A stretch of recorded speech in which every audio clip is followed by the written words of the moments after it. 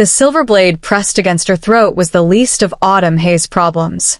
The real issue was the man holding it, 6 feet of raw muscle and barely controlled fury, with eyes that glowed amber in the darkness of her bookstore's back room.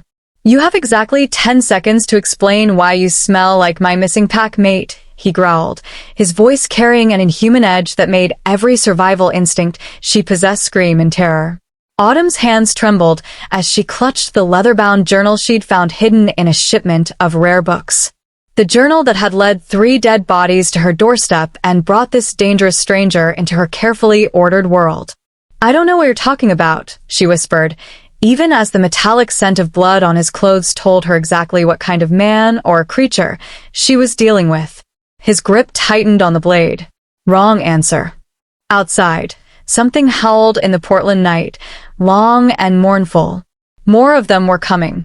And Autumn Hayes, antiquarian bookseller and devoted loner, was about to discover that some books were never meant to be opened. Prologue. Autumn Hayes had always believed that books were safer than people. Books didn't lie, didn't break promises, and definitely didn't leave mysterious bloodstains on her shop's hardwood floors at 3 in the morning. She stared at the crimson drops leading from her front door to the rare books section, her heart hammering against her ribs like a caged bird. The security system showed no signs of forced entry. The locks were intact. The windows were undisturbed. Yet someone or something had been inside Midnight Pages, her antiquarian bookstore in Portland's Pearl District. "This is fine," she muttered to herself, the same lie she'd been telling since her life had started unraveling 6 months ago. Perfectly normal Tuesday night breaking and entering. Nothing to worry about. She followed the blood trail deeper into the store, past towering shelves filled with first editions and literary treasures. The drops led to an overturned shipping crate in the back room, a delivery she'd received that afternoon from an estate sale in the Oregon mountains. Books were scattered across the floor, their ancient spines gleaming in the dim light. All except one. A leather-bound journal lay open in the center of the mess, its pages fluttering despite the complete absence of any breeze. The writing inside seemed to shift and writhe, as if the ink were still wet after centuries of drying. Autumn knelt beside it, her fingers hovering over the strange text. She'd spent her entire adult life surrounded by rare books, but she'd never seen anything like this. The language looked ancient, possibly Latin, with symbols that seemed to pulse with their own inner light. Against every instinct screaming at her to leave it alone, she reached for the journal. The moment her fingers touched the leather, the world exploded into sensation. Images flooded her mind, wolves running through moonlit forests, ancient rituals performed in stone circles, and eyes that glowed like molten gold in the darkness. She saw a man's face, handsome and fierce, marked by scars that spoke of violence and survival. He was calling out a name, searching for someone with desperate urgency. The vision shattered when her phone rang, the harsh electronic sound dragging her back to reality. She jerked her hand away from the journal, gasping as her normal senses returned. Midnight Pages were closed, she answered automatically, her voice shaking. Autumn Hayes. The voice on the other end was deep, commanding, and entirely unfamiliar. Who's asking? Someone who knows you has something that doesn't belong to you. Something that was taken from my territory. Autumn's blood turned to ice. I think you have the wrong number. Red hair. Green eyes. Lives alone above her bookstore. Drives a blue Subaru with a dent in the rear bumper from when she backed into a fire hydrant last month. The man's voice was calm, matter-of-fact, and absolutely terrifying. Should I continue? She hung up and immediately dialed 911, her fingers fumbling with the numbers. But before she could complete the call, the lights went out. Emergency lighting kicked in, casting eerie shadows throughout the store. And in that pale, flickering illumination, Autumn saw them. 3 figures stood silhouetted in her doorway, tall, broad-shouldered, and moving with a predatory grace that no human possessed. They weren't using the door. They were simply there, as if they'd materialized from the darkness itself. The largest figure stepped forward, and Autumn caught a glimpse of eyes that reflected the emergency lights like an animal's. "Hello, Miss Hayes," he said, his voice the same one that had spoken through her phone. "We need to talk." Autumn clutched the journal to her chest and ran. She made it exactly 3 steps before the world exploded into chaos. The front windows of her store shattered inward, and more figures poured through the opening. But these weren't with the first group, they were fighting them. Snarls and roars filled the air, sounds no human throat could make. Furniture splintered. Books flew through the air like paper birds. And through it all, Autumn heard something that made her blood freeze in her veins. Howling. Long, mournful cries that spoke of wild places and ancient hungers. She dove behind the checkout counter, still clutching the journal, as the battle raged around her. Through the gaps in the wooden panels, she caught glimpses of the impossible. Bodies shifting and changing, growing larger and more bestial, until the bookstore was filled with creatures that belonged in nightmares, not downtown Portland. When the fighting finally stopped, only one figure remained standing. He was tall and powerfully built, with dark hair and a face that would have been handsome if not for the fresh cuts across his cheek and the wild, feral look in his amber eyes. His clothes were torn, and blood, some of it his own, stained his hands and arms. He surveyed the destruction of her store with grim satisfaction before his gaze found her hiding place. "You can come out now," he said, his voice gentler than before but still carrying an undertone of authority that made her want to obey without question. The immediate danger has passed. Autumn remained crouched behind the counter, her entire body shaking. "Who are you? What do you want?" "My name is Darius Kane," he said, stepping carefully over the debris. "And I'm here to save your life." "Save my life? You just destroyed my store." "Your store was already compromised the moment you touched that journal," Darius replied, nodding toward the book she still held against her chest. "What you're holding is a record of my pack's most closely guarded secrets. Men have died to keep it hidden, and now that it's surfaced, more will die before this is over." Autumn looked down at the innocent-looking journal. "This is just a book. I'm a bookseller. Books are what I do." "That's not just a book, Miss Hayes. It's a death sentence. And unless you let me help you, you won't live to see the morning." As if summoned by his words, another howl echoed through the Portland night. This one was closer. Much closer. And it sounded hungry. Chapter 1. Autumn Hayes had never been particularly good at making life-or-death decisions under pressure. She preferred research, careful consideration, and at least 3 cups of coffee before committing to anything more serious than choosing a lunch destination. Unfortunately, the massive werewolf standing in the ruins of her bookstore didn't seem inclined to wait for her decision-making process. "We need to leave. Now," Darius Kane said, his amber eyes scanning the shattered windows with the intensity of a predator checking for threats. "My scent will mask yours temporarily, but once the Ravencrest pack realizes their hunting party failed to return, they'll send reinforcements." Ravencrest pack. Autumn clutched the journal tighter, her knuckles white against the dark leather.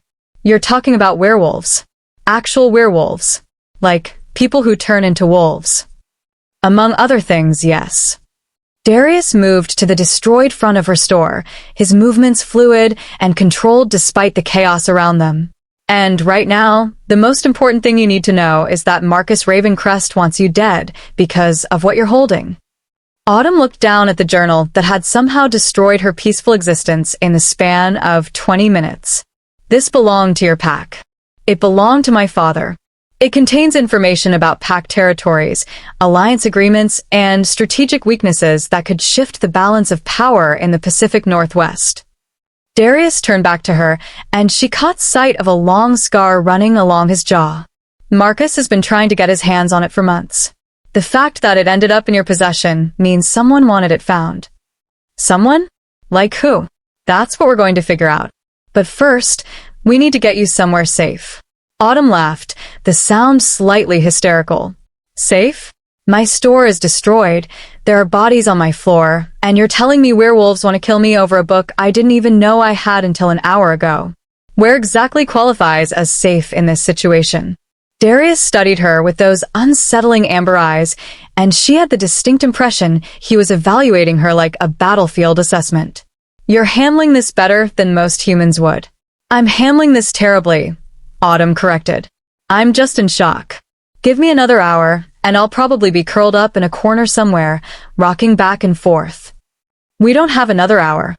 Darius pulled out his phone and sent a quick text. My people will clean up here and deal with the police reports. You're coming with me. I'm not going anywhere with you, Autumn said, finally finding her backbone despite the supernatural chaos around her. I don't know you. I don't know anything about werewolves or pack politics or whatever this is. I just want my normal life back. Your normal life ended the moment you touched that journal, Darius said bluntly. Marcus Ravencrest doesn't give up, and he doesn't leave loose ends. You can come with me voluntarily, or I can carry you out of here unconscious. Either way, you're not staying. Autumn stared at him, noting the absolute certainty in his voice. Everything about him radiated controlled strength and unwavering determination. He meant every word. You're serious about the unconscious part, aren't you? Completely. She looked around her destroyed bookstore, at the place that had been her sanctuary for the past 5 years. First editions lay scattered like broken dreams. Her carefully organized rare book collection was chaos. Everything she'd worked for was ruined. Fine, she said, shoulders sagging with defeat. But I have conditions. Darius raised an eyebrow. You're hardly in a position to negotiate. I'm not negotiating. I'm stating facts. Autumn straightened, drawing on reserves of stubbornness she'd inherited from her grandmother. If I'm going to trust you with my life, I need answers. Real answers, not cryptic werewolf politics nonsense. Such as, who killed my father? The question hung in the air between them like a physical presence. Darius went very still, his expression shifting from impatient to dangerously focused. What did you say? My father. Dr. Richard Hayes. He was an anthropologist specializing in Pacific Northwest folklore. He died in a car accident 6 months ago, but his research notes mentioned interviewing someone named Kane about indigenous wolf legends. Autumn met his gaze steadily. Funny coincidence, don't you think? Darius was quiet for a long moment, something that might have been guilt flickering across his features. Your father's death wasn't an accident. The words hit her like a physical blow. What? He was getting too close to discovering our existence. He connected patterns in folklore, cross-referenced historical accounts, and started asking questions that put both our communities at risk. Darius's voice was carefully controlled. I warned him to stop his research, and when he didn't, Marcus Ravencrest made sure he couldn't continue. Autumn felt the world tilt sideways. Her father hadn't died in a random accident. He'd been murdered because he was too good at his job, too thorough in his research. And the man standing in front of her had known about it. You knew, she whispered. You knew they killed him, and you did nothing. I tried to protect him, Darius said quietly. But your father was stubborn. He wouldn't listen to warnings, wouldn't back down from what he saw as important research. By the time I realized how serious the threat was, it was too late. Rage flowed through Autumn like molten metal, burning away the shock and fear. You're just as guilty as they are. Yes, Darius agreed simply. I am. The admission deflated her anger as quickly as it had risen. She'd expected denial, excuses, justification. She hadn't expected him to accept responsibility so completely. Why are you helping me now? She asked. Because I couldn't save him, but I can save you. And because that journal contains information that might finally give us leverage against Marcus. Darius checked his phone again. My people are 2 minutes out. We need to go. Autumn looked down at the journal in her hands, understanding dawning. This isn't just about protecting me, is it? You need what's in here. I need Marcus stopped before he kills more innocent people, Darius corrected. Your father wasn't his first victim, and he won't be his last. The information in that journal could expose his illegal activities to the Supernatural Governing Council. Supernatural Governing Council? Think of them as werewolf law enforcement. They take a dim view of pack leaders who murder humans without authorization. Outside, the sound of approaching vehicles echoed through the Pearl District's quiet streets. Darius moved to the window and nodded with satisfaction. "My people," he said. "Time to go." Autumn hesitated, torn between her desperate desire to return to normal life and the growing realization that normal life might no longer be an option. "If I come with you, what happens next?" "We figure out who wanted that journal found and why. We use the information inside to bring Marcus down. And we keep you alive in the process." "And after that?" Darius met her eyes, and she saw something unexpected in his expression. Interest. Not just professional interest, but personal attention that made her suddenly aware of how attractive he was despite the circumstances. "After that, we'll see." 3 black SUVs pulled up outside the destroyed storefront. Men and women in dark clothing emerged, moving with the same predatory grace as Darius. They began systematically documenting the scene and collecting evidence with professional efficiency. "Cleanup crew," Autumn asked. "Among other things, we've had to become very good at managing human-authority interactions over the years." A woman approached them, tall and elegant with silver-streaked hair and eyes that held ancient wisdom. "Alpha," she said to Darius with respectful formality. "The area is secure. No human witnesses, and the Ravencrest casualties have been removed."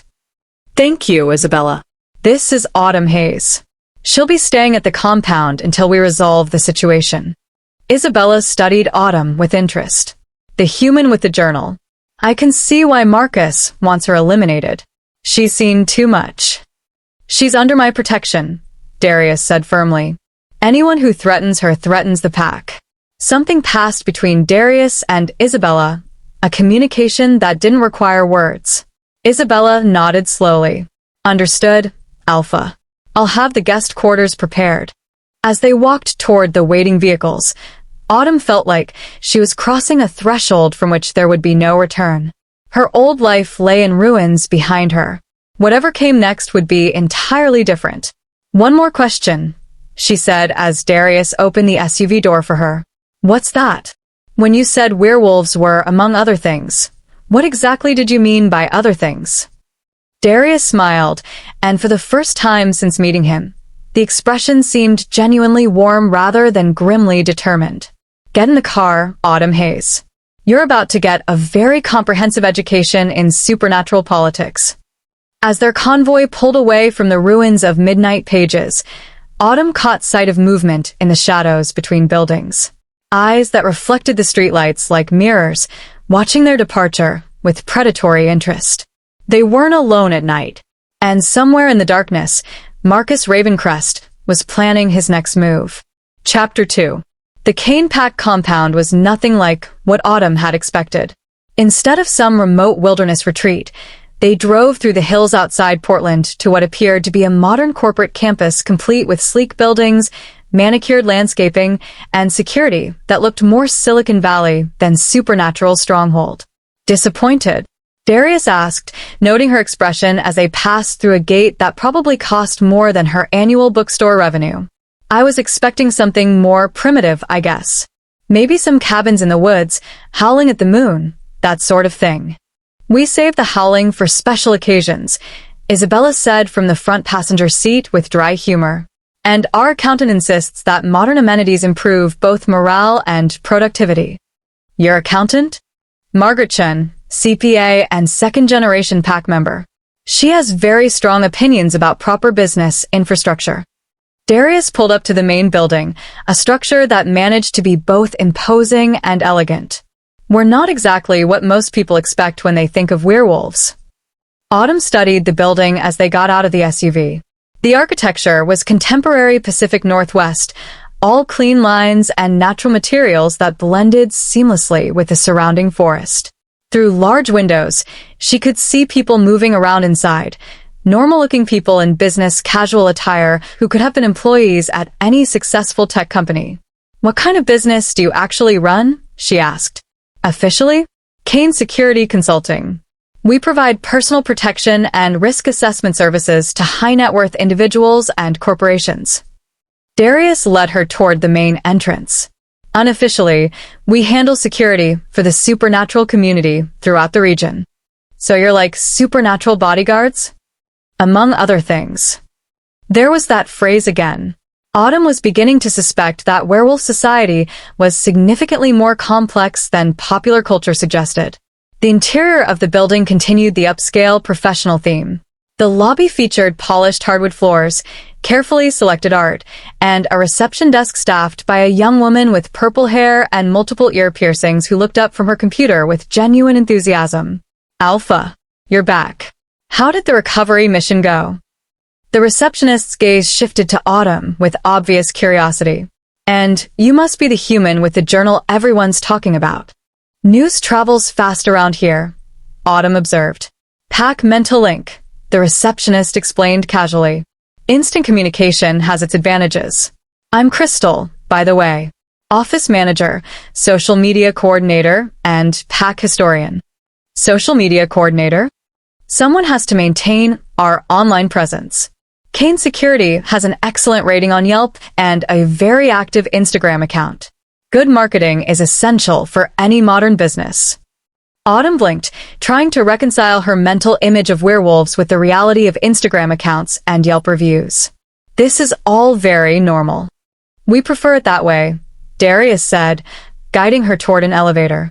The more normal we appear to human society, the easier it is to operate without unwanted attention. They rode the elevator to the third floor, where Darius led her down a hallway lined with what appeared to be individual offices. Through open doors, she caught glimpses of people working at computers, making phone calls, and conducting what looked like perfectly ordinary business meetings. Guest quarters are on this floor, Darius explained, stopping at a door marked 312. You'll have your own space while we figure out the journal situation. He opened the door to reveal a spacious studio apartment that was both comfortable and secure. Floor-to-ceiling windows offered a view of the surrounding forest, while the interior featured modern furnishings and what appeared to be a fully equipped kitchenette. This is nicer than my actual apartment, Autumn admitted, setting her purse down on the dining table. We believe in treating our guests well, Isabella said, entering behind them with a stack of towels and what appeared to be a welcome basket. You'll find basic necessities in the bathroom, and there's food in the refrigerator. The Wi-Fi password is written on the card by the desk. Wi-Fi password, Autumn repeated weakly. Of course. If you need anything, just call the front desk. Crystal monitors communications 24/7. Darius moved to check the window locks with practiced efficiency. I should probably mention that the windows don't open. Security precaution. Am I a guest or a prisoner? That depends entirely on your perspective and willingness to cooperate, Isabella said with a smile that didn't quite reach her eyes. Darius shot his advisor a warning look.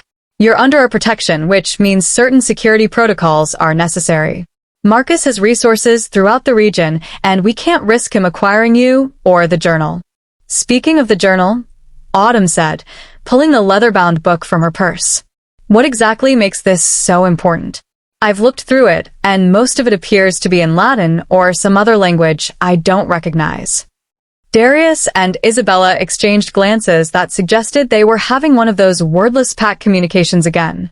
The journal contains territorial agreements between packs dating back over a century, Darius explained. Maps showing territory boundaries, lists of alliance partners, records of disputes, and their resolutions.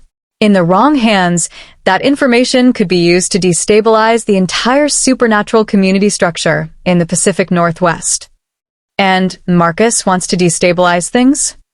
Marcus wants to expand his territory by eliminating smaller packs and absorbing their land and resources, Isabella said bluntly. Your father's journal provides detailed intelligence about weaknesses and vulnerabilities he could exploit. My father's journal? Isabella nodded. Richard Hayes didn't just study folklore. He was documenting actual pack territories and relationships, apparently without realizing the significance of what he was recording. When he died, his research materials were supposed to be destroyed. The fact that this journal survived and found its way to you suggests someone wanted it preserved. Autumn sank into one of the apartment's comfortable chairs, overwhelmed by the implications. Someone used my father's research to create intelligence for werewolf politics, then made sure I would find it after he was murdered. That's our working theory, Darius confirmed. The question is who and why. Maybe someone in your pack who wants Marcus taken down but can't act directly? Possible. Or someone in Marcus's pack who's grown tired of his leadership methods. Darius moved to the window, scanning the grounds with habitual vigilance. Either way, you're caught in the middle of a conflict you never asked to be part of.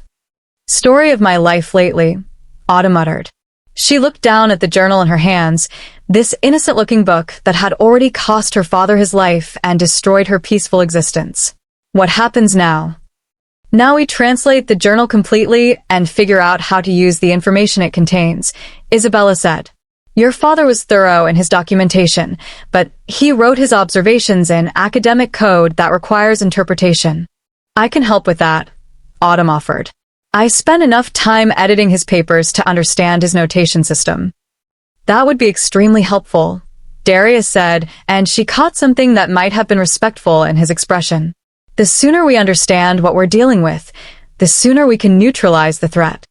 A soft chime from Darius's phone interrupted their conversation. He frowned at the message, his expression darkening. Problem? Isabella asked. Marcus is requesting a formal meeting. He wants to discuss territorial concerns and the return of stolen property. He knows we have the journal, Autumn said, understanding immediately. He knows you're here, Darius corrected. And he's following supernatural law by requesting a formal parley before escalating to direct confrontation. Supernatural law? The Accords, Isabella explained. International agreements that govern interactions between supernatural communities. Think of them as the Geneva Convention for werewolves, vampires, and other non-human entities. Autumn's head was beginning to spin again. Are there vampires? Focus, Darius said gently. The important thing is that Marcus has requested a meeting for tomorrow night. He's invoking ancient protocols that I can't refuse without appearing weak to other pack leaders. What does that mean for me? It means you'll be accompanying me to the meeting as evidence that you're under Kane pack protection. I don't like the sound of that. Neither do I, Darius admitted. But refusing a meeting would be seen as an admission of weakness, and weakness invites further aggression. We need to handle this according to proper protocols. Isabella moved toward the door. I'll begin preparing for tomorrow night. Full security detail, neutral meeting ground, and backup contingencies if things go poorly. After Isabella left, Darius remained by the window, his expression troubled. You're worried about something specific, Autumn observed. Marcus requesting a formal meeting suggests he's confident he holds stronger legal ground than we do. That confidence could come from having allies we don't know about, or from possessing information we lack, or from having a plan that doesn't depend on legal ground at all. Darius looked at her with surprise. You're very perceptive for someone who learned about werewolves 6 hours ago. I read a lot of mystery novels. Plus, my father always said that academic politics taught him everything he needed to know about human nature. Autumn paused. I suppose the same principles apply to supernatural politics. More than you might think. Darius finally moved away from the window, his decision made. Get some rest. Tomorrow night will likely be complicated, and you'll need to be sharp. Darius? Autumn called as he reached the door. Thank you. For protecting me, I mean. Even though you barely know me. He turned back, and for a moment his carefully controlled expression softened. Your father was a good man who deserved better than what happened to him. Keeping you safe is the least I can do to honor his memory. After he left, Autumn sat alone in her comfortable prison, staring out at the forest that surrounded the compound. Somewhere out there, Marcus Ravencrest was planning whatever came next. Tomorrow night, she would come face to face with the creature who had murdered her father. And despite her fear, part of her was looking forward to it. She opened the journal and began translating her father's notes, determined to understand exactly what had gotten him killed. By the time she finished, Marcus Ravencrest would discover that Richard Hayes had raised a daughter who didn't back down from a fight, even when the fight involved werewolves, pack politics, and supernatural law. Outside her window, something howled in the distance. But this time, the sound didn't frighten her. This time, it sounded like a promise. Chapter 3. Autumn woke to the sound of arguing outside her door. Through the walls of her guest quarters, she could hear Darius's voice raised in frustration, followed by Isabella's measured but firm responses. She checked the clock, 6:30 a.m., which meant she'd managed maybe 4 hours of sleep after spending most of the night translating her father's journal. The results of her translation work were spread across the dining table in neat piles, organized by territory and time period. What she discovered had kept her awake with a mixture of fascination and growing dread. A soft knock interrupted her morning coffee preparation. "Come in," she called, expecting Isabella or perhaps Crystal with some pack-related update. Instead, a man she hadn't met entered carrying a breakfast tray and wearing an expression of open curiosity. He was younger than Darius, maybe late 20s, with sandy brown hair and the kind of easy smile that suggested he was used to charming his way through life. "Morning, sunshine. I'm Trevor Kane, Darius's younger brother and official pack troublemaker." He set the tray down on her table, carefully avoiding the translation papers. "Thought you might be hungry after your late-night research session." "How did you know I was researching?" "Pack House has excellent acoustics, and you were muttering in what sounded like Latin until about 2 in the morning." Trevor gestured toward the papers with obvious interest. "Find anything interesting in Daddy's secret journal?" The casual way he referred to her father's research made Autumn's jaw tighten. "Depends on your definition of interesting." "Try me. I have a very broad definition of interesting." Autumn studied Trevor carefully. Unlike Darius, who projected controlled authority, Trevor seemed more relaxed, almost playful. But something in his eyes suggested he was more observant than his casual demeanor implied. "Your pack is in more trouble than Darius realizes," she said finally. Trevor's easy smile faded. "How so?" "According to my father's research, Marcus Ravencrest has been systematically documenting Kane pack movements and weaknesses for over 2 years. He knows your patrol schedules, your business partnerships, even your financial vulnerabilities." Autumn picked up one of her translation sheets. This journal wasn't just territorial intelligence. It was the foundation for a comprehensive takeover plan. Comprehensive how? Legal challenges to your business licenses, coordinated attacks on your pack alliances, and evidence of code violations that could shut down this compound. Autumn met his gaze steadily. Marcus wasn't planning a traditional pack challenge. He was planning corporate warfare. Trevor was quiet for a long moment, his casual facade completely gone. "Have you told Darius about this?" "I was planning to show him this morning, but judging by the arguing outside my door, he might be dealing with other problems." "Yeah, about that. We have a situation that's complicated by the Marcus meeting." "What kind of situation?" Before Trevor could answer, the door opened and Darius entered, followed by Isabella and a woman Autumn hadn't met. The newcomer was tall and elegant, with platinum blonde hair and the kind of natural authority that made it clear she was accustomed to being in charge. "Autumn, this is Elena Morrison, Alpha of the Cascade Pack," Darius said without preamble. "She arrived an hour ago with some disturbing news about tonight's meeting." Elena stepped forward, her pale blue eyes assessing Autumn with obvious interest. "So, you're the human who's managed to complicate supernatural politics from 3 states. Impressive." "I didn't do it on purpose." "The best complications never are." Elena moved to examine the translation papers on the table. "May I?" Autumn nodded, watching as Elena quickly scanned her work. The pack leader's expression grew increasingly grim as she read. "This is worse than we thought," Elena said finally. "Marcus isn't just planning to challenge Darius for pack leadership. He's planning to absorb the Kane pack entirely and use their resources to challenge my territory next." "Your territory?" The Cascade Pack controls the Central Oregon Territory, including several lucrative business operations that Marcus has been eyeing for expansion. Elena looked up from the papers. "According to my intelligence sources, he's already approached 3 smaller packs about forming an alliance against what he calls progressive leadership that weakens supernatural communities." Darius moved to the window, his expression troubled. "How many packs are we talking about?" "Potentially 6, maybe 7 if he can convince the coastal territories to join him." Elena's voice carried the weight of someone delivering bad news. If he succeeds in absorbing your pack's resources, he'll have enough power to challenge the current territorial agreements throughout the region, which would destabilize everything, Isabella said quietly. Exactly. This isn't just about your pack anymore, Darius. It's about the entire supernatural community structure in the Pacific Northwest. Autumn looked around the room, noting the tension in everyone's posture. What does this mean for tonight's meeting?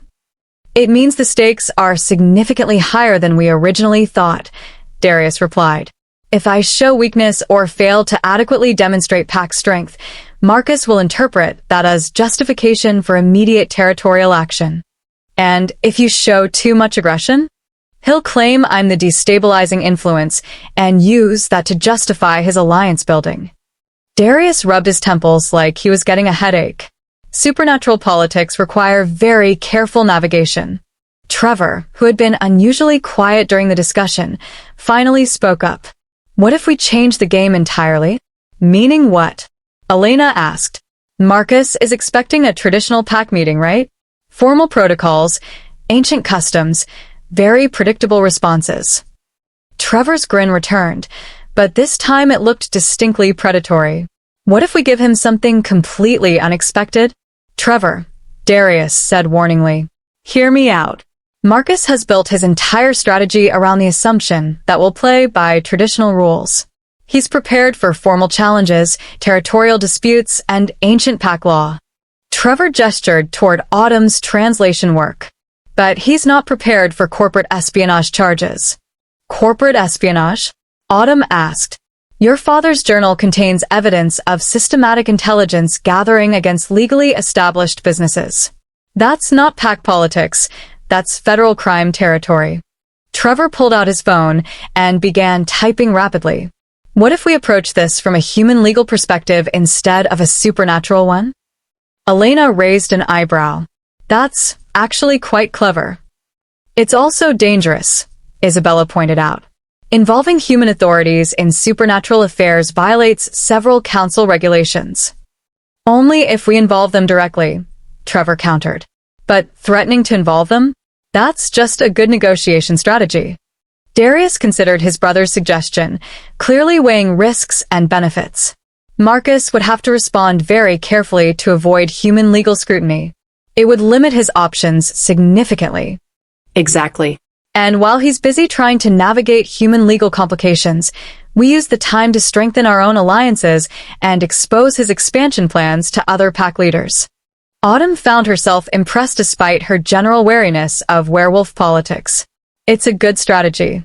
Use his own intelligence gathering against him while forcing him to fight on unfamiliar ground. There's one problem, Elena said. This approach requires someone who can credibly threaten human legal action. Someone with standing to file complaints and access to law enforcement. Someone like the daughter of the murdered researcher whose work was stolen and used for illegal purposes, Autumn said, understanding immediately. All eyes turned to her, and she felt the weight of their expectation like a physical presence. You want me to threaten Marcus Ravencrest with human legal action? We want you to have that option available if the meeting goes poorly, Darius corrected. Your presence alone might be enough to make him reconsider his approach. And if it's not enough, then we find out exactly how far Marcus is willing to go to achieve his goals, Elena said grimly.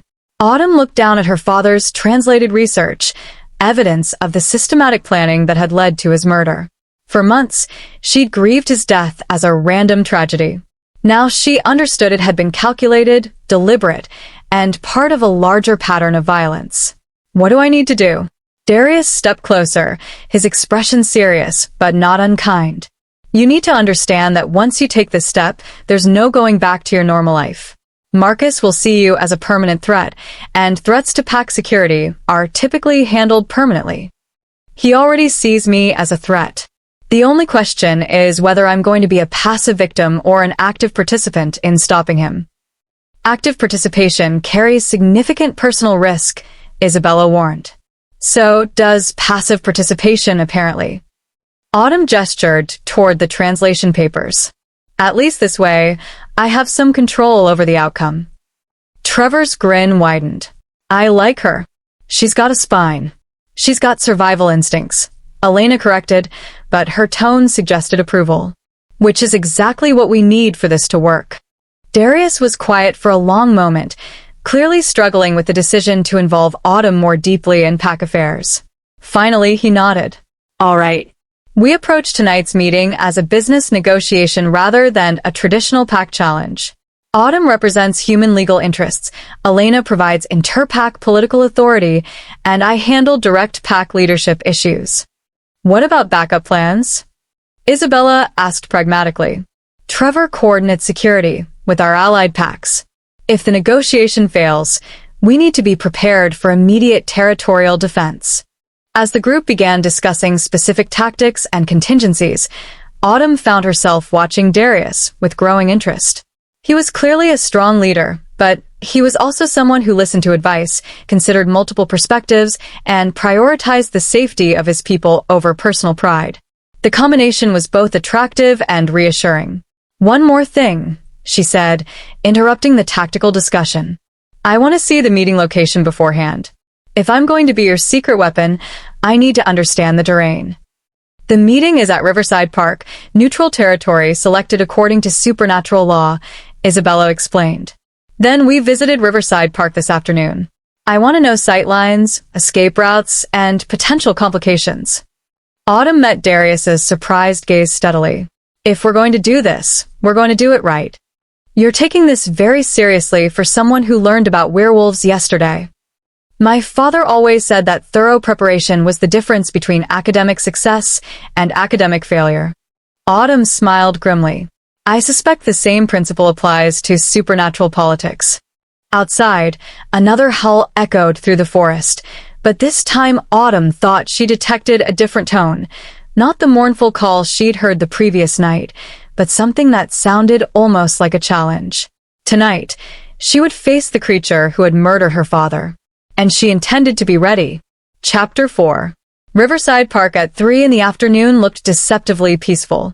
Families played on the playground equipment while joggers followed the winding paths along the Willamette River. Nothing about the scene suggested it would soon host a potentially violent confrontation between supernatural entities fighting for territorial control. The amphitheater is the designated meeting area, Isabella explained as they walked along the main path.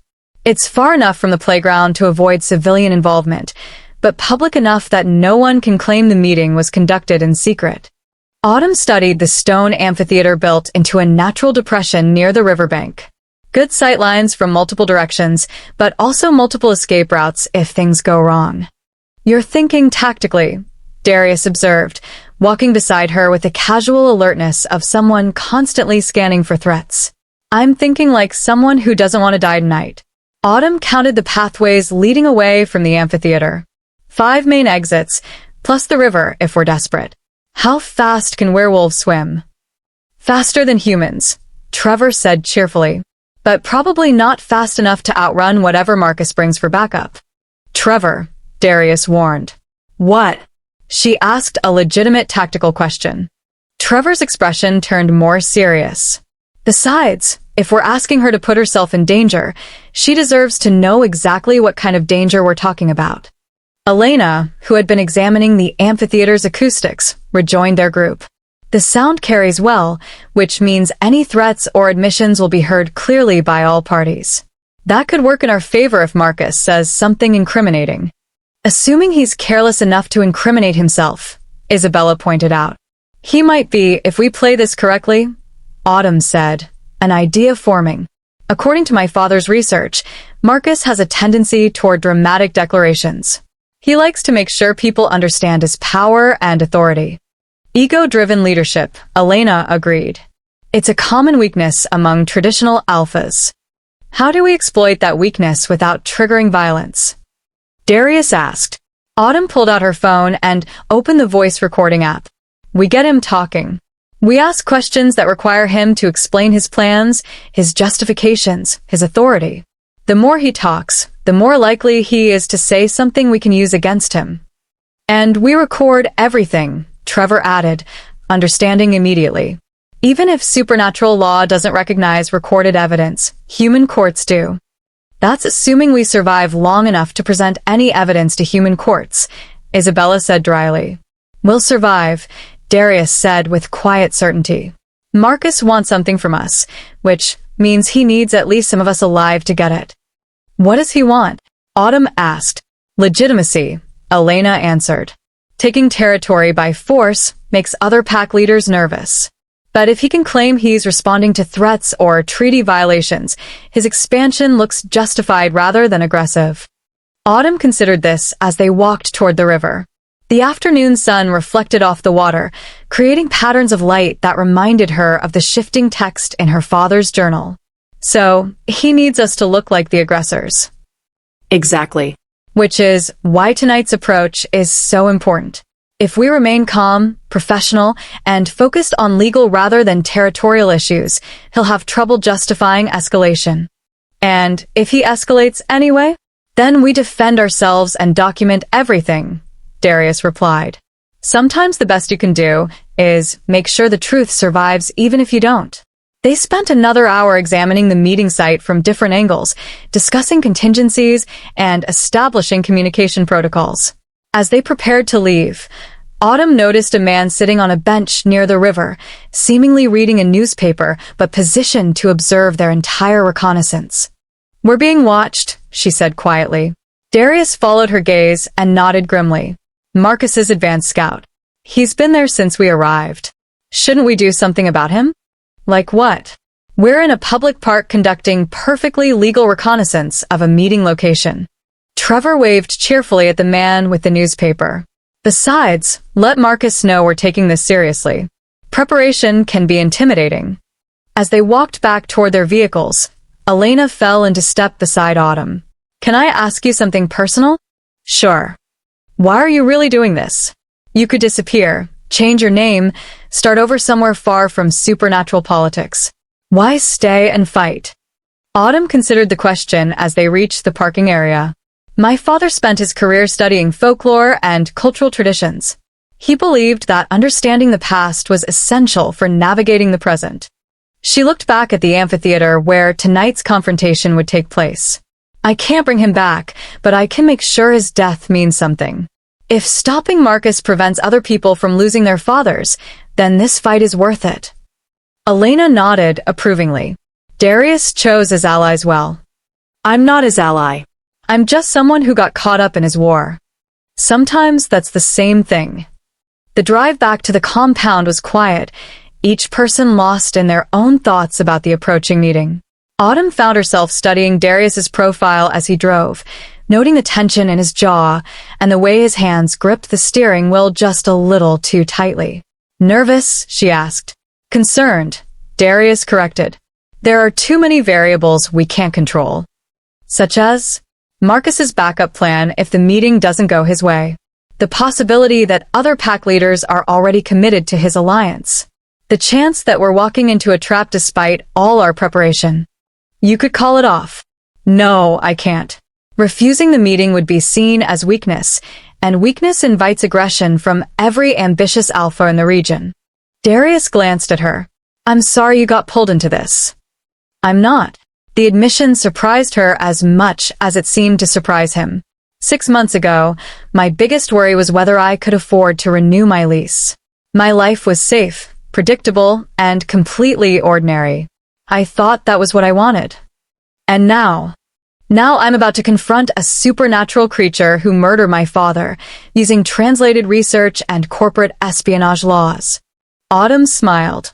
It's terrifying, but it's also the most important thing I've ever done.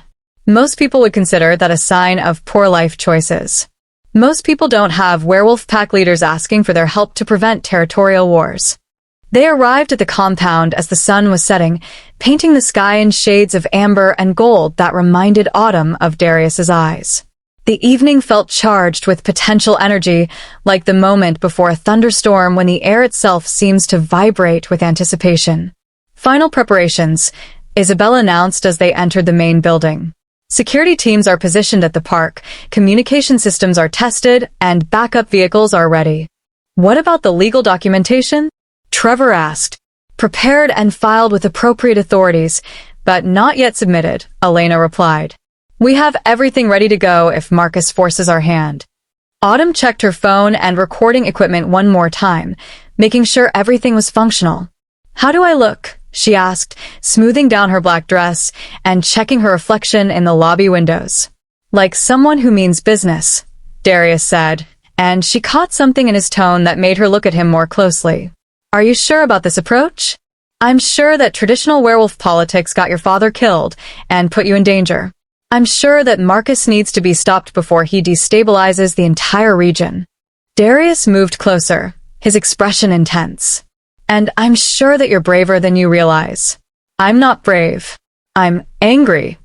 "Sometimes that's the same thing." Elena checked her watch. "Time to go. Marcus will arrive at sunset, and protocol requires us to be there first." As they prepared to leave for what could be the most dangerous meeting of their lives, Autumn felt a strange sense of calm settling over her. For months, she'd been grieving her father's death and trying to return to normal. Tonight, she would finally confront the truth about what had happened to him. "One more thing," Darius said as they reached the vehicles. "Whatever happens tonight, whatever Marcus says or does, remember that you're under Kane Pact protection. That means something in supernatural law." "What does it mean?" "It means that anyone who threatens you threatens me personally, and I take personal threats very seriously." The intensity in his voice sent a shiver through her that had nothing to do with fear and everything to do with the growing awareness that her feelings for Darius Kane were becoming complicated in ways that had nothing to do with werewolf politics. "Let's go," she said, climbing into the SUV. "It's time to end this." As their convoy pulled away from the compound, Autumn caught sight of the full moon rising above the treeline. In werewolf lore, the full moon was supposed to represent transformation, power, and revelation. Tonight, she intended to discover if the legends were true. And if they were, Marcus Ravencrest was about to learn that some transformations were more dangerous than others. Chapter 5. Marcus Ravencrest looked exactly like what Autumn had imagined when she pictured her father's killer. Tall, broad-shouldered, with silver-streaked hair and eyes that seemed to catalog weaknesses with predatory efficiency. He stood in the center of the amphitheater flanked by 4 men who radiated the same dangerous energy as Darius, but without the underlying restraint that made Darius seem civilized. "Kane," Marcus said as their group approached, his voice carrying across the stone seating with perfect acoustics. "You brought quite an entourage for a simple territorial discussion." "I brought witnesses," Darius replied evenly, taking his position opposite Marcus with Autumn at his side. "As is my right under the Accords." Marcus's gaze shifted to Autumn, and she felt the full weight of his attention like a physical presence. His eyes lingered on her face, then dropped to the leather portfolio she carried containing copies of her father's translated research. "And you must be Dr. Hayes's daughter. You have his eyes." Marcus's smile was cold and calculated. "I was sorry to hear about his accident." "It wasn't an accident," Autumn said, keeping her voice steady despite the rage building in her chest. "It was murder." Strong words from someone with no proof. "I have proof." Autumn opened her portfolio and withdrew a bound copy of her translations.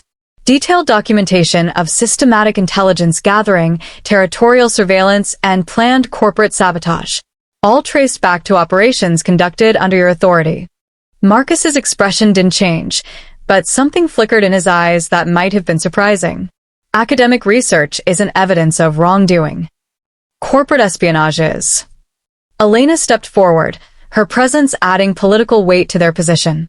"The Cascade Pact has reviewed the documentation and found evidence of activities that violate both supernatural law and human legal statutes." "The Cascade Pact has no authority in Kane territory," one of Marcus's companions growled. "Actually, we do," Elena replied smoothly. "Interpact crimes affecting multiple territories fall under regional council jurisdiction.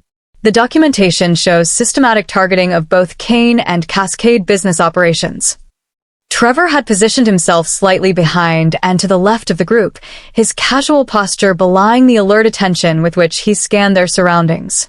Autumn noticed him touch his earpiece briefly, likely receiving updates from their security teams. "Let's dispense with the legal theater," Marcus said, his patience clearly wearing thin. I'm here to discuss the return of stolen property and territorial adjustments necessitated by Kane pack weakness.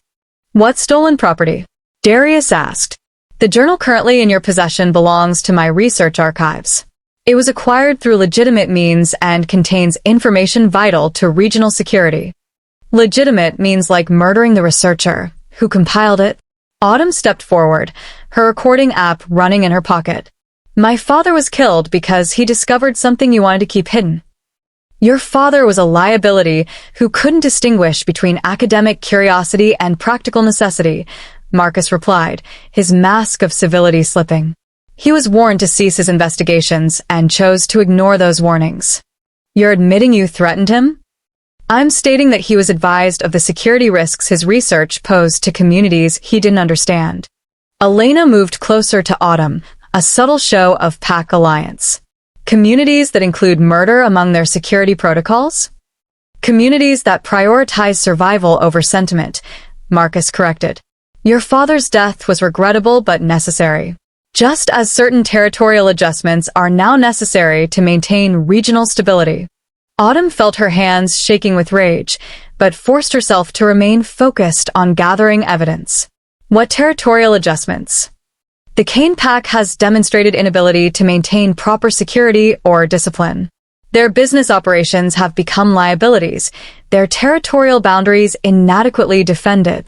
Marcus gestured toward the amphitheater around them. This meeting is a courtesy, Miss Hayes. I'm offering your protectors an opportunity to negotiate terms rather than face consequences. What kind of consequences? Darius asked, his voice carrying a warning edge. The kind that follows when pack leadership fails to protect its territory and people. Marcus signaled to his companions, who spread out in formation that looked suspiciously like attack preparation. I'm prepared to offer generous terms for territorial transfer and business asset acquisition. You're talking about a hostile takeover, Trevor said, abandoning his casual pose as the threat level escalated. I'm talking about necessary reorganization, Marcus replied. The Kane pack will be absorbed into Ravencrest operations. Key personnel will be retained in appropriate positions. Miss Hayes will surrender the stolen research materials and relocate outside the region. And if we refuse? Elena asked. Marcus's smile became predatory. Then we resolve this according to traditional methods, and Miss Hayes becomes a security risk that must be eliminated. The direct threat sent ice through Autumn's veins, but also crystallized her understanding of the situation. Marcus wasn't just planning territorial expansion, he was orchestrating systematic elimination of anyone who could oppose him. You're talking about genocide, she said, the word hanging in the evening air like an accusation. I'm talking about evolution. Weak leadership breeds weak communities. The supernatural world is changing, Miss Hayes, and those who can't adapt don't survive. Adaptation through murder and corporate theft. Adaptation through strength and decisive action. Marcus stepped closer, his presence becoming more threatening. Your father understood this eventually. That's why he died quietly, without drawing human authorities into supernatural affairs. He died because you had him killed, Autumn said, her recording device capturing every word. He died because he posed a threat to community security, just as you pose a threat now. Marcus looked directly at Darius. I'm offering you one final opportunity to resolve this peacefully, Kane. Surrender territorial authority, transfer business assets, and deliver Miss Hayes for proper handling of security concerns. That's not going to happen, Darius replied, his voice carrying the kind of authority that made it clear further negotiation was pointless. Then we handle this the traditional way. Marcus's transformation began immediately, his human form shifting and expanding into something larger and more dangerous. His companions followed suit, their changes accompanied by sounds that belonged in nightmares rather than Portland parks. But Autumn had expected this escalation. Even as werewolves began emerging from human forms, she was already moving, activating emergency protocols they'd established during their preparation. Elena, now, she called, diving behind one of the stone seating tiers as Darius and his people shifted to meet the attack. Elena's response came through their communication system. Security teams, engage. Legal documentation is active. Full response authorized. The amphitheater erupted into chaos as werewolves clashed in the moonlight, but this time Autumn wasn't a helpless observer. She was part of the strategy, documenting everything while their backup plans activated around her. From her protected position, she could see the battle unfolding exactly as they'd anticipated. Marcus had expected a traditional pack challenge, but found himself fighting a coordinated defense with legal implications and political consequences he hadn't prepared for. Package secured. Trevor's voice came through her earpiece as he provided cover for her position. Phase 2 is going. Phase 2 meant their recorded evidence was already being transmitted to supernatural authorities and human legal contacts. Whatever happened in the next few minutes, Marcus's threats and admissions were now part of the official record. The fighting intensified as more werewolves emerged from the surrounding park, but these weren't Marcus's people. These were Elena's Cascade Pack members and Kane Pack allies, turning what Marcus had planned as an ambush into a fair fight. "You played me," Marcus snarled during a momentary pause in the combat, his wolf form massive and threatening as he faced Darius across the amphitheater. "I learned from my father's mistakes," Darius replied, his own transformation complete. He always fought fair. "I prefer fighting smart." The battle that followed was brief, but decisive. Marcus had prepared for a traditional pack challenge, not a coordinated defense with legal documentation and political backing. When supernatural authorities arrived, apparently summoned by Elena's emergency protocols, they found clear evidence of territorial aggression and threats against civilians. As Marcus and his remaining allies were taken into custody, Autumn emerged from her hiding place to find Darius shifting back to human form, bloodied but victorious. "Is it over?" she asked. "This part is," he replied, accepting a jacket from Isabella to cover himself. "But there will be investigations, trials, and probably appeals through supernatural council channels." "What about the territorial claims?" Voided by his illegal methods and threats against civilians, Elena said, approaching with obvious satisfaction. "The recorded evidence makes it impossible for any council to support his position." Autumn looked down at her phone, which had captured everything from Marcus's admission about her father's death to his direct threats against her life. "Will this be enough to convict him?" "In supernatural court, absolutely. For human authorities." Elena shrugged. "That depends on how creative our legal team gets with presenting the evidence." As supernatural investigators began processing the scene, Autumn found herself alone with Darius for the first time since the confrontation began. "Thank you," she said simply. "For what?" "For letting me be part of this instead of just protecting me from it. For trusting me to handle myself in the middle of werewolf politics." Darius stepped closer, his amber eyes intense in the moonlight. "You did more than handle yourself. You turned a potential massacre into a legal victory. We all did that together." True. "But it was your idea to use human legal frameworks, your research that provided the evidence, and your courage that made the plan work."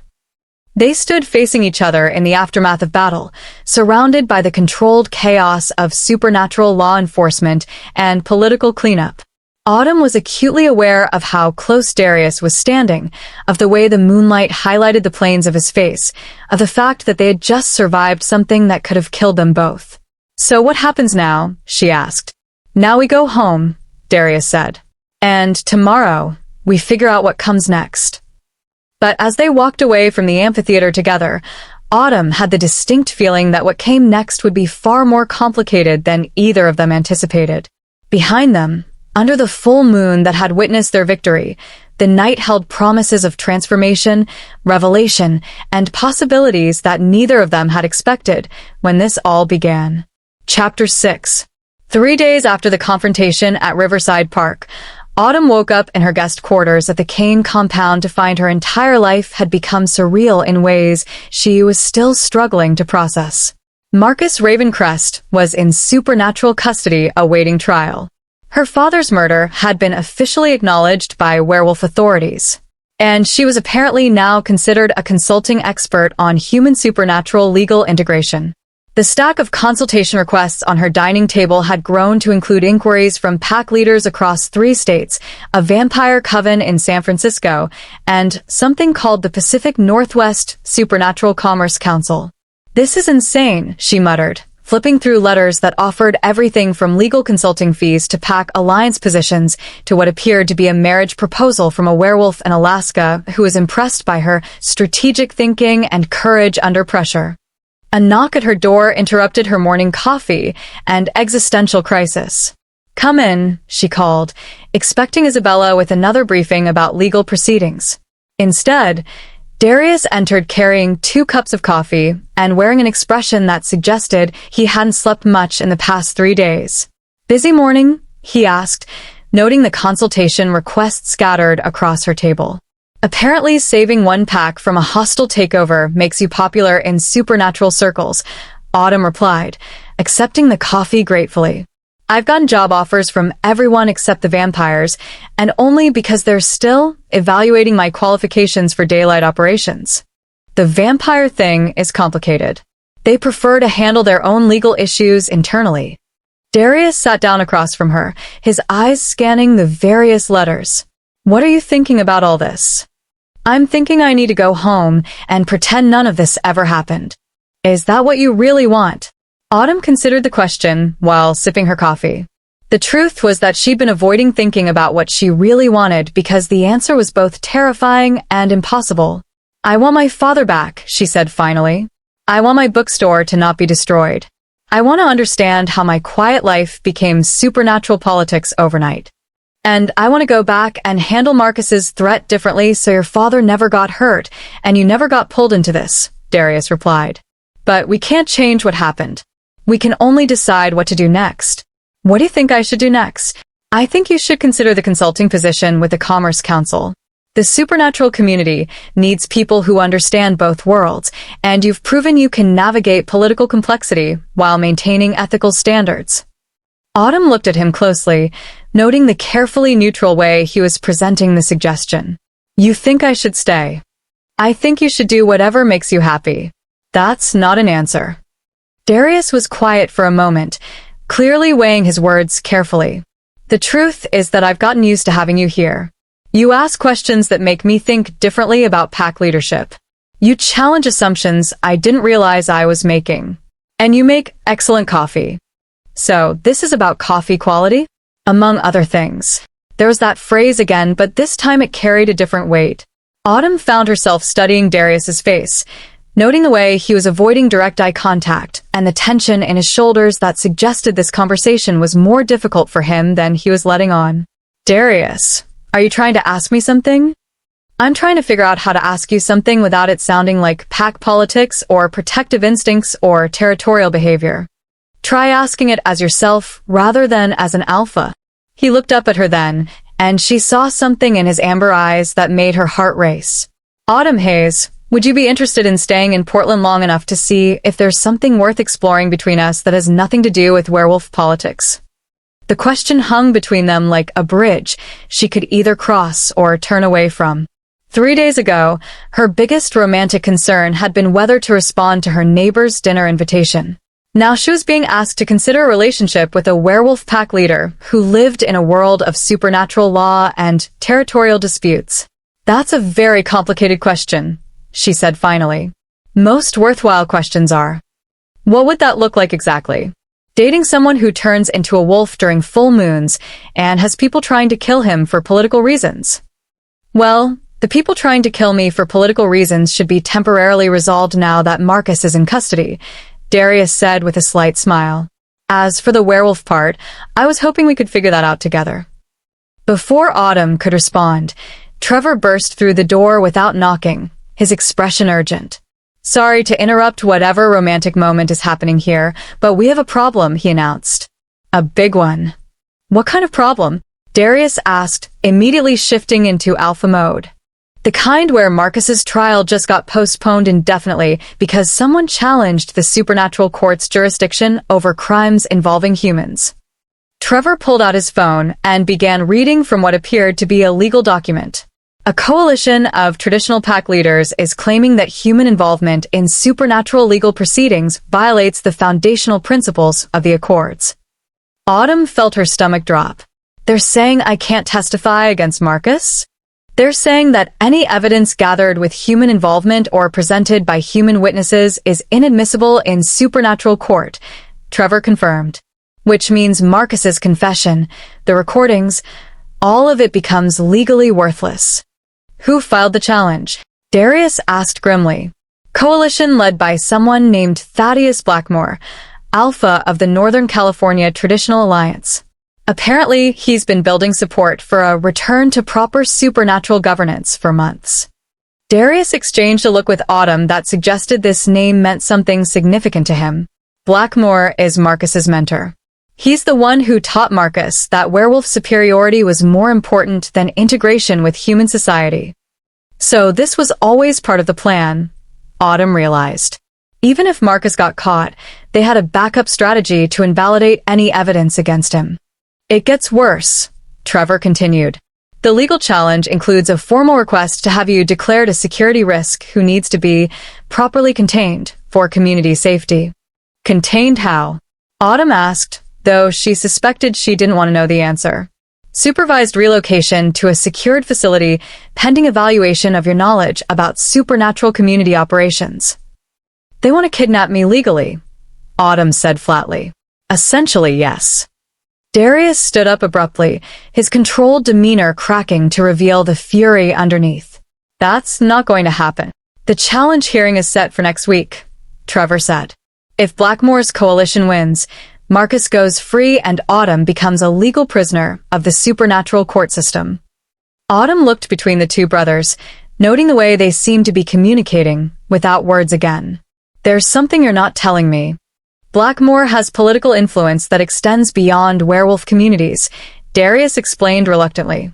If he succeeds in invalidating human testimony in supernatural courts, it sets a precedent that could be used to cover up any future crimes against humans. You're talking about systematic elimination of human witnesses to supernatural activities. Potentially, yes. Autumn sat down heavily, overwhelmed by the implications. She'd thought defeating Marcus would end the threat, but instead it had revealed a larger conspiracy that viewed her as an obstacle to be eliminated. What are our options? She asked. We fight the legal challenge, Trevor said immediately. Find precedents, build political support, prove that human testimony is essential for supernatural justice. Or, Autumn asked, sensing there was another option they weren't discussing. Or we remove you from the equation entirely, Darius said quietly. New identity, relocation outside North America, complete separation from supernatural communities. You mean I disappear? I mean I keep you safe. Autumn looked around the guest quarters that had become home over the past few days, then at the consultation requests that represented a future she'd never imagined. Finally, she looked at Darius, whose expression suggested he was prepared to lose everything to protect her. There's a third option, she said finally. What's that? We changed the game entirely. Again. Trevor raised an eyebrow. Meaning what? Meaning if Blackmore wants to challenge human involvement in supernatural legal proceedings, we give him a challenge he's not prepared for. Autumn picked up the letter from the Pacific Northwest Supernatural Commerce Council. What if I accept this consulting position and become an official advocate for human supernatural legal integration? That would put you directly in opposition to traditional pack ideology, Darius warned. Good. Let them try to legally contain an official advocate who's working within supernatural law rather than as an outside witness. You're talking about making yourself a permanent target, Trevor pointed out. I'm talking about making myself a permanent solution, Autumn corrected. If we're going to fight for the right of humans to participate in supernatural justice, we might as well fight from a position of strength. Darius stared at her for a long moment, and she could see him weighing the risks against the potential benefits. You're sure about this? He asked finally. I'm sure that running away won't solve the underlying problem. I'm sure that my father would want his death to mean something. And I'm sure that if we're going to figure out whether there's something worth exploring between us, I'd rather do it while fighting for something important than while hiding from it. The Commerce Council position would require you to relocate permanently to Portland, Trevor said, reading from the consultation letter. I know. It would also make you a public figure in supernatural politics, which comes with significant personal risks. I know that too. Darius moved to the window, staring out at the forest surrounding the compound. If you take this position, there's no going back to your normal life. Ever. My normal life ended the night I found that journal, Autumn replied. The question is whether I'm going to let that ending be a tragedy or a transformation. When Darius turned back to face her, his expression had shifted from protective concern to something that looked like admiration. All right, he said.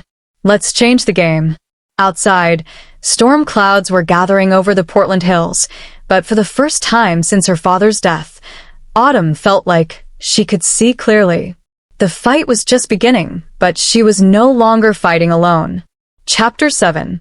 The Pacific Northwest Supernatural Commerce Council headquarters occupied an entire floor of a downtown Portland office building, complete with conference rooms, legal offices, and what appeared to be a very sophisticated communications center.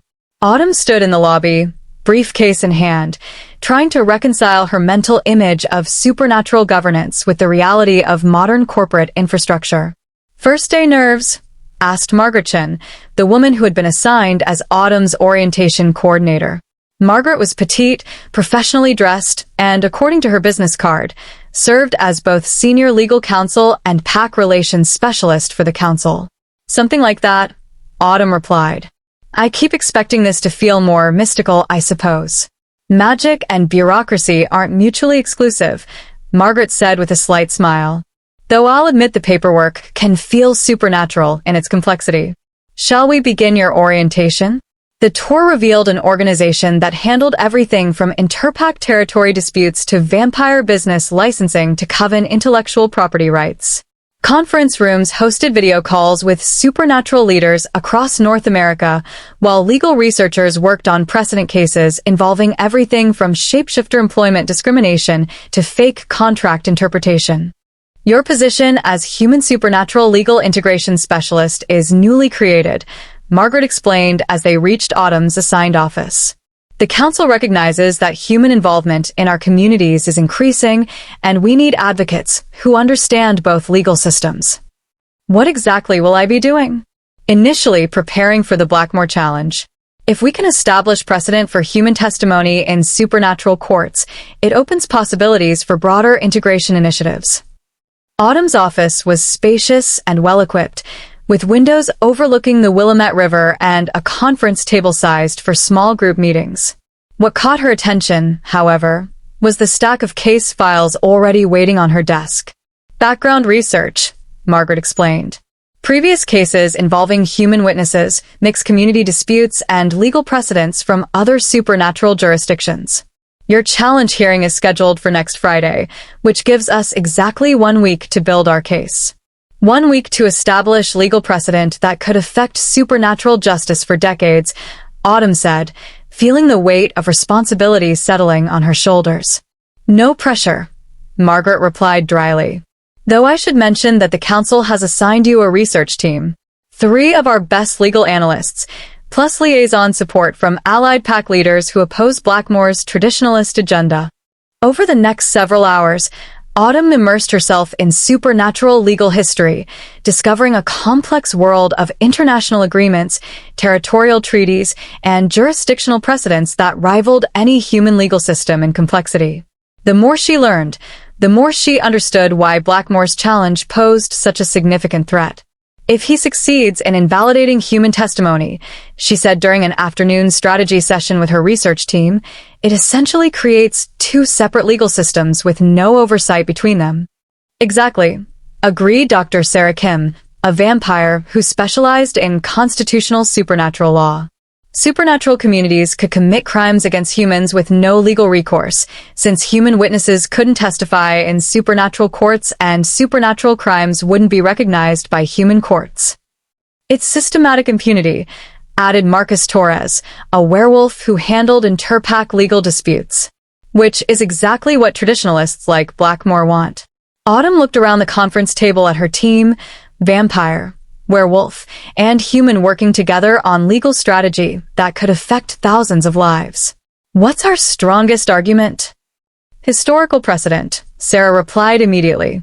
Human testimony has been accepted in supernatural courts for over 2 centuries, particularly in cases involving mixed communities or crimes affecting human victims. But Blackmore's counterargument is that those precedents were exceptions granted during emergency situations, not established legal doctrine, Marcus pointed out. He's arguing for a return to foundational principles. Then we need to demonstrate that integration is foundational, not exceptional, Autumn said, an idea forming. What if we can prove that human supernatural cooperation has been essential to supernatural community survival throughout history? That's a risky strategy, Margaret warned, joining the discussion with coffee and what appeared to be preliminary legal briefs. It requires arguing that supernatural communities have always depended on human acceptance and cooperation, which traditionalists view as weakness. Is it weakness, or is it evolution? Autumn asked. Every successful species adapts to changing environments. Maybe supernatural survival has always required integration rather than isolation. Her phone buzzed with a text from Darius. Dinner at 7? I want to hear how your first day went. The message made her smile despite the stress of case preparation.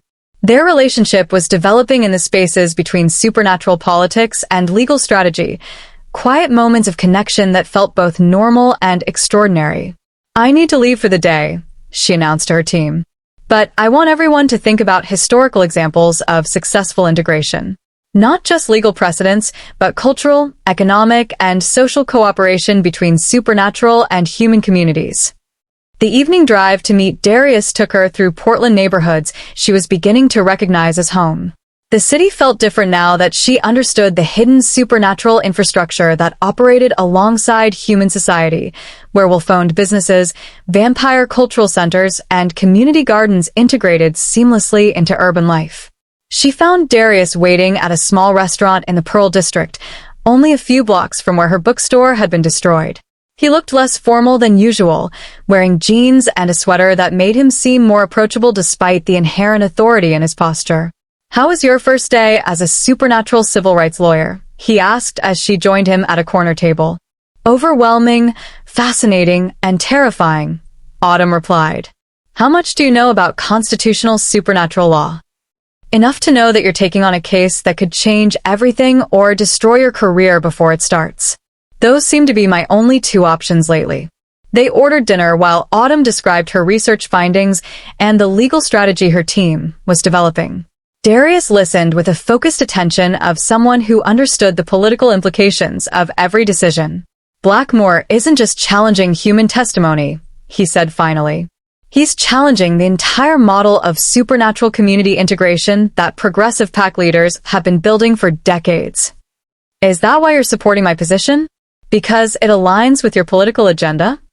Darius was quiet for a moment, considering his answer. Initially, yes. But that's not why I'm here having dinner with you tonight. Why are you here? Because somewhere between watching you translate ancient werewolf politics and listening to you challenge supernatural legal precedent, I realized I'm falling in love with you. He met her eyes directly. And that has nothing to do with pack politics or territorial disputes or legal strategy. The admission hit her like a physical force, making her realize that her own feelings had been developing along similar lines without her fully acknowledging them. That's complicated, she said finally. Everything worthwhile is complicated. I'm about to become a public figure in supernatural politics. My position will make me a target for anyone who opposes integration. And I have no idea what I'm doing half the time.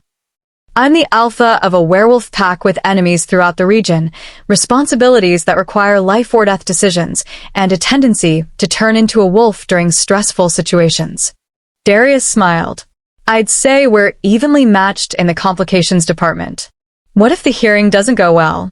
What if Blackmore wins and I have to disappear for safety reasons? Then I'll disappear with you. You can't abandon your pack. I can transfer alpha authority to Trevor if necessary. The pack will survive. The question is whether we will. Autumn stared at him across the dinner table, overwhelmed by the implications of what he was offering. You'd give up everything for me? I'd give up everything to keep you safe. But I'd rather figure out how to keep you safe while building something together. Something like what? Something like a relationship between equals who happen to love each other despite the fact that one of them turns into a wolf and the other one challenges centuries of legal precedent for a living. Despite everything, the stress of her new position, the upcoming hearing, the threats from traditionalist factions, Autumn found herself laughing. When you put it that way, it sounds almost normal. Normal is overrated, Darius replied. Extraordinary is much more interesting.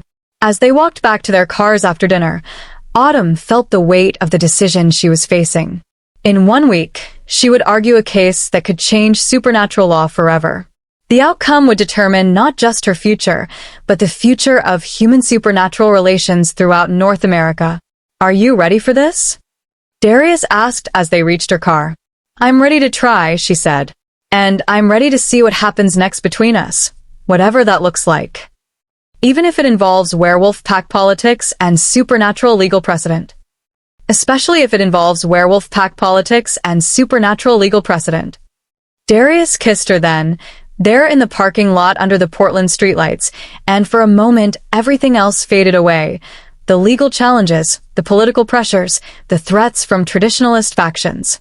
For a moment, there was just a woman and a man who had found something worth fighting for in the middle of impossible circumstances. When they broke apart, Autumn could see the compound's security lights in the distance, reminding her that tomorrow would bring another day of case preparation and strategic planning. 1 week, she said. 1 week, Darius agreed. And then we see if we can change the world. As she drove home through the Portland night, Autumn reflected on how much her life had changed in just 2 weeks. She'd lost her father, her bookstore, and her safe, predictable existence. But she'd gained a purpose, a community, and the possibility of love with someone who understood the importance of fighting for justice. The hearing would determine whether human voices could be heard in supernatural courts. But regardless of the outcome, Autumn Hayes was no longer the quiet bookstore owner who had stumbled into werewolf politics by accident. She was someone who had chosen to stay and fight for what was right. And that transformation was already changing everything. Chapter 8. The morning of the hearing arrived with unseasonably warm weather and an ominous quiet that seemed to settle over the entire supernatural community. Autumn woke at 5 a.m. in her apartment. She'd finally moved out of the compound's guest quarters to find 17 missed calls and 43 text messages on her phone. Something's wrong, she said aloud to her empty kitchen, scrolling through urgent messages from Margaret, Sarah, Marcus, and various council members.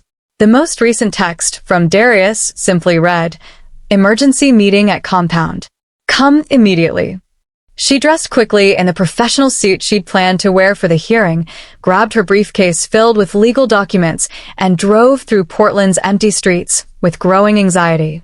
The compound's usual bustle was replaced by tense efficiency that suggested crisis management protocols were in effect. Crystal met her at the main entrance, her usual cheerful demeanor replaced by obvious stress. "Conference room 3. They're waiting for you." Autumn found Darius, Isabella, Trevor, Elena, and Margaret clustered around a conference table covered with what appeared to be surveillance photos and legal documents. All conversations stopped when she entered. "What happened?" she asked immediately. "Blackmore withdrew his legal challenge an hour ago," Margaret said without preamble. "But he replaced it with something worse." "Worse how?" Elena pushed a formal document across the table toward her. "He's filed a motion for emergency protective custody, claiming that your involvement in supernatural legal proceedings poses an imminent security risk to multiple communities." Autumn scanned the document, her legal training helping her parse the complex language. "He's trying to have me arrested? He's trying to have you indefinitely detained by supernatural authorities for community safety evaluation," Isabella corrected. "Which amounts to the same thing, but with fewer legal protections." "The hearing is scheduled for this afternoon instead of next Friday," Darius added grimly. "And instead of arguing legal precedent, we're now defending your right to exist freely in supernatural society." "How is that legal?" Emergency protective custody has very few procedural safeguards under supernatural law, Margaret explained. It's designed for situations where someone poses immediate physical danger to community members. Blackmore is arguing that your knowledge of supernatural operations makes you a security liability that requires containment. Trevor pointed to the surveillance photos scattered across the table. He's been documenting your movements for the past week. Every meeting, every research session, every time you've interacted with supernatural community members. Autumn studied the photos with growing dread.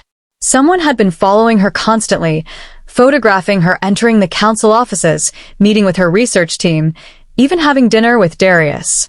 This is stalking. This is evidence gathering for a legal motion, Elena said bitterly. Blackmore has positioned this perfectly. Instead of challenging the admissibility of human testimony, he's challenging your right to participate in supernatural society at all. What are my options? Limited, Margaret admitted.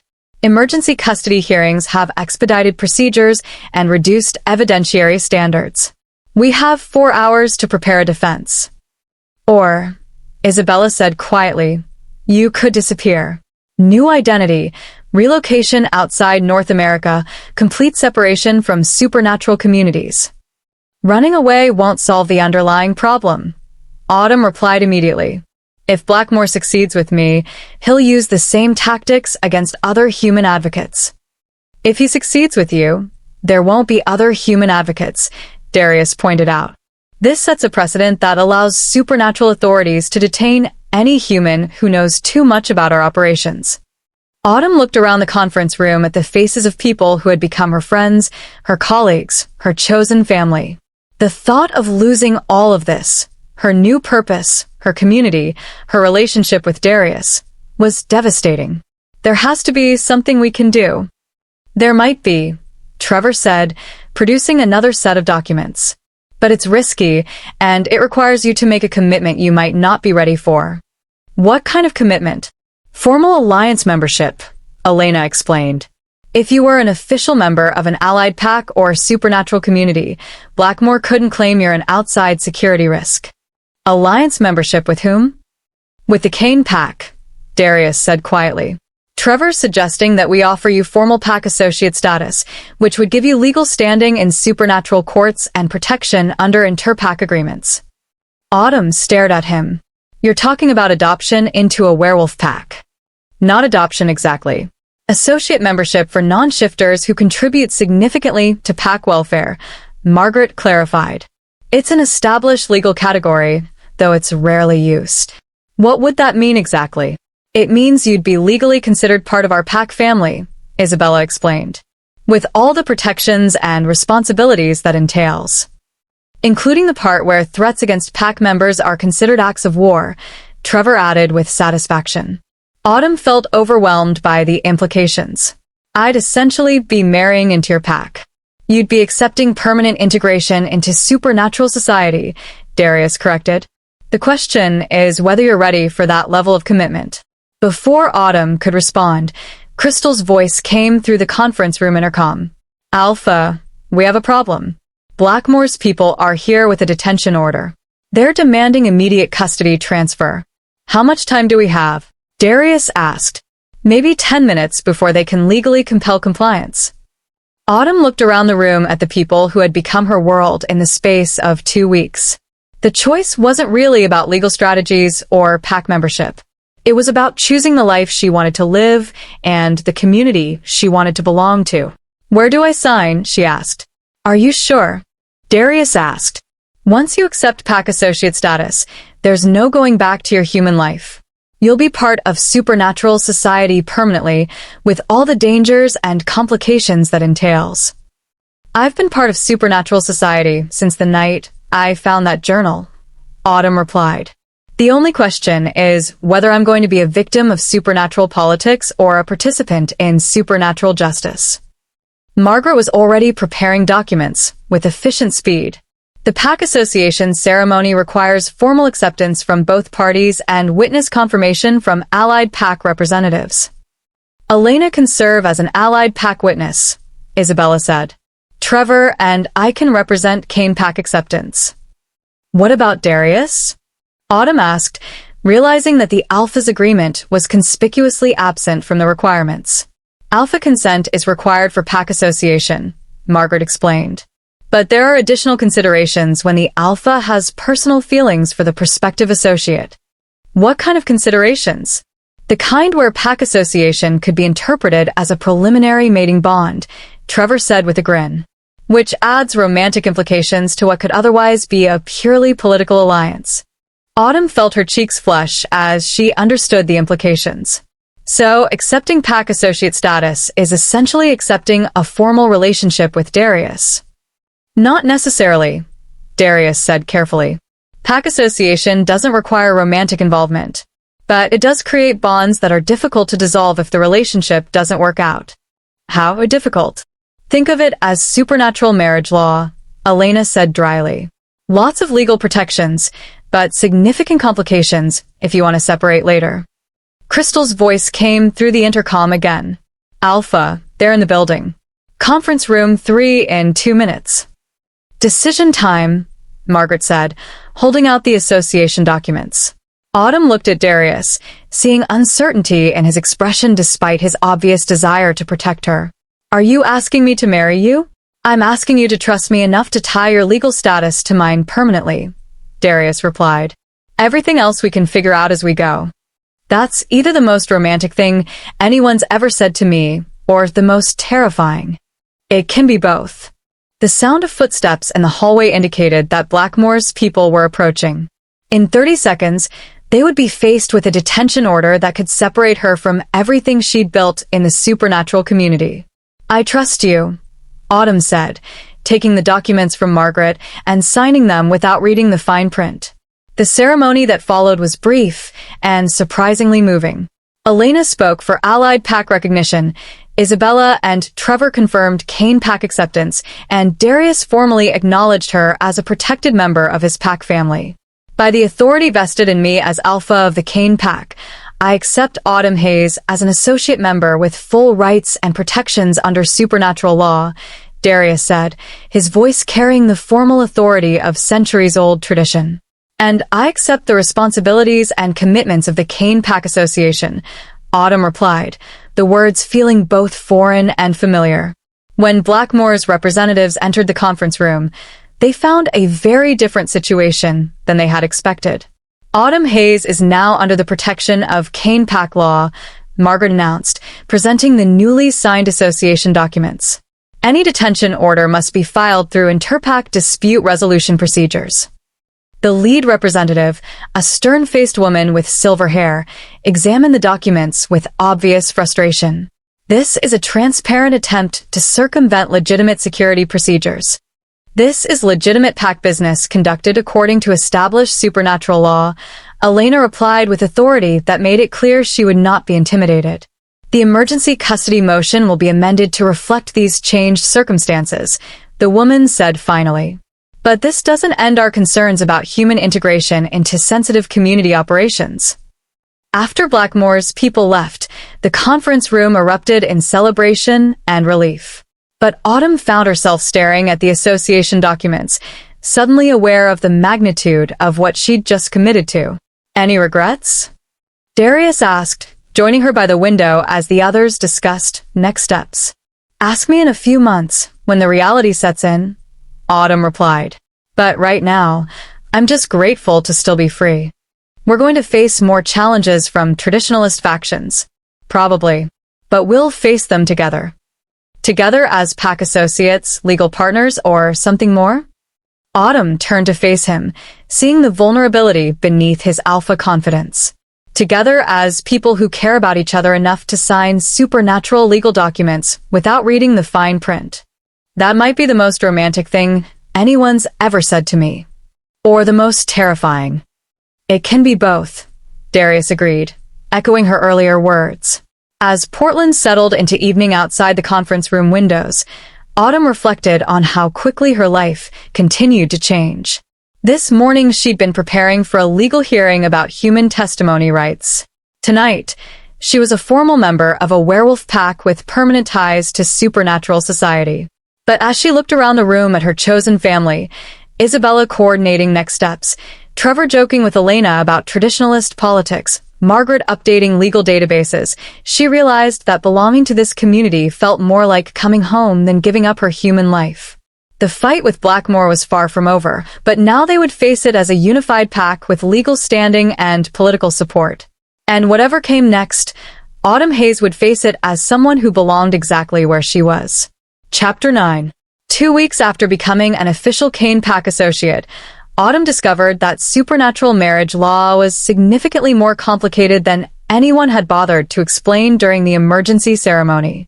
The revelation came courtesy of a formal letter delivered by supernatural courier to her council office, bearing the seal of the North American supernatural court system. What exactly is a bonding verification hearing?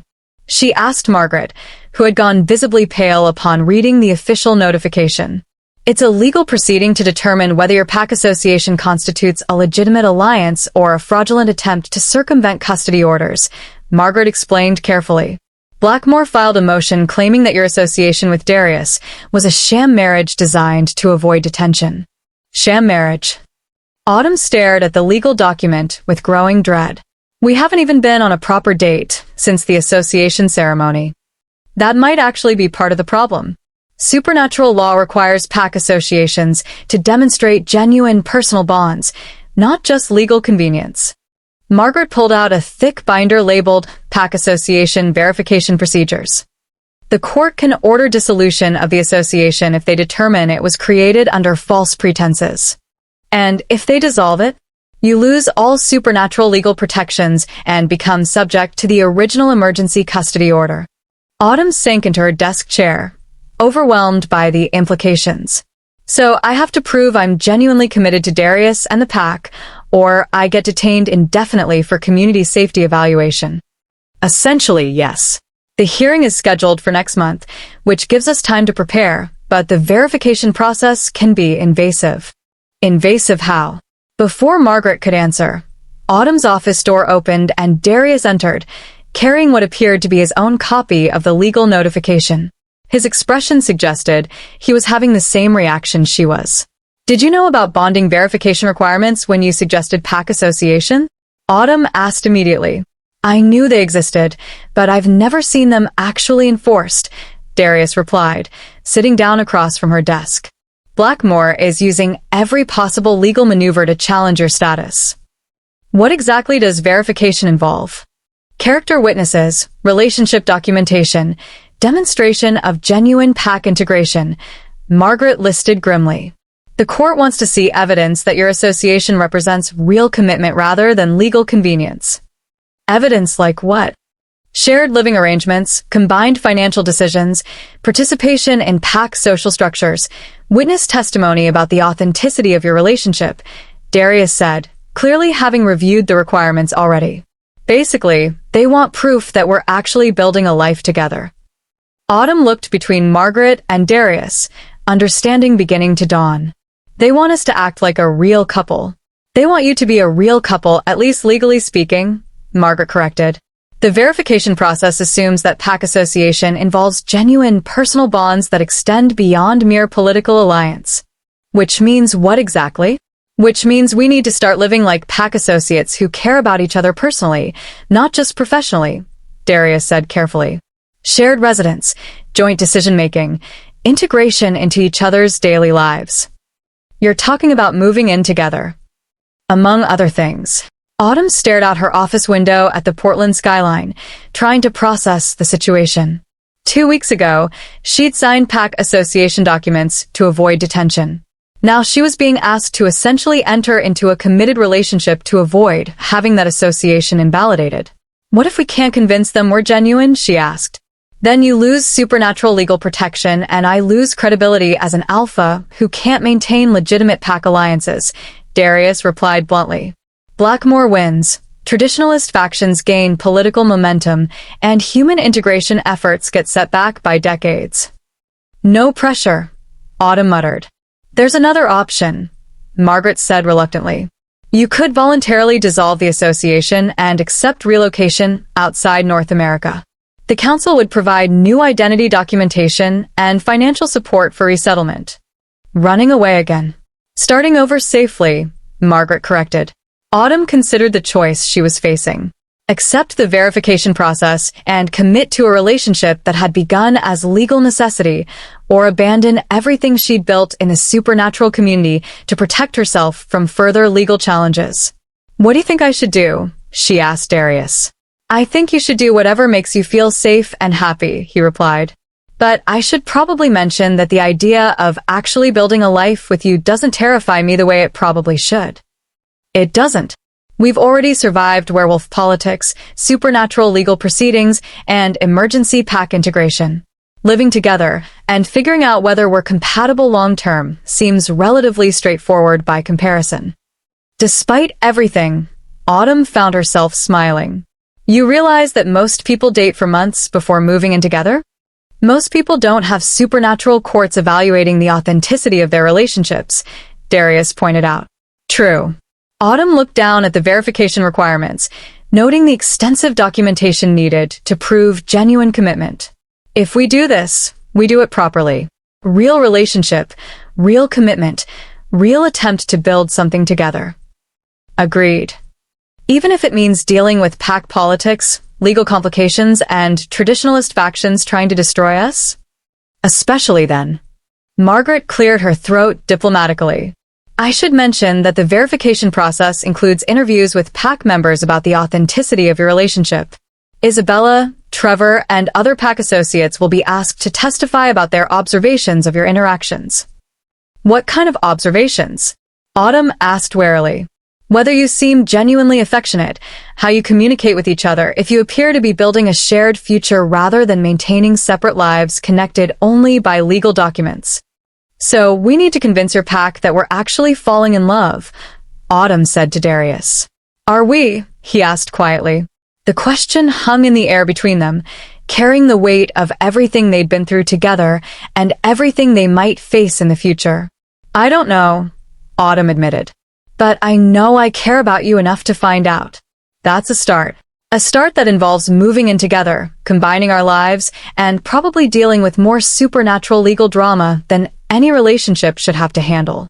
Welcome to Werewolf Pack Politics, Darius said with a slight smile. Nothing is ever simple. Margaret gathered her files and prepared to leave them alone to discuss the practicalities of their situation. I'll begin preparing documentation for the verification hearing. You two should focus on relationship development.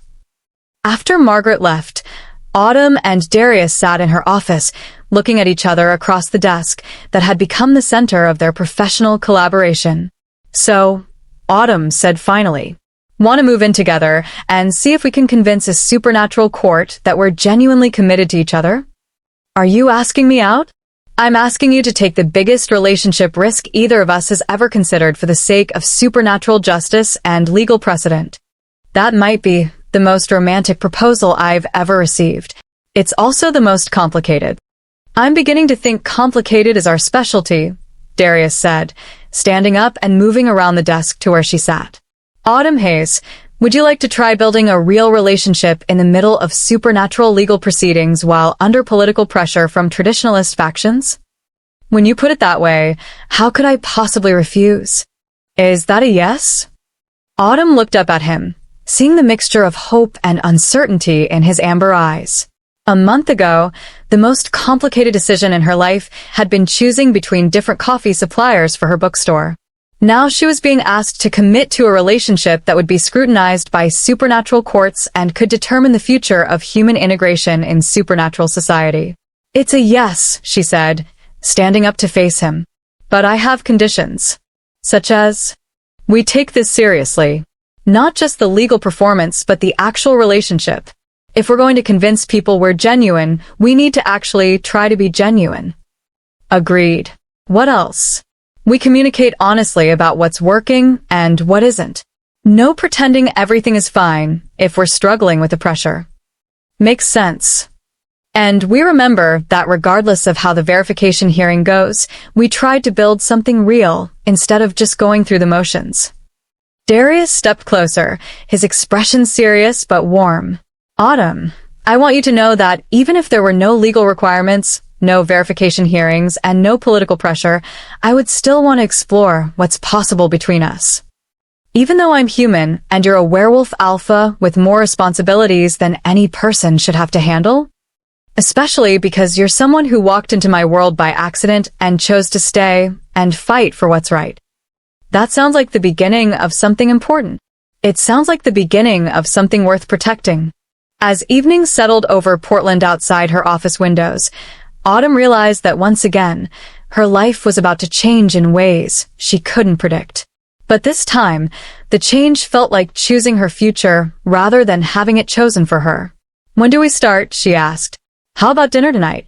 Somewhere nice, like an actual date instead of strategic planning sessions disguised as meals.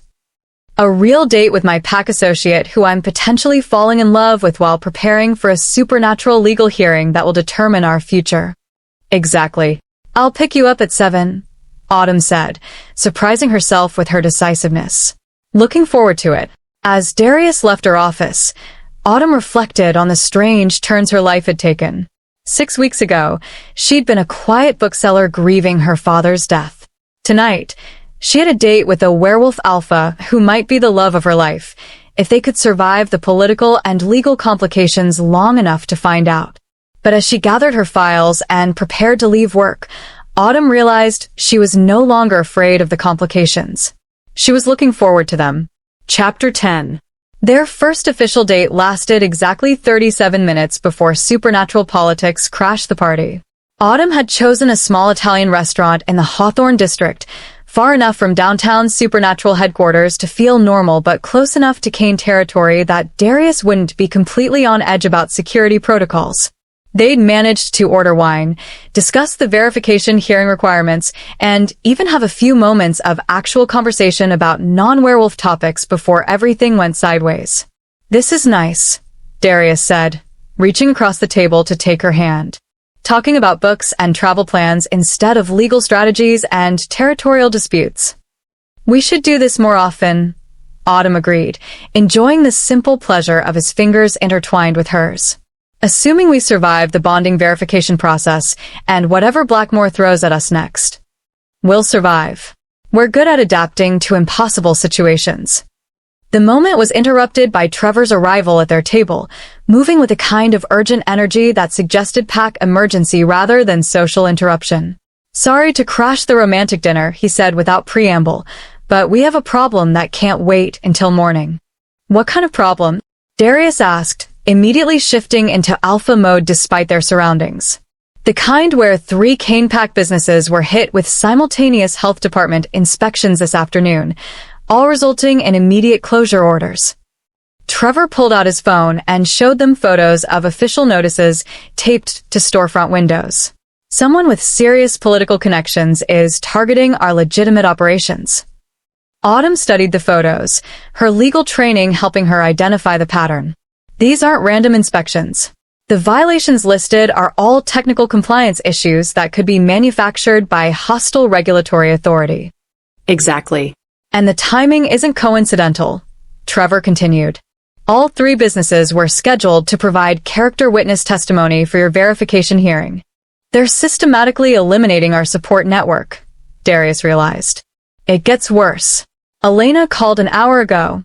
2 Cascade Pack businesses in Portland received similar inspections, also resulting in closure orders. Whatever's happening, it's not limited to Kane operations." Autumn felt her stomach drop as she understood the implications. Blackmore isn't just challenging our pack association legally.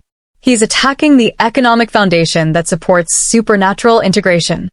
"Which means the verification hearing is part of a larger strategy," Darius said grimly.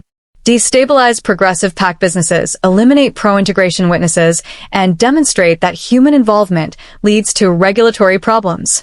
Trevor nodded. "Isabella is coordinating with our legal team, but the businesses can't reopen until the violations are addressed, which could take weeks or months depending on bureaucratic cooperation.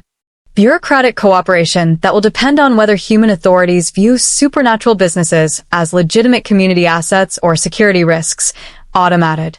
The romantic dinner was clearly over. Darius signaled for the check while Autumn gathered her purse and mentally shifted into crisis management mode. "What's our immediate response?" she asked as they prepared to leave. Emergency PAC meeting in 2 hours to assess the scope of the problem and coordinate defense strategies, Darius replied. Can you contact Margaret and see if the council has experienced similar regulatory attacks? Already on it, Autumn said, pulling out her phone as they walked toward their cars. The drive back to the compound gave Autumn time to make calls and confirm their worst fears. The regulatory attacks weren't limited to Portland PAC businesses. Similar coordinated inspections had hit supernatural establishments throughout Oregon and Washington, all resulting in closure orders based on technical violations. It's systematic, she reported to the emergency PAC meeting that had assembled in the compound's main conference room. At least 23 businesses across 4 cities, all owned or operated by PACs that support human integration policies. Timeline? Isabella asked, taking notes with military efficiency. All inspections occurred between noon and 5 p.m. today, suggesting coordinated timing across multiple regulatory jurisdictions. Autumn consulted her notes. The violations range from health code technicalities to zoning compliance issues to licensing documentation problems. None of which would normally result in immediate closure orders, added Marcus Torres, who had driven up from the council offices to participate in the emergency response. Elena joined the meeting via video conference from the Cascade PAC headquarters. Our preliminary investigation suggests the regulatory pressure is coming from human authorities who've been convinced that supernatural businesses pose community safety risks. Convinced by whom? Trevor asked. Unknown, but the messaging is consistent across jurisdictions. Supernatural establishments are being characterized as security liabilities that require enhanced oversight. Darius stood at the head of the conference table, his expression grim as he processed the scope of the attack. Blackmore is using human regulatory systems to accomplish what he couldn't achieve through supernatural legal challenges alone. It's a brilliant strategy, Autumn admitted reluctantly. Human authorities don't understand supernatural law, so they can't evaluate the legitimacy of the complaints. They just see regulatory violations and respond according to standard procedures. Which means we need to respond in ways that address both supernatural politics and human bureaucracy, Isabella said. How do we fight regulatory attacks across multiple jurisdictions while preparing for a verification hearing in 3 weeks? Margaret asked. We change the game again, Autumn said, an idea forming. Instead of responding defensively to individual regulatory challenges, we go on offense with a comprehensive media strategy. Media strategy? Elena asked through the video connection. We make this about economic development and community integration rather than supernatural politics.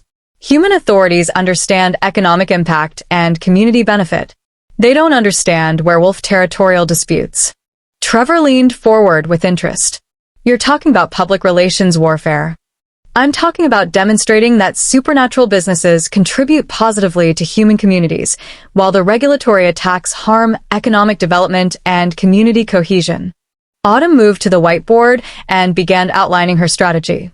Press conferences, economic impact studies, community leader endorsements, and media coverage that frames this as bureaucratic overreach rather than supernatural controversy. That requires revealing supernatural community involvement to human media, Isabella pointed out. Not revealing, acknowledging. Autumn drew connections between different elements of her strategy.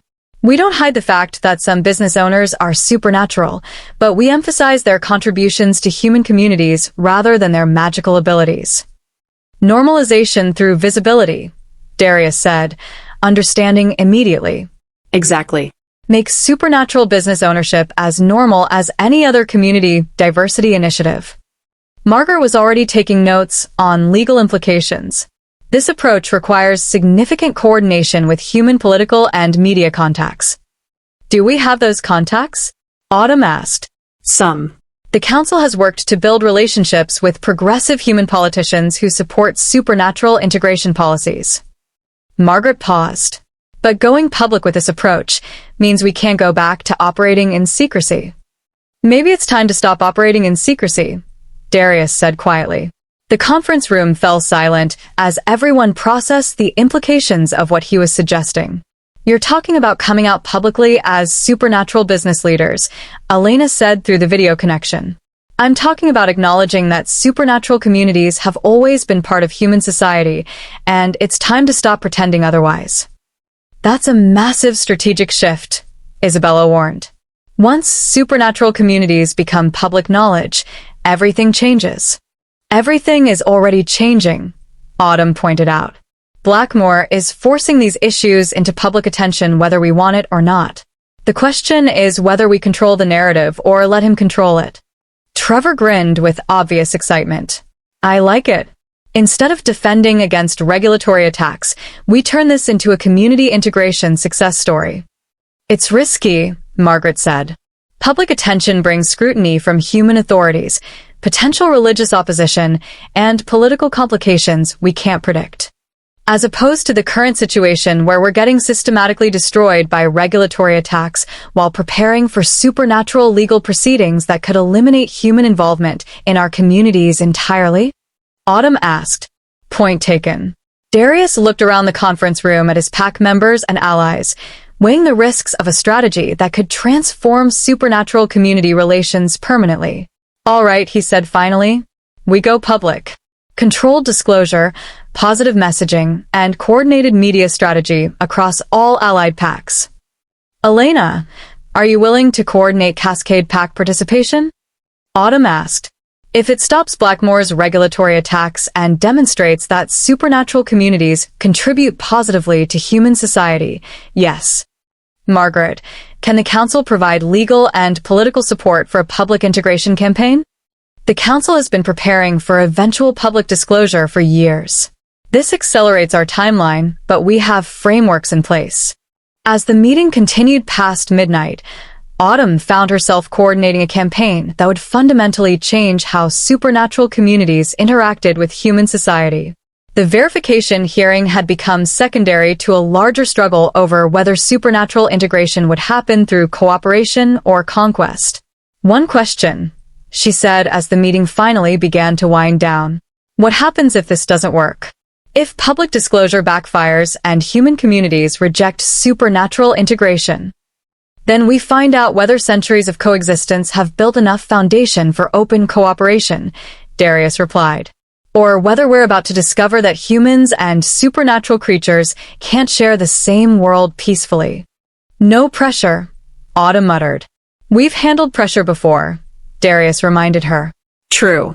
But we've never tried to change the fundamental relationship between supernatural and human society while preparing for a legal hearing that will determine whether I get to keep my freedom and our relationship continues to exist. That's why we're good together, Darius said with a tired smile. We specialize in impossible situations. As pack members dispersed to begin implementing their media strategy, Autumn and Darius found themselves alone in the conference room surrounded by the detritus of crisis planning. So much for our quiet romantic dinner, she said. There will be other dinners, assuming we survive the next few weeks. When you put it that way, it sounds almost optimistic.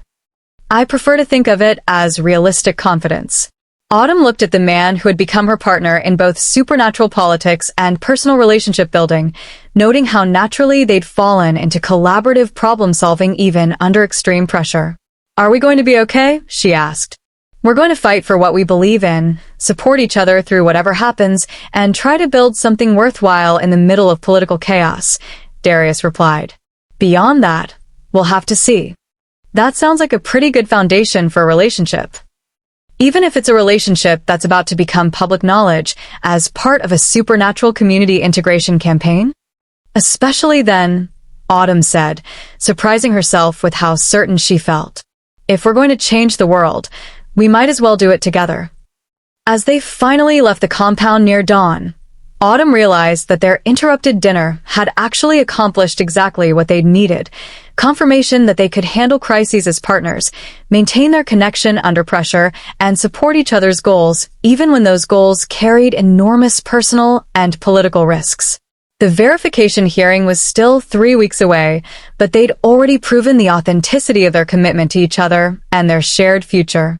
Now they just had to survive long enough to see if the rest of the world was ready for supernatural integration. Chapter 11.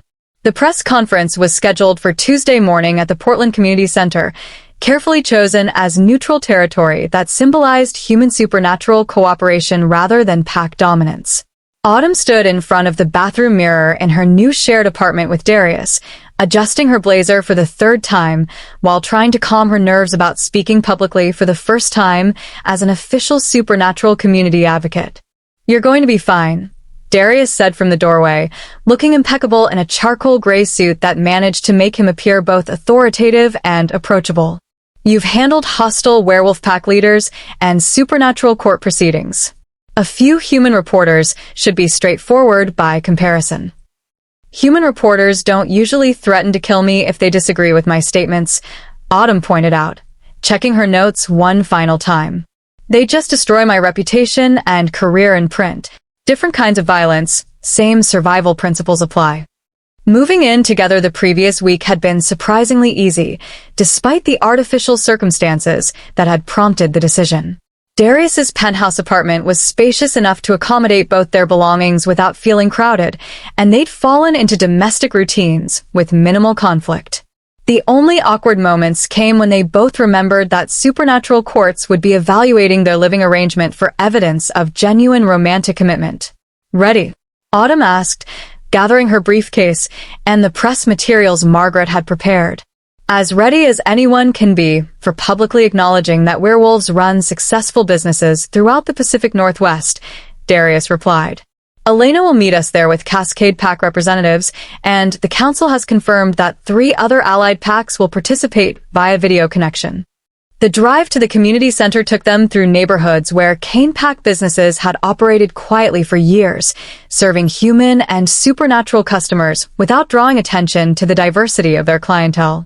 Today's press conference would change that forever. "Second thoughts?" Darius asked as they pulled into the parking lot, noting the collection of news vans and camera crews already setting up. "Constantly. But not about the strategy." Autumn watched reporters checking equipment and preparing for what they probably assumed would be a routine community development announcement. "I keep thinking about my father and whether he would approve of making his research the foundation for supernatural community integration." "What do you think he would say?" "He always believed that understanding between different cultures required honest communication rather than hidden coexistence." Autumn smiled, remembering her father's academic idealism. He would probably be excited about the anthropological implications and worried about the political risks. Sounds like he raised his daughter well. The community center's main hall was set up with a podium facing rows of folding chairs, most of which were occupied by local reporters and what appeared to be several city council members. Elena arrived with 2 other Cascade Pack leaders, all dressed in business attire that projected competence and community leadership rather than supernatural mystique. "Any last-minute complications?" Elena asked as they convened in a side room before the press conference. 3 more packs from California and Washington confirmed their participation, Margaret reported, consulting her tablet. "We'll have representatives from 8 supernatural business communities speaking about economic contributions and community integration." What about opposition? Predictable. Religious groups expressing concern about moral implications, some political figures questioning regulatory oversight, and business competitors trying to frame this as unfair economic advantage. Margaret paused. "Nothing we didn't anticipate." "Any word from Blackmore's coalition?" "Silence so far, which is probably more concerning than direct opposition." "He's planning something, but we don't know what." Trevor appeared in the doorway. 5 minutes until showtime. Local news is broadcasting live, and we have streaming coverage for supernatural communities throughout North America. "No pressure," Autumn muttered, checking her appearance one final time. "You've got this," Darius said quietly, his hand briefly touching her back in a gesture of support that would definitely be noted by anyone evaluating their relationship authenticity. The press conference began with Margaret providing a statistical overview of supernatural business contributions to the regional economy, employment figures, tax revenue, community development investments that had been happening largely unnoticed for decades. Her presentation framed supernatural integration as an economic success story rather than cultural controversy. Elena spoke next, discussing community safety and neighborhood development projects funded by supernatural business profits. She emphasized cooperation between supernatural and human residents, highlighting shared interests in education, public safety, and environmental protection.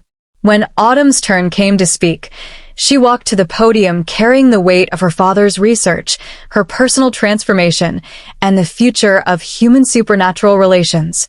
6 weeks ago, I was Dr. Autumn Hayes, owner of a small antiquarian bookstore in the Pearl District, she began, her voice carrying clearly through the hall. I knew nothing about supernatural communities, werewolf pack politics, or the complex legal frameworks that govern interactions between human and non-human citizens. She paused, noting the surprised expressions on several reporters' faces as they realized this was going to be more than a standard economic development announcement. Today, I stand before you as the first human supernatural legal integration specialist for the Pacific Northwest Commerce Council and as an associate member of the Kane Werewolf Pack. A murmur ran through the audience.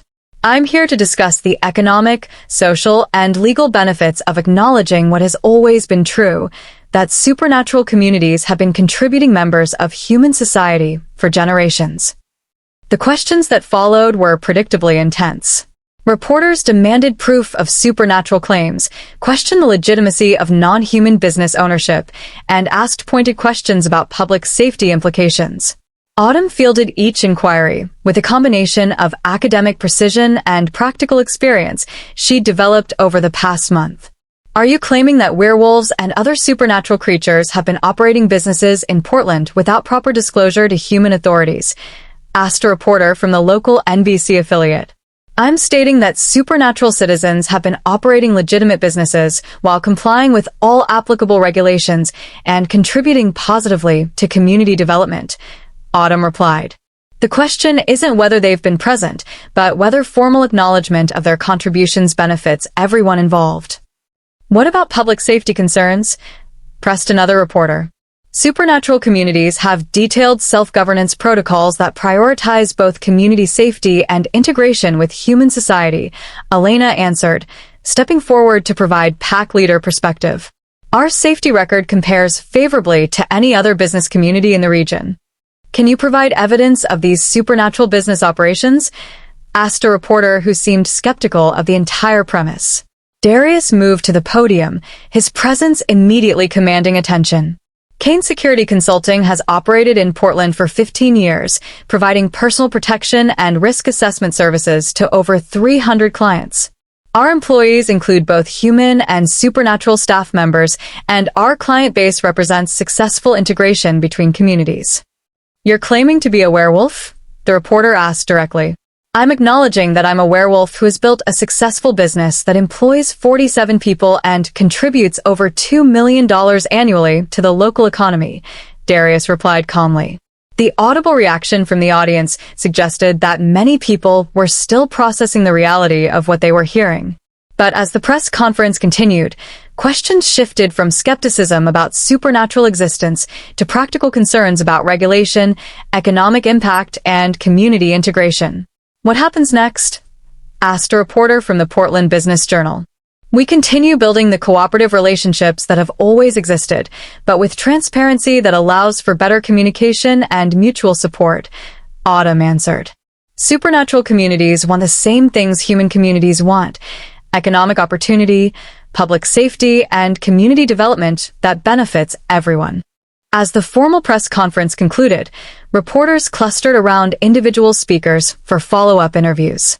Autumn found herself answering detailed questions about her transition from bookstore owner to supernatural advocate, while Darius and Elena provided pack leader perspectives on community relations and business development.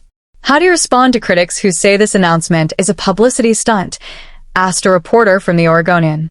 I respond by pointing to 15 years of business records, tax documentation, and community involvement that demonstrate long-term commitment to Portland's economic development, Autumn replied. The only thing that's changed is our willingness to acknowledge supernatural community contributions publicly. After the media interviews concluded and reporters dispersed to file their stories, Autumn and Darius found themselves alone in the community center's main hall, surrounded by the detritus of what might have been the most important press conference in supernatural political history. Think it worked? Autumn asked, slumping into one of the folding chairs with exhaustion. Ask me in a few hours when we see how the coverage plays out, Darius replied, sitting beside her. But I think we accomplished what we needed to, controlling the narrative and framing supernatural integration as community benefit rather than security threat. What about Blackmore? He's been unusually quiet about our media strategy. That's what worries me. He's planning something that he expects will undermine everything we just accomplished. Autumn's phone buzzed with notifications as news coverage began appearing online. The initial responses seemed mixed but not hostile. Curiosity about supernatural communities, questions about regulatory oversight, and interest in economic impact rather than fear or religious opposition.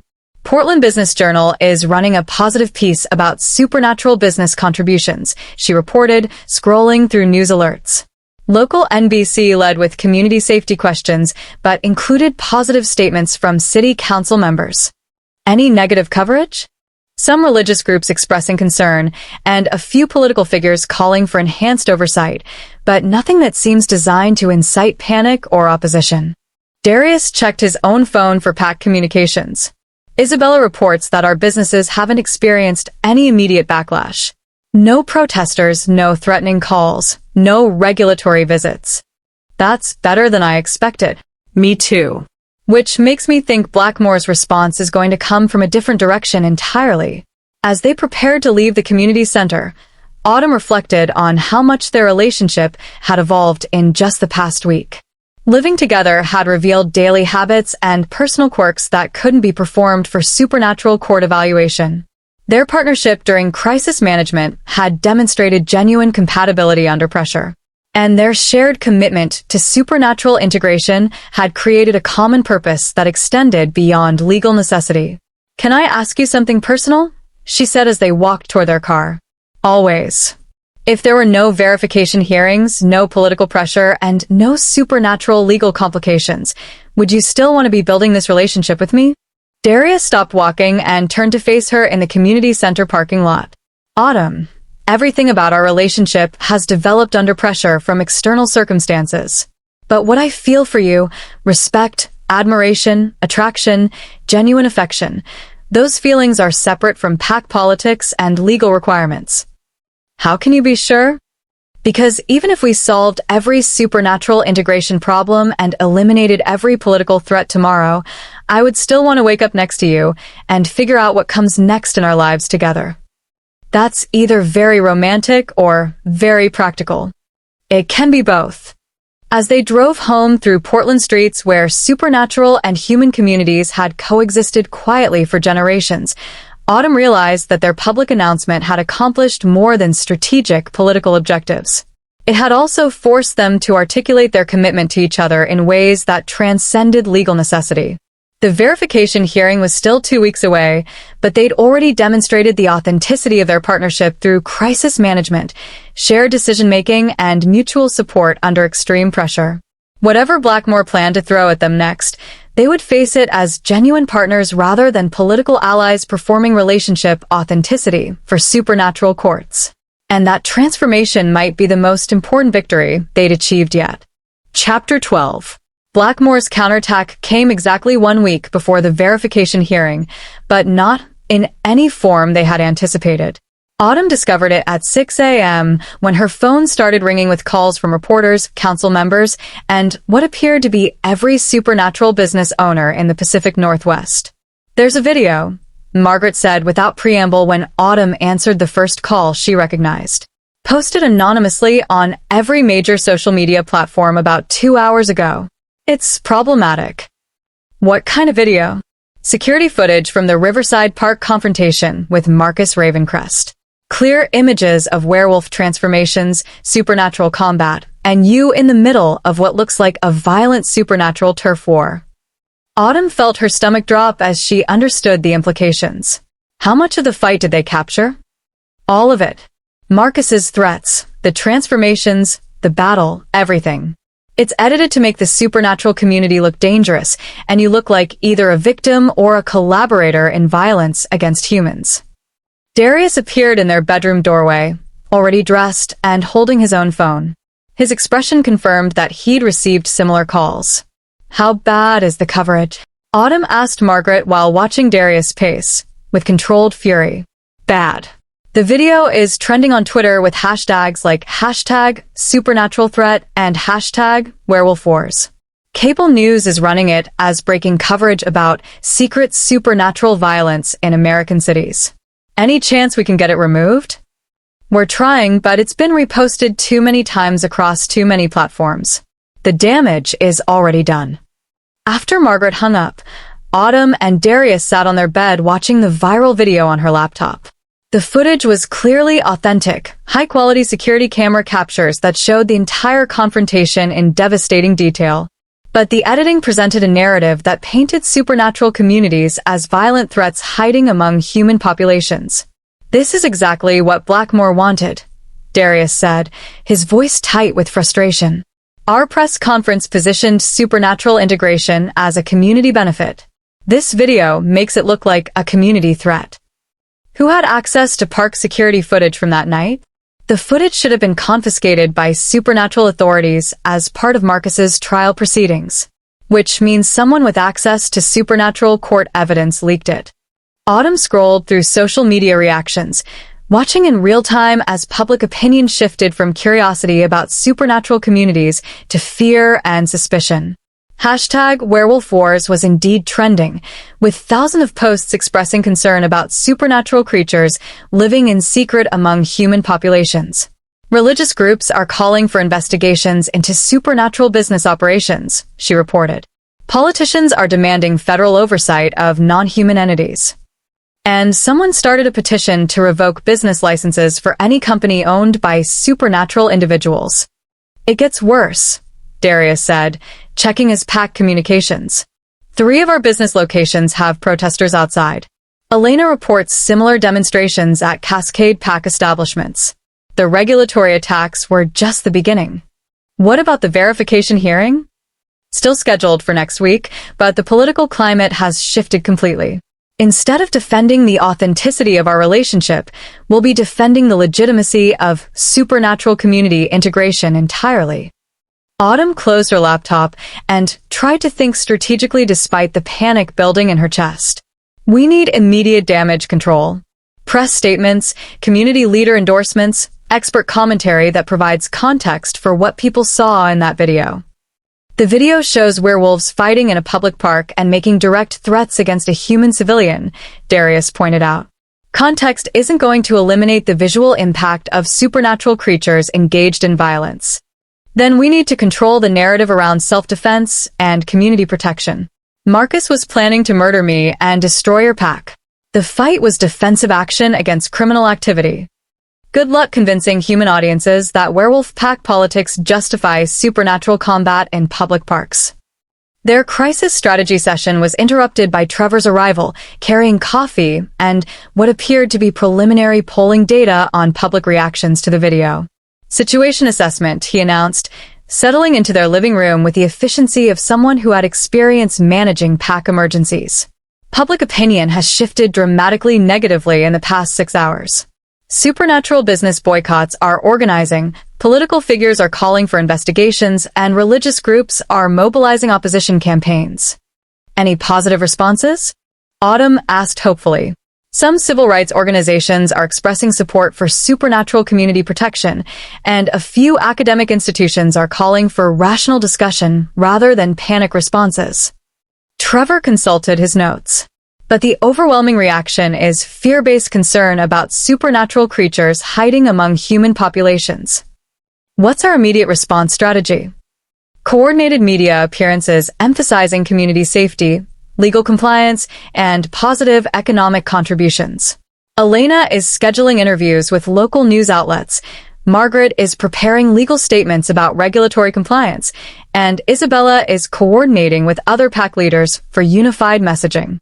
Autumn looked between Darius and Trevor, noting the controlled tension in both their postures. "There's something you're not telling me." "The video's release timing wasn't coincidental," Darius said reluctantly.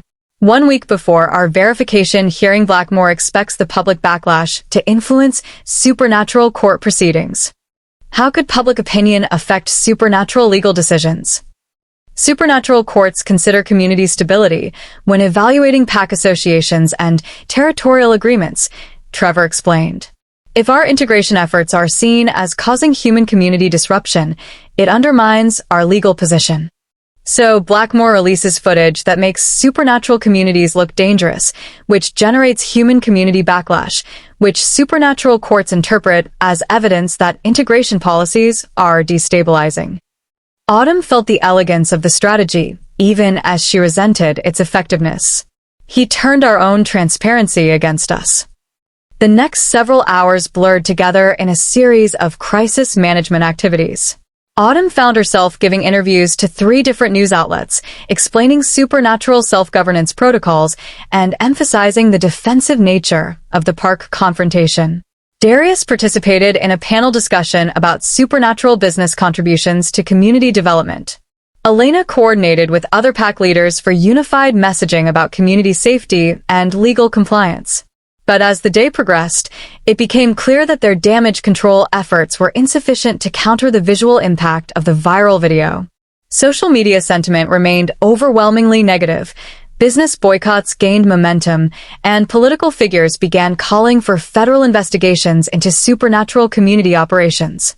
"We're losing," Autumn said during an afternoon strategy meeting at the council offices. "Every interview we give, every statement we release, gets overshadowed by footage of werewolves fighting in a public park." "Public opinion was always going to be challenging," Margaret replied. "The question is whether we can maintain enough political and legal support to continue integration efforts despite public resistance." "What about the verification hearing?" "Blackmore has requested that public safety concerns be added to the evaluation criteria," Margaret said grimly. "He's arguing that pack associations involving humans create community stability risks that must be considered in legal proceedings. Which means they'll evaluate whether our relationship contributes to supernatural community integration or threatens it," Darius translated. Exactly. "And with current public sentiment, it's hard to argue that our relationship has promoted community stability." Autumn stared out the conference room windows at Portland streets, where protesters were now gathering outside supernatural-owned businesses. A week ago, those same businesses had operated quietly as part of the community fabric. Now they were flashpoints for human supernatural tension that could escalate into serious conflict. "I have an idea," she said finally, "but it's risky, and it requires us to be completely honest about our relationship development." "What kind of idea?" Darius asked. "We changed the verification hearing from defensive proceeding to offensive strategy.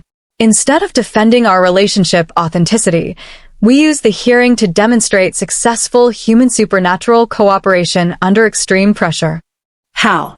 "We document everything we've been through together. The translation work, the legal strategy development, the crisis management, the media coordination. We show that human supernatural partnerships can accomplish things that neither community could achieve alone." Margaret looked intrigued despite her obvious exhaustion. "You're talking about using your relationship as proof of concept for broader integration benefits." "I'm talking about demonstrating that the challenges we've faced together and overcome together represent the kind of cooperation that benefits both communities. That requires admitting that our relationship developed under artificial circumstances for legal protection purposes," Darius pointed out. "It also requires admitting that those artificial circumstances led to genuine partnership, mutual respect, and shared commitment that extends beyond legal necessity," Autumn countered. Trevor leaned forward with interest. "You're suggesting that we argue your relationship proves integration works even under worst-case scenarios." "I'm suggesting that we prove human supernatural cooperation is possible, beneficial, and worth protecting despite political opposition and public resistance." The room fell quiet as everyone considered the implications of what Autumn was proposing. "It's a complete strategic reversal," Elena said through the video conference connection. "Instead of defending against Blackmore's attacks, we use them as evidence that integration efforts produce positive results under pressure. It's also completely dependent on us being able to demonstrate genuine relationship authenticity under supernatural court scrutiny," Isabella warned. "Can we do that?" Margaret asked directly. Autumn looked at Darius, seeing the question reflected in his amber eyes. A month ago, they'd been strangers thrown together by supernatural politics. Now they were partners in both crisis management and daily life, building something that felt increasingly real despite its artificial origins. Yes, she said. We can do that. Even with hostile examination by supernatural courts that are evaluating whether human integration threatens community stability. Especially then. Darius smiled for the first time since the video had been released. All right, let's prove that human supernatural cooperation works, even when everything is falling apart around us. As evening settled over Portland and protests continued outside supernatural businesses throughout the city, Autumn realized that the verification hearing had become much more than a legal proceeding about their relationship. It had become a trial that would determine the future of human supernatural relations throughout North America. And their love story, artificial beginnings and all, had become the test case for whether two very different worlds could build something better together. Chapter 13. The North American Supernatural Court convened at dawn on a gray Seattle morning, in a building that managed to be both imposing and nondescript, exactly the kind of architecture designed to blend into urban landscapes while housing proceedings that could affect thousands of lives. Autumn stood outside the courthouse with Darius, watching supernatural community representatives arrive from across the continent to witness what had become the most significant integration hearing in modern history. Nervous? Darius asked, adjusting his tie with the careful precision of someone trying to project confidence despite the circumstances. Terrified, Autumn admitted, clutching the leather portfolio that contained documentation of their entire relationship development. We're about to have our personal lives dissected by supernatural judges to determine whether human supernatural cooperation is possible or dangerous. When you put it that way, it sounds almost romantic. Nothing about this is romantic. This is the least romantic way to prove we're in love that I can possibly imagine. Maybe that's what makes it authentic. Margaret approached from the courthouse entrance, her expression grave as she delivered final strategic updates. The panel consists of 5 supernatural court justices representing different species and regional authorities. 2 werewolf alphas, 1 vampire elder, 1 fae representative, and 1 independent supernatural rights advocate. Any sense of how they're leaning? Darius asked. Cautious. The viral video has created political pressure for supernatural communities to demonstrate stability and human compatibility. Our relationship is being evaluated as a test case for whether integration efforts enhance or threaten community security. Elena arrived with a delegation from allied packs, all dressed in business attire that projected competence and respectability. Media coverage has been extensive, she reported. Both supernatural and human news outlets are treating this as a landmark proceeding. Whatever the court decides will set precedent for integration policies throughout North America. No pressure, Autumn muttered. We've handled pressure before, Darius reminded her, taking her hand in a gesture that was both personally comforting and politically strategic. The courthouse interior was surprisingly modern, with conference rooms and hearing chambers that looked more like corporate facilities than traditional legal venues.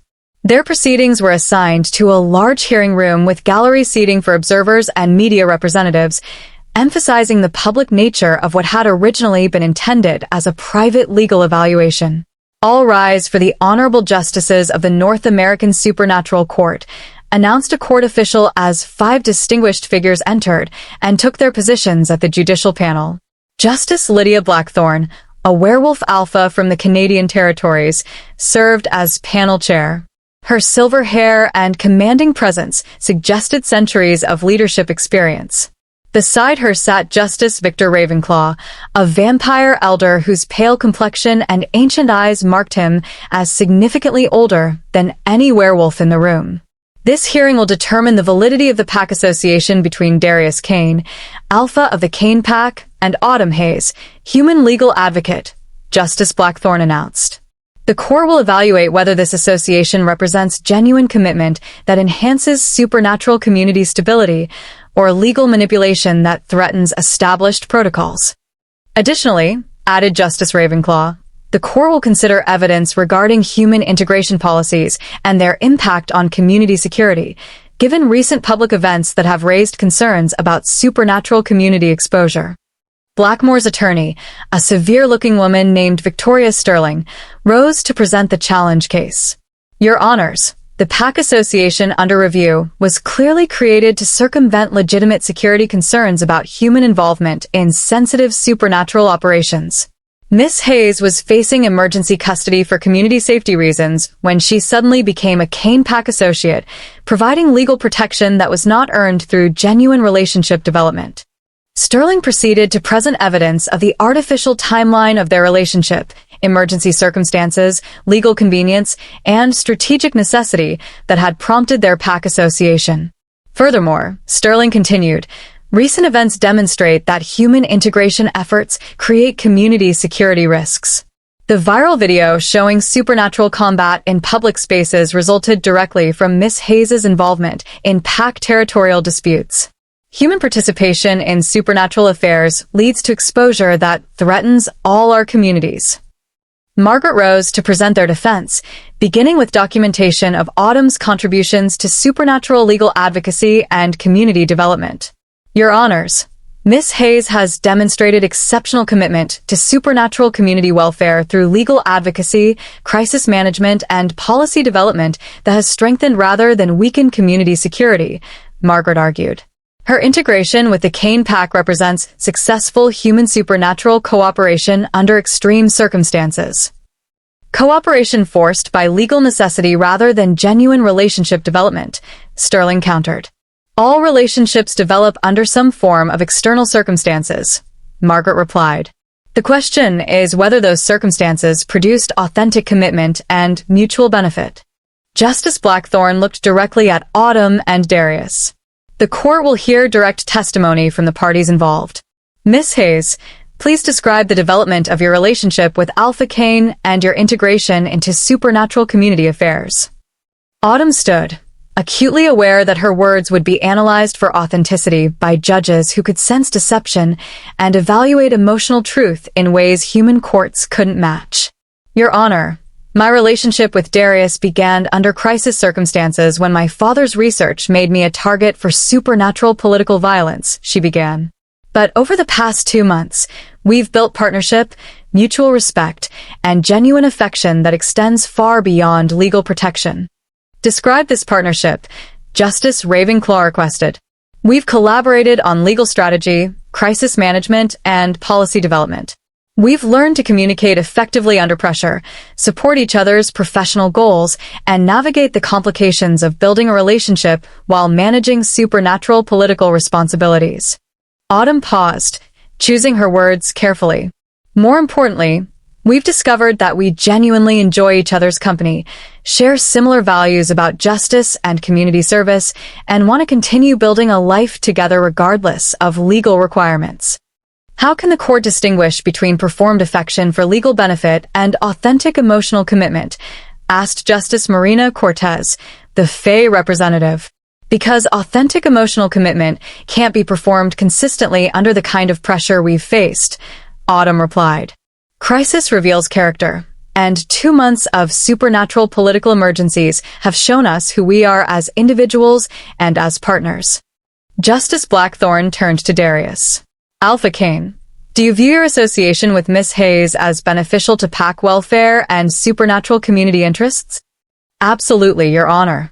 Autumn has contributed legal expertise, strategic thinking, and advocacy skills that have strengthened our PAC's ability to navigate complex political challenges. Darius's voice carried the authority of someone accustomed to making decisions that affected other people's lives. More personally, she has challenged me to become a better leader and a better person. Even considering the security risks her human status creates. The security risks come from opponents of integration, not from integration itself. Autumn's human perspective has actually enhanced our security by helping us understand human legal systems and develop strategies that work within both supernatural and human governance frameworks. Sterling rose for cross-examination. Miss Hayes, isn't it true that you signed PAC association documents without reading them, under emergency circumstances, to avoid supernatural custody? Yes, that's true. And isn't it true that your current living arrangement with Alpha Kane was necessitated by verification hearing requirements rather than organic relationship development? Our living arrangement was accelerated by legal requirements, but our decision to pursue a genuine relationship was made independently of those requirements. How can the court verify that distinction? Autumn looked at Darius, seeing encouragement in his amber eyes. Because we've had multiple opportunities to maintain a purely legal relationship for appearances, and we've consistently chosen to invest in authentic emotional connection instead. Such as spending time together that isn't required for verification purposes. Having conversations about our future that extend beyond legal timelines. Making joint decisions about career goals and personal priorities that wouldn't be necessary if this were just legal performance. Justice Cortez leaned forward with interest. Can you provide specific examples? Darius supported my decision to accept the counsel position even though it increased his personal security risks. I've been learning about pack culture and werewolf history because I want to understand his world, not because it's legally required. We've discussed long-term goals for supernatural community integration that extend far beyond our individual relationship. Alpha Kane, Justice Ravenclaw addressed Darius. Do you believe your relationship with Miss Hayes could survive dissolution of the pack association? Yes, Your Honor. Our legal relationship provides protection and political benefits, but our personal relationship is based on compatibility, shared values, and genuine affection that would continue regardless of legal status. Even if maintaining that relationship created political difficulties for your pack leadership? My pack benefits from having a leader who models successful human supernatural cooperation. Autumn's presence in my life demonstrates that integration enhances rather than weakens supernatural community's strength. The proceeding continued for several hours, with testimony from pack members, council representatives, and allied supernatural leaders about the authenticity of their relationship and its impact on community affairs. Isabella testified about observing genuine partnership development under crisis circumstances. Trevor provided evidence of their domestic compatibility and shared decision-making. Elena spoke about their collaborative approach to interpack political coordination.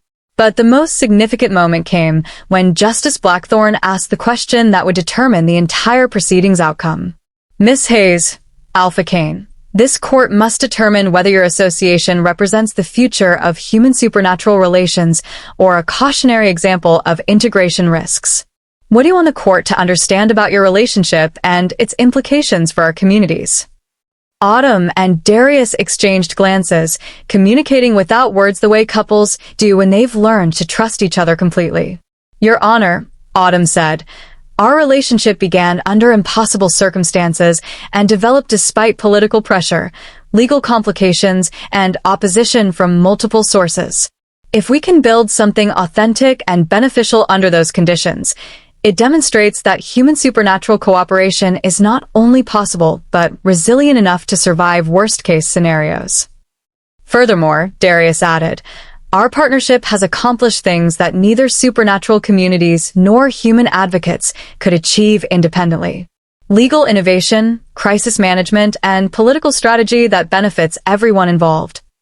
The question isn't whether human integration creates challenges, Autumn continued. The question is whether those challenges produce stronger communities when we face them together. Justice Blackthorne nodded slowly. The court will recess for deliberation. A decision will be announced this evening. As they left the courthouse for the recess period, Autumn felt the weight of waiting for a decision that would determine not just their personal future, but the direction of supernatural community policy for generations. Think we convinced them? She asked Darius as they walked through downtown Seattle. I think we told the truth about what we've built together and why it matters, he replied. Beyond that, we'll have to see if the truth is enough. No regrets about any of this? None. Even if the court rules against us, we proved that human supernatural partnership can work under extreme circumstances. And if they rule in our favor? Then we continue building what we started, with legal protection and political support instead of constant crisis management. As evening approached and they returned to the courthouse for the decision, Autumn realized that regardless of the court's ruling, she and Darius had already proven what they needed to prove to themselves. They had built something real, authentic, and worth protecting. Everything else was just legal formality. Chapter 14. The supernatural court reconvened at sunset, the timing deliberately symbolic for a proceeding that would either mark the dawn of open human-supernatural cooperation or the dusk of integration efforts. Autumn and Darius sat at the respondent table, surrounded by allies but ultimately facing a decision that would be made by 5 individuals who had never experienced the complexity of building a relationship under supernatural legal scrutiny. Justice Blackthorne called the court to order with the formal authority of someone accustomed to making decisions that affected thousands of lives across multiple species and territories. After extensive deliberation, this court has reached a decision regarding the pack association between Darius Kane and Autumn Hayes and its implications for supernatural community integration policies. The hearing room fell silent except for the soft hum of recording equipment and the barely audible breathing of dozens of observers whose futures depended on the next few minutes of legal pronouncement. The court finds that the pack association was initiated under emergency circumstances for legal protection purposes. Justice Blackthorne continued, her voice carrying clearly through the chamber. However, the evidence demonstrates that subsequent relationship development has been genuine, beneficial to both parties, and conducive to community welfare rather than threatening to community security. Autumn felt Darius's hand squeeze hers beneath the table, but she couldn't tell if the gesture indicated relief or continued tension. Furthermore, Justice Ravenclaw added, the court recognizes that the challenges faced by this association, political opposition, media scrutiny, and legal complexity, have produced innovations in human supernatural cooperation that benefit broader community interests. The court therefore validates the Kane-Hayes Pack Association as legitimate and beneficial, Justice Blackthorne announced. Relief flooded through Autumn, but she noticed that none of the justices looked like they were finished speaking. However, Justice Cortez continued, the court also finds that recent events have exposed vulnerabilities in current integration protocols that require immediate attention. The viral video incident demonstrated that supernatural community activities can be weaponized against integration efforts, Justice Blackthorne explained. While the court supports continued human-supernatural cooperation, we require enhanced oversight and coordination to prevent future security breaches. Justice Sterling, the independent supernatural rights advocate, leaned forward to deliver what appeared to be the most significant part of the decision. Effective immediately, the North American Supernatural Court establishes the Office of Human Supernatural Relations, with authority to coordinate integration policies, investigate security concerns, and provide legal support for mixed community initiatives. Autumn felt her heart skip as she realized the implications of what Justice Sterling was announcing. Miss Hayes, given your demonstrated expertise in human supernatural legal integration and your successful navigation of complex political challenges, the court appoints you as the founding director of this new office. The appointment hit her like a physical shock. She'd been prepared for personal vindication or legal defeat, but not for career transformation that would make her one of the most influential figures in supernatural community governance. The position carries significant responsibility, Justice Blackthorne continued. Director Hayes will coordinate integration policies across multiple jurisdictions, serve as liaison between supernatural and human authorities, and develop protocols for managing future disclosure events. Alpha Kane, Justice Ravenclaw addressed Darius. The court recognizes your PAC's leadership in integration efforts and requests continued cooperation with the new office in developing best practices for human supernatural business operations.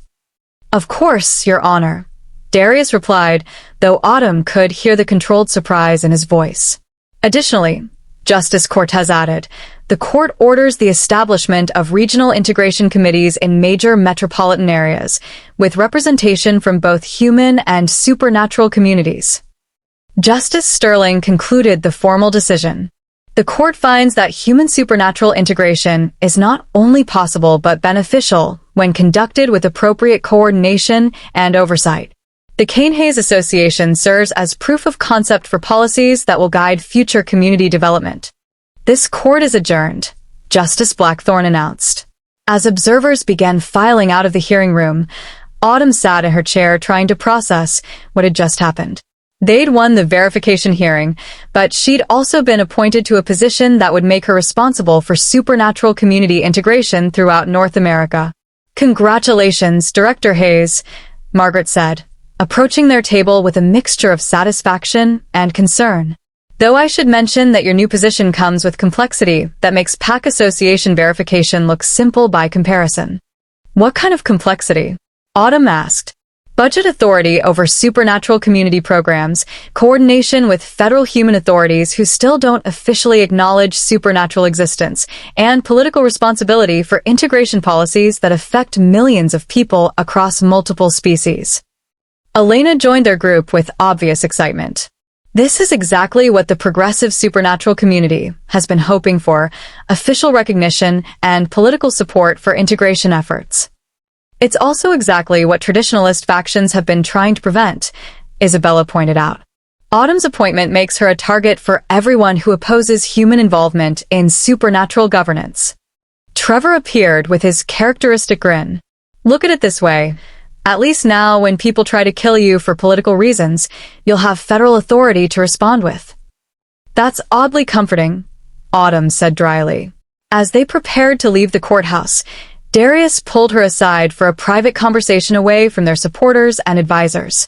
"How are you feeling about this?" he asked. "Overwhelmed." Honored. "Terrified." "Excited."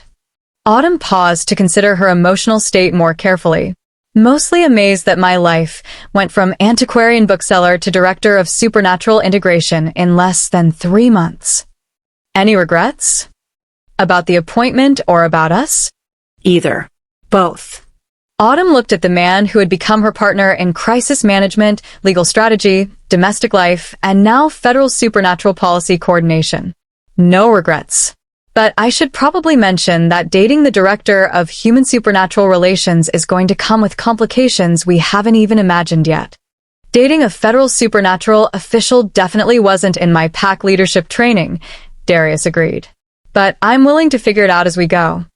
Even if it means dealing with congressional oversight committees, international supernatural diplomacy, and media attention that makes our recent viral video look like local news."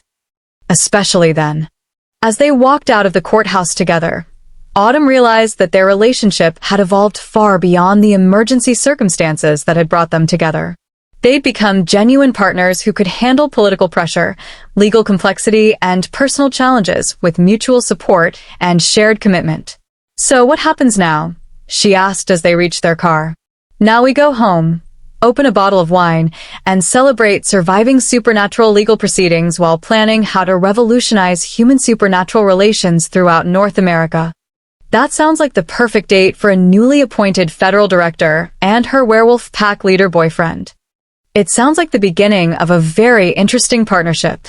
The drive back to Portland took them through small towns and rural areas where supernatural and human communities had coexisted quietly for generations.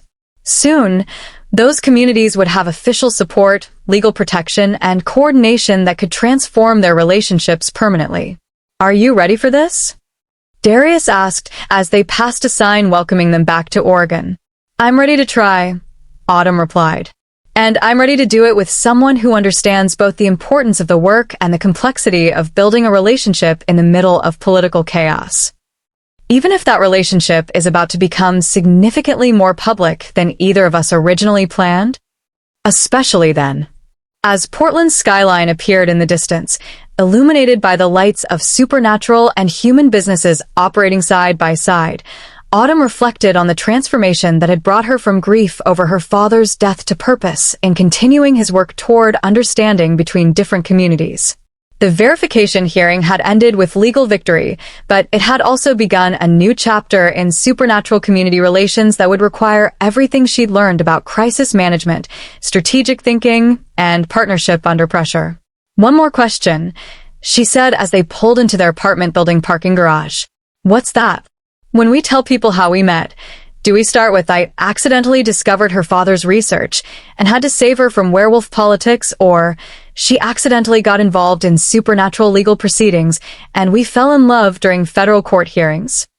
How about we met under impossible circumstances and built something real despite everything trying to keep us apart? That works too. As they rode the elevator to their shared apartment, Autumn realized that their love story had become something larger than personal romance. It had become proof that different worlds could find common ground, that cooperation could flourish under pressure, and that sometimes the most important relationships begin with accidental discoveries that change everything. The federal appointment would bring new challenges, but it would also provide resources and authority to continue the work they'd started together. And whatever came next, they would face it as partners who had already proven they could handle anything supernatural politics could throw at them. The elevator doors opened to reveal their hallway, their shared home, and their future as both a couple and a team working to build better relationships between communities that had hidden from each other for too long. "Welcome home, Director Hayes," Darius said with a smile. "Welcome home, Alpha Kane." Chapter 15. 6 months after the verification hearing, Autumn stood in her new federal office in downtown Portland, staring at a wall map marked with colored pins representing successful human supernatural integration initiatives across North America. Each pin represented communities where her policies had helped establish cooperation between species that had coexisted in secret for generations. The work was exactly as complex as Margaret had predicted. Director Hayes? Her assistant, Caroline, a young witch who had graduated from Portland State with degrees in both political science and supernatural studies, appeared in her doorway with an expression that suggested an incoming crisis. "We have a situation developing in Phoenix." "What kind of situation?" Autumn asked, mentally shifting from policy development mode to crisis management. "A pack leader is refusing to comply with new business disclosure requirements, claiming federal oversight violates supernatural sovereignty. Local human authorities are threatening regulatory action, and vampire communities are caught in the middle because they share commercial districts." Political complications or actual security risks? Both. The pack leader has support from traditionalist factions who view federal integration programs as human interference in supernatural governance. But refusing disclosure creates legal vulnerabilities that could expose the entire Phoenix supernatural community if human authorities decide to investigate. Autumn consulted her calendar, noting the 3 other crisis management calls scheduled for the afternoon. Set up a conference call with Phoenix stakeholders for 4 o'clock. And see if Elena can participate. She has experience with traditionalist resistance to integration policies. Already done. She's coordinating from the Cascade Pack headquarters. The past 6 months had proven that supernatural integration involved constant navigation between competing interests, jurisdictional conflicts, and political pressures from both traditional supernatural leaders and progressive human officials. But it had also demonstrated that cooperation was possible when communities had support, resources, and legal protection. "Any word from Darius about the Seattle situation?" Autumn asked. "He's meeting with the affected business owners this afternoon. Apparently the vandalism was organized rather than random, which suggests coordinated opposition rather than individual anti-supernatural sentiment." Caroline left to coordinate the Phoenix conference call while Autumn reviewed reports from integration initiatives throughout the region. The work required constant problem-solving, but it was also deeply satisfying to see communities that had hidden from each other for generations beginning to build open partnerships. Her phone buzzed with a text from Darius. "Dinner at 7? Want to hear about your federal bureaucracy adventures?" The message made her smile despite the afternoon's complications. Their relationship had deepened significantly since the verification hearing, helped by the fact that they no longer faced constant legal and political crises requiring emergency responses. Dating a federal director came with its own challenges, but they were manageable challenges rather than existential threats. The Phoenix conference call went better than expected. The traditionalist pack leader agreed to compromise on disclosure requirements in exchange for enhanced privacy protections for supernatural business operations. Vampire communities offered to provide mediation services for future disputes, and human authorities agreed to participate in cultural sensitivity training before implementing integration oversight. Another successful crisis resolution, Caroline announced as Autumn wrapped up the call. Though I should mention that the Traditionalist Coalition is requesting a meeting about federal integration policies. What kind of meeting? The kind where they formally challenge your authority to establish policies affecting supernatural communities without consent from traditional governance structures. Autumn sighed, recognizing the pattern that had emerged over the past 6 months. Every successful integration initiative prompted challenges from supernatural leaders who preferred isolation over cooperation, traditional authority over democratic participation. Schedule it for next week. But make sure Elena and Darius can participate.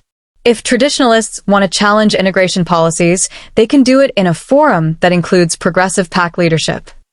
The drive home took her through Portland neighborhoods where supernatural and human businesses operated openly side by side, their success evident in thriving commercial districts and diverse customer bases. The integration initiatives were working, but they required constant maintenance and political support to continue developing. She found Darius in their kitchen, preparing what appeared to be an elaborate dinner while simultaneously participating in a pack conference call about business security protocols. Federal director work or pack leadership work? She asked, kissing his cheek while he stirred something that smelled amazing. Pack leadership. But it's related to your federal work, he replied, ending his call and turning to give her proper attention. The Seattle vandalism appears to be coordinated opposition to integration policies. Someone is organizing anti-supernatural business targeting. Organized by whom? Unknown, but the pattern suggests coordination across multiple cities. Similar incidents have occurred in Portland, Seattle, and Vancouver over the past month. Autumn sat down at their dining table, accepting the wine Darius offered while processing this new information. Anti-integration activism or traditional supernatural opposition? Both, potentially. The vandalism targets businesses that have participated in integration programs, but the methods suggest human organization rather than supernatural political opposition. So we're dealing with human resistance to supernatural community disclosure. Among other things. They ate dinner while discussing the political complexities of managing integration efforts that faced opposition from multiple directions, traditional supernatural leaders who wanted to maintain secrecy, human communities that feared supernatural presence, and political figures who viewed integration as either security risk or economic opportunity, depending on their constituencies. Are you second-guessing the federal appointment? Darius asked as they cleaned up dishes together. Daily. But not because I regret the work. Autumn handed him plates to load into the dishwasher. I knew the position would be complicated. I didn't anticipate that every policy decision would create political opposition from someone. Welcome to leadership. Every decision you make affects other people's lives, which means every decision creates both supporters and opponents. How do you handle it? Making pack leadership decisions that affect dozens of people who depend on you for their safety and livelihood. By remembering that doing nothing is also a decision that affects people's lives. Sometimes the choice isn't between good and bad options, but between imperfect solutions and dangerous inaction. Autumn considered this while they finished cleaning up. Her federal position required constant decision-making about policies that affected thousands of supernatural and human community members across multiple jurisdictions. The responsibility was overwhelming, but the alternative was allowing integration efforts to proceed without coordination or support. Speaking of federal decisions, Darius said, producing an official-looking envelope from the kitchen counter. This arrived for you today. Congressional letterhead. Autumn opened the envelope with growing trepidation, scanning the formal language until she reached the essential information. The House Subcommittee on Emerging Domestic Issues wants to hold hearings about federal supernatural integration programs. Is that good news or concerning news? Both. Congressional oversight provides legitimacy and political support for integration efforts. But it also means public hearings, media attention, and political scrutiny that could undermine community trust. What kind of hearings? The kind where I testify before Congress about supernatural community integration while being questioned by politicians who may or may not believe supernatural creatures actually exist. Darius laughed despite the seriousness of the situation. Your job description keeps getting more surreal. Tell me about it. 6 months ago, I was translating ancient werewolf territorial agreements. Next month, I'll be explaining vampire business licensing requirements to congressional subcommittees. Any regrets about the career transition? Autumn considered the question while looking around their shared kitchen, noting the comfortable domestic routines they'd established despite their complicated professional responsibilities. No regrets about the work. No regrets about us. Just occasional amazement that my life became supernatural political theater. It's been good theater, though. Educational, dramatic, and with better character development than most federal programs achieve. Are you comparing our relationship to a government efficiency initiative? I'm comparing our relationship to a successful collaboration between very different organizations that accomplish things neither could achieve independently. That's either very romantic or very bureaucratic. It can be both. As they settled into their living room for the evening, Autumn reflected on how their relationship had evolved since the verification hearing. The constant crisis management had been replaced by routine challenges and normal couple conflicts about household responsibilities, career priorities, and social obligations. But the foundation they'd built under pressure had proven resilient enough to handle ordinary relationship development. "Darius?" she said, curled up beside him on their couch while he reviewed PAC business reports. "Yes. Are you happy with how this all turned out? The federal appointment, the integration programs, the domestic partnership between a werewolf alpha and a federal bureaucrat." "Are you?" I asked first. Darius set aside his reports and turned to give her complete attention. "Autumn, 6 months ago, I was managing PAC security by hiding supernatural community existence from human authorities. Today I'm coordinating with federal officials to establish legal protections for supernatural businesses throughout North America. My life has become exponentially more complicated and exponentially more meaningful. And personally, I'm in love with someone who challenges me intellectually, supports my leadership goals, and makes excellent coffee. I can't imagine wanting anything different. Even when I have to testify before Congress and deal with traditionalist coalition challenges and manage integration crises in multiple time zones. Especially then." The congressional hearing notice sat on their coffee table, representing the next phase of challenges they would face as supernatural integration moved from experimental programs to established federal policy. But as Autumn looked at the man who had become her partner in both crisis management and daily life, she felt confident about facing whatever political complexities came next. "One more question," she said. "What's that?" "When I testify before Congress about supernatural integration programs, do I mention that the policy development was informed by my personal experience building a relationship with a werewolf pack leader? Do you want to? I want to be honest about what we've learned and why the programs work. But I also don't want our private life to become congressional testimony. Then mention that successful integration requires genuine partnership and mutual respect, without specifying that you learned those principles through supernatural court verification hearings and federal appointment ceremonies. Personal experience without personal details." Exactly. As Portland settled into the evening outside their apartment windows, Autumn realized that their relationship had achieved something she hadn't expected when it began under emergency circumstances. It had become the foundation for both personal happiness and professional success that extended far beyond their individual lives. The congressional hearings would bring new challenges, but they would face them as partners who had already proven they could handle anything supernatural politics could produce. And whatever came next, they would build it together. Chapter 16. The congressional hearing room was smaller than Autumn had expected, but the assembled media and political attention made it feel like the center of the universe. She sat at the witness table facing the House Subcommittee on Emerging Domestic Issues, acutely aware that her testimony would be broadcast live to supernatural communities throughout North America and human audiences who were still adjusting to the reality of werewolf business owners and vampire community leaders.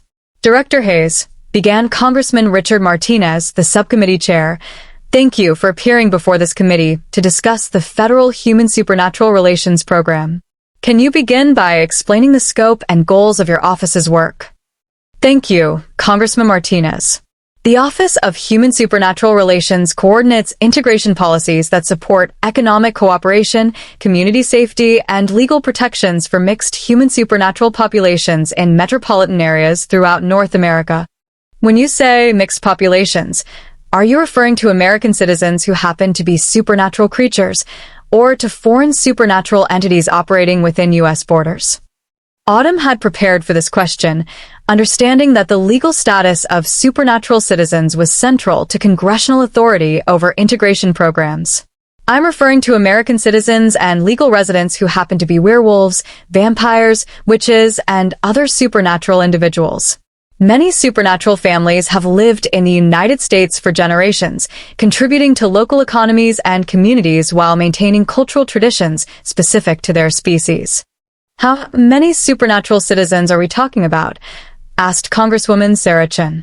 Current estimates suggest approximately 200,000 supernatural citizens nationwide, with concentrations in major metropolitan areas. However, these numbers are preliminary since comprehensive census data has not previously been collected. 200,000, repeated Congressman James Bradley with obvious skepticism. Director Hayes, are you seriously asking this committee to believe that 200,000 werewolves and vampires have been living in American cities without government knowledge? Not without government knowledge, Congressman. Various federal agencies have had informal awareness of supernatural community presence for decades. What's new is formal acknowledgement and coordinated policy development to support successful integration rather than managing supernatural communities as security concerns. What evidence do you have that integration policies benefit human communities? Asked Congresswoman Chin. Autumn consulted her prepared materials, grateful for the months of data collection that had documented integration program results. Supernatural businesses contribute approximately $8 billion annually to the national economy. Communities with active integration programs show improved public safety statistics, enhanced community development funding, and increased cultural diversity that supports tourism and economic development. $8 billion? Congressman Martinez looked genuinely surprised. Supernatural citizens operate businesses ranging from security, consulting to agricultural development to technological innovation. Many provide services that specifically benefit human communities. Werewolf pack security operations, vampire medical research, which environmental restoration projects. But what about public safety concerns? Pressed Congressman Bradley. The viral video that exposed supernatural combat in Portland shows dangerous individuals engaging in violence in public spaces. Autumn had been dreading this question, but she'd also prepared extensively for it. The Portland incident involved self-defense against criminal activity that threatened both supernatural and human community members. The individuals who engaged in combat were responding to territorial aggression that violated supernatural law and posed risks to civilian populations. Are you saying supernatural creatures have their own legal system that operates parallel to American law? I'm saying supernatural communities have traditional governance structures that complement rather than compete with American law. These structures focus on internal community disputes and cultural preservation, similar to tribal governance systems for Native American communities. Congresswoman Chun leaned forward with interest. Can you provide examples of successful supernatural community contributions to American society? Certainly. Kane Security Consulting in Portland employs over 60 people and provides personal protection services to individuals throughout the Pacific Northwest. Their safety record exceeds industry standards, and their employee retention rates demonstrate successful workplace integration between human and supernatural staff. Kane Security, Congressman Bradley noted, consulting his files. Isn't it the company owned by the werewolf pack leader you're personally involved with? The question hit exactly where Autumn had expected it to, but she'd prepared for personal scrutiny as part of the congressional testimony process. Darius Kane is both a successful business owner who has contributed significantly to Portland's economic development and my romantic partner. Our relationship developed through professional collaboration on integration policy development. Doesn't that relationship create conflict of interest concerns? Bradley pressed. My relationship with Alpha Kane provides first-hand experience with human supernatural partnership that informs policy development. However, all integration programs undergo independent evaluation and oversight to ensure effectiveness and fairness regardless of my personal relationships. Alpha Kane? Congressman Martinez asked. Is that a business title or a supernatural authority position? Both. Alpha leadership in werewolf communities combines business management with cultural governance responsibilities. Similar to how tribal leaders might serve both economic and cultural leadership roles in Native American communities. The questioning continued for several hours, covering everything from integration program budgets to supernatural community demographics to security protocols for managing public disclosure of supernatural existence. Autumn found herself explaining concepts that would have seemed impossible to discuss in federal forums just 6 months earlier. Director Hayes, Congresswoman Chin asked during the afternoon session, what would you say to critics who argue that federal supernatural integration programs represent government overreach into communities that have traditionally governed themselves independently? I would say that integration programs provide support and resources for communities that choose to participate, rather than mandating participation or imposing external governance. Supernatural communities maintain their cultural autonomy while gaining access to legal protections and economic opportunities that benefit both supernatural and human populations. What about religious objections to federal recognition of supernatural entities? Asked Congressman Bradley. Religious freedom protections apply equally to all American citizens, regardless of species. Supernatural integration policies respect religious diversity while ensuring that supernatural citizens have equal access to constitutional protections and economic opportunities. Any regrets about your career transition from antiquarian bookseller to federal supernatural policy director? Asked Congressman Martinez with what might have been humor. No regrets about the work, though I'll admit the learning curve has been steep. Leading federal integration efforts requires constant adaptation to challenges that don't have historical precedents. What challenges do you anticipate going forward? Continued political opposition from groups that prefer separation over integration, ongoing education efforts to help human communities understand supernatural community contributions, and international coordination as other countries develop their own supernatural integration policies. As the hearing concluded, Autumn felt cautiously optimistic about the congressional response. The questions had been pointed but not hostile, and several committee members seemed genuinely interested in integration program results rather than skeptical about supernatural community existence. Director Hayes, Congressman Martinez said as the formal session ended, "This committee will review your testimony and the supporting documentation you've provided. We expect to issue recommendations about continued federal support for integration programs within the next month." Thank you, Congressman. I'm available for any follow-up questions or additional information the committee might need. As Autumn gathered her materials and prepared to leave the hearing room, she noticed Darius waiting in the observer gallery. He'd flown to Washington that morning to provide moral support, despite the security complications involved in werewolf pack leaders traveling to participate in federal political proceedings. "How do you think it went?" she asked as they left the Capitol building together. "Better than I expected." They treated supernatural integration as a policy issue rather than a security threat, which suggests progress in political acceptance. The religious freedom questions were tricky, but you handled them well, emphasizing constitutional protections and religious diversity rather than getting drawn into theological debates about supernatural existence. They walked toward their hotel through Washington, D.C. streets where supernatural and human citizens moved through daily routines without the secrecy that had characterized supernatural community life for generations. The integration programs were working, but they required constant political maintenance and public education to continue developing. "Any second thoughts about federal appointment?" Darius asked as they reached their hotel. Daily. "But not because I want to quit." Autumn looked up at the city skyline, noting the mixture of government buildings and commercial districts where integration policies were being implemented in real time. "More because the responsibility keeps expanding beyond anything I originally imagined. Such as, congressional oversight is just the beginning. International supernatural communities are watching American integration programs to evaluate similar policies in their own countries. Whatever we accomplish here will influence supernatural policy development worldwide." That's either inspiring or terrifying. Both. Their hotel room overlooked the Potomac River, providing a view of the city where federal supernatural policy was being shaped through testimony, committee hearings, and political negotiations that would have been impossible before the public disclosure events of the past year. "Darius?" Autumn said as they settled in for the evening. "Yes. Do you think we're actually going to succeed with this integration effort? Or are we building something that will collapse under political pressure and human resistance?" "I think we're building something that's already succeeding in ways that make it difficult to reverse," he replied. "Supernatural businesses that employ human workers, human communities that benefit from supernatural economic contributions, legal frameworks that protect both populations. The infrastructure is becoming too embedded to eliminate easily."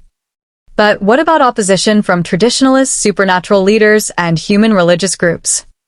Opposition will continue, but it's competing against demonstrated success rather than theoretical risks. Integration programs work, which makes them politically defensible even when they're culturally controversial. Autumn considered this while reviewing the day's congressional testimony and the positive media coverage that had emerged from the hearing. The federal appointment had been overwhelming, but it had also provided resources and authority to establish policies that were transforming human supernatural relations throughout North America. "One more question," she said. "What's that? Are you planning to propose to me before or after I finish revolutionizing supernatural community integration throughout the Western Hemisphere?" The question surprised him into laughter. "Is that a hint that you're ready for marriage proposals?" "It's a hint that I'm ready for whatever comes next in our relationship, whether that's engagement, marriage, or continued domestic partnership while we transform supernatural policy. How about we start with engagement and see if we can plan a wedding that doesn't get interrupted by supernatural political emergencies?" "That sounds perfect." As Washington, D.C. settled into the evening outside their hotel windows, Autumn realized that their relationship had evolved into something neither of them had expected when it began under crisis circumstances. Genuine partnership that enhanced both their personal happiness and their professional effectiveness.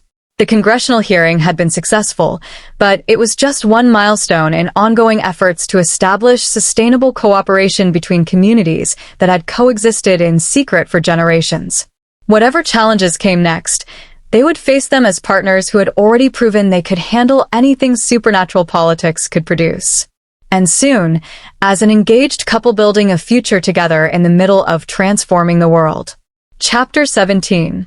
3 weeks after the congressional hearing, Autumn found herself standing in the ruins of what had been the most successful supernatural integration site in North America.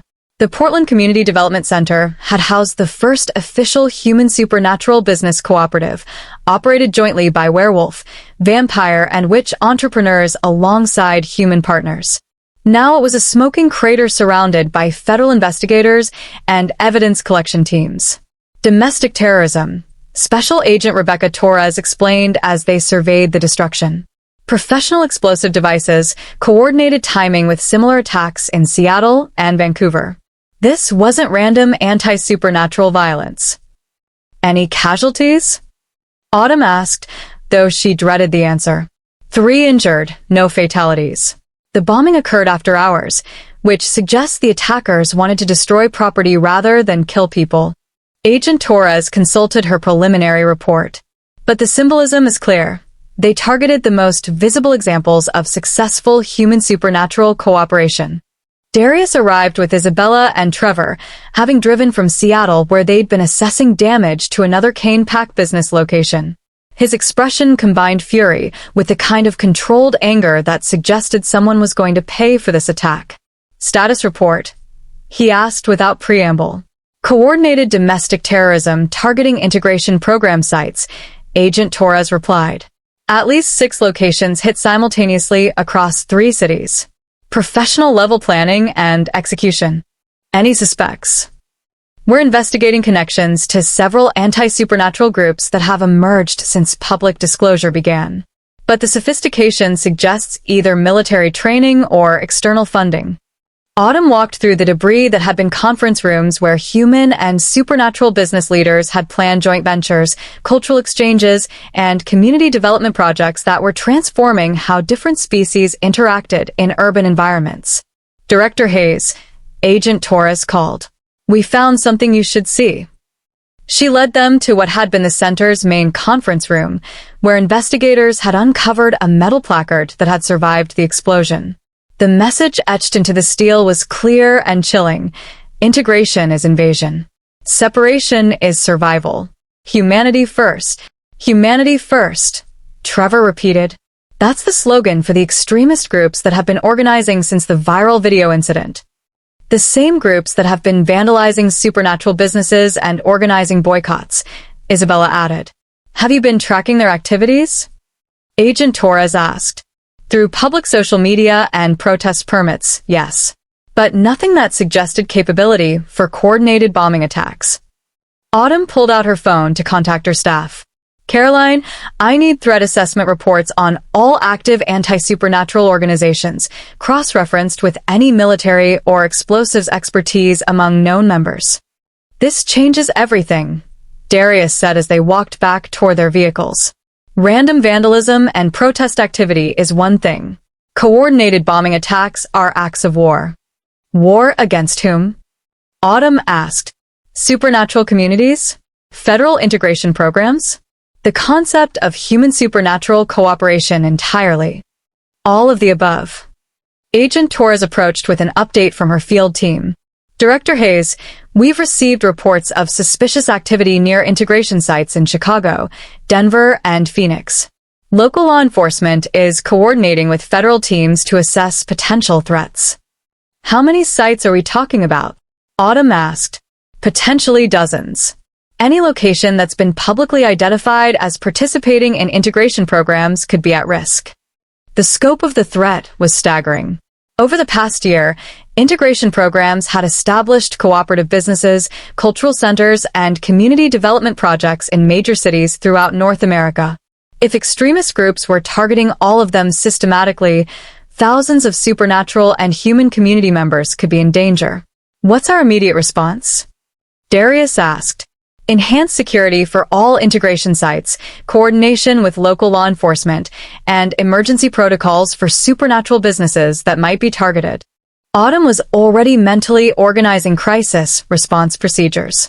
But we also need to address the political implications. Meaning what? Meaning domestic terrorism designed to stop integration programs will either kill the programs or galvanize support for them, depending on how human political leaders respond. Agent Torres nodded grimly. Congressional reaction will be critical. If lawmakers view this as proof that integration programs create security risks, federal support could disappear. If they view it as evidence that integration efforts need protection from extremist violence, support could increase.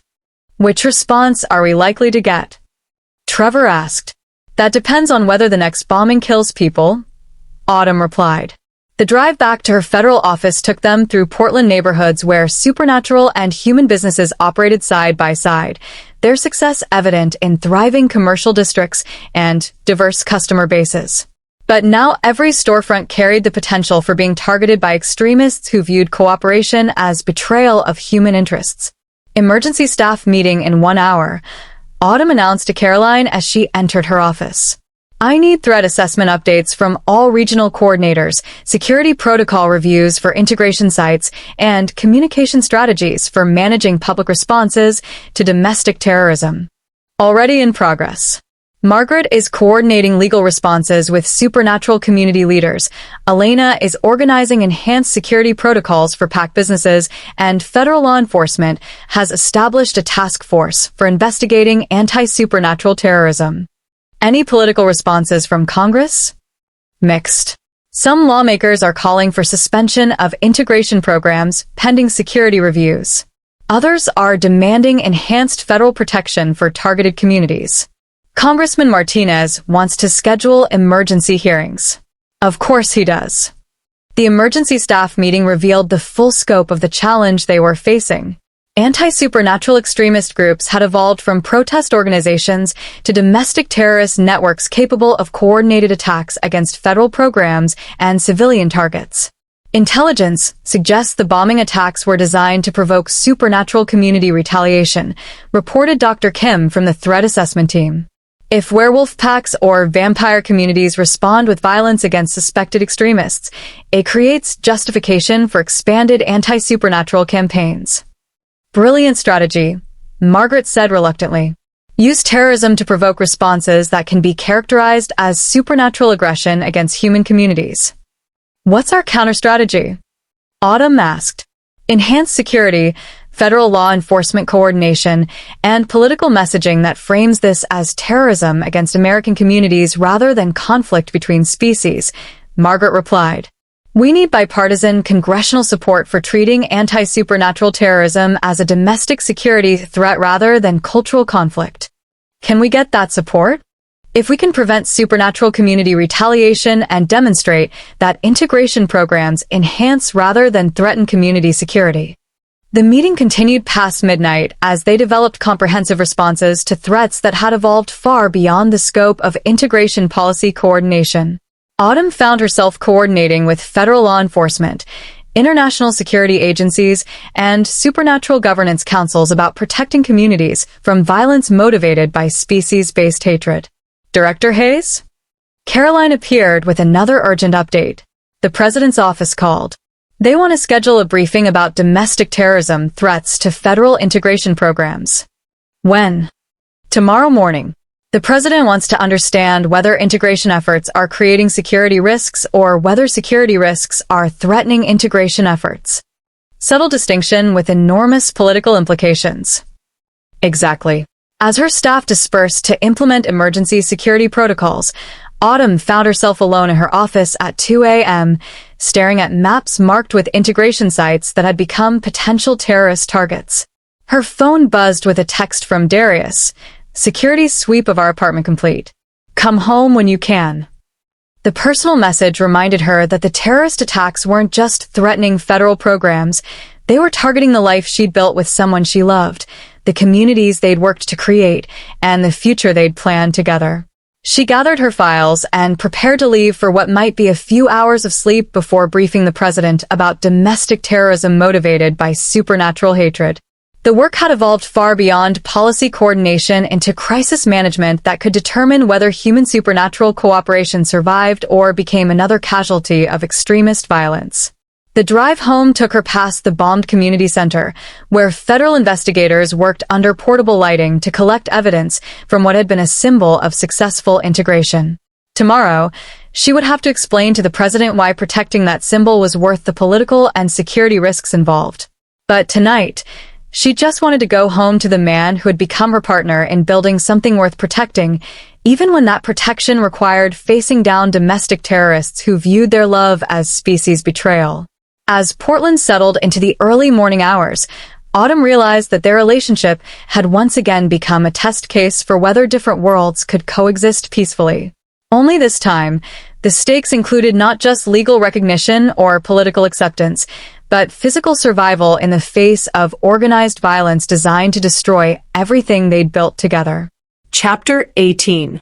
The Oval Office was smaller than Autumn had expected and considerably more intimidating than any supernatural court proceeding she'd experienced. President Catherine Walsh sat behind the resolute desk reviewing briefing materials while Autumn waited with the Secretary of Homeland Security and the FBI director for what would likely be the most important conversation of her federal career. Director Hayes, the president began without preamble, I need to understand whether your integration programs are creating the terrorism we're seeing, or whether terrorism is threatening programs that serve legitimate national interests. The latter, Madam President. Integration programs have demonstrated measurable benefits to community safety and economic development. The terrorism is a response to successful cooperation, not a result of failed policy. Explain the distinction. Autumn consulted her briefing materials, grateful for the data collection that had documented integration program results over the past 18 months. Supernatural businesses contribute $12 billion annually to the national economy and employ over 40,000 Americans. Communities with active integration programs show 15% improvement in public safety statistics and enhanced cultural diversity that supports tourism and economic development. But the bombing attacks specifically targeted integration sites, noted FBI Director James Chen. How do we protect programs that extremist groups view as legitimate targets? The same way we protect any American community threatened by domestic terrorism. Enhanced security, federal law enforcement coordination, and clear political messaging that frames attacks on integration sites as attacks on American communities and economic development. Secretary of Homeland Security Maria Santos leaned forward.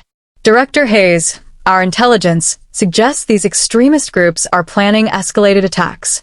Not just property destruction, but targeting supernatural community leaders and human officials who support integration policies. Including federal officials? The president asked.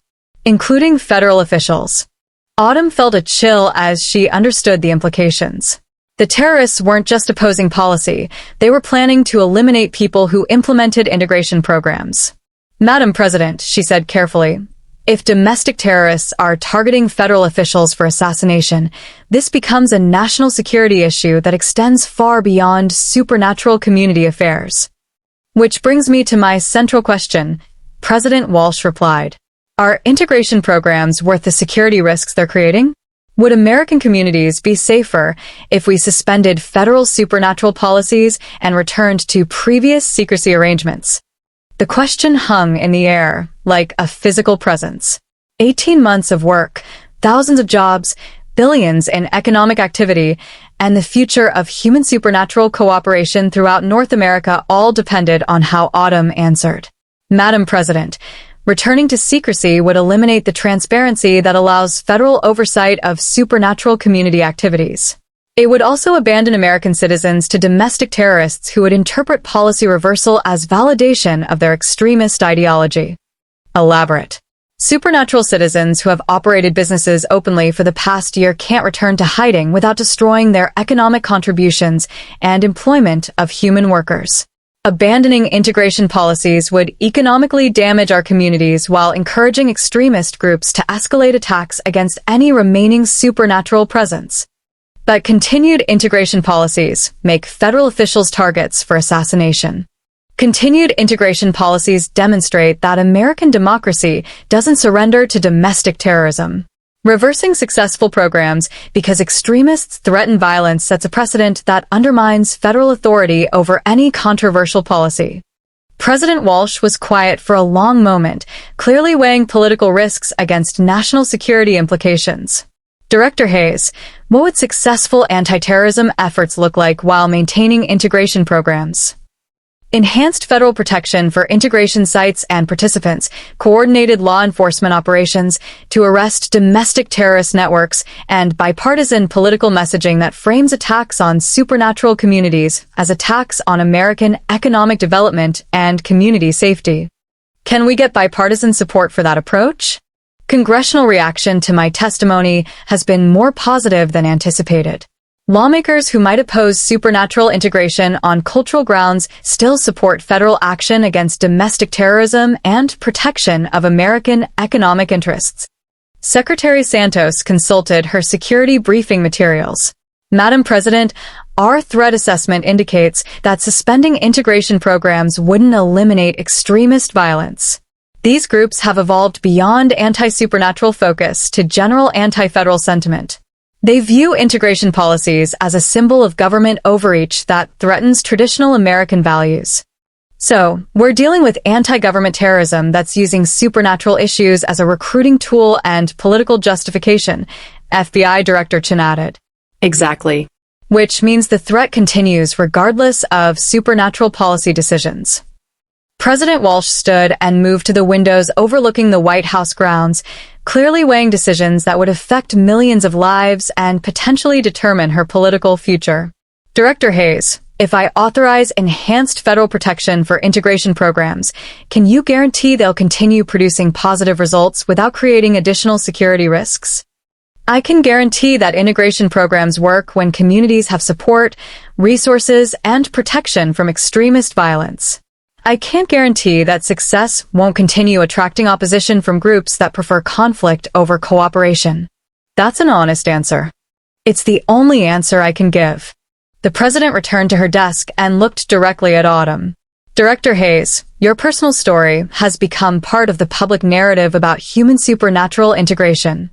A federal official in a relationship with a werewolf pack leader represents either the success of integration policies or the security risks they create, depending on political perspective. I understand that, Madam President. Are you prepared for your personal relationship to become a target for domestic terrorists who view it as a symbol of everything they're fighting against? Autumn thought about Darius, about the life they'd built together despite constant political pressure, about the communities they'd helped create and protect. Madam President, my relationship with Alpha Kane demonstrates that human supernatural cooperation produces partnership, mutual respect, and shared commitment to American communities. If terrorists want to target that success, they're targeting the values that integration programs represent.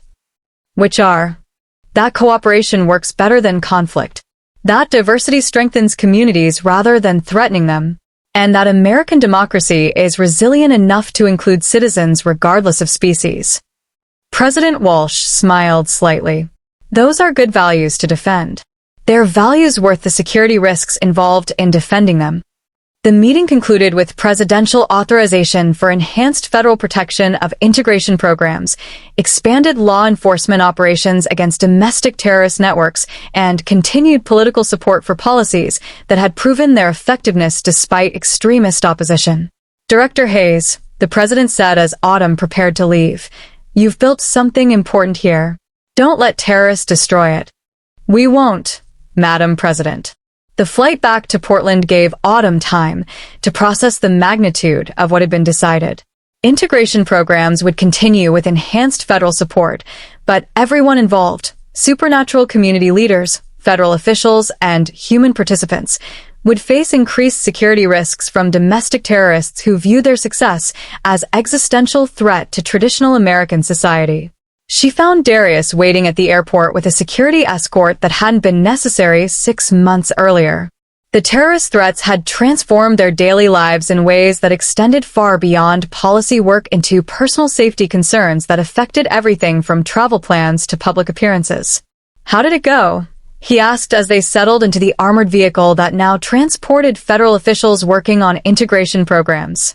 Presidential support, enhanced federal protection, and continued authorization for programs that extremist groups want to destroy. Autumn leaned against his shoulder, exhausted by the constant crisis management that had become their normal routine. Also confirmation that our relationship has become a symbol that domestic terrorists want to eliminate. Are you second-guessing any of this? Daily. But not because I want to quit. She looked out the windows at Portland streets where supernatural and human communities continued building cooperation despite terrorist threats.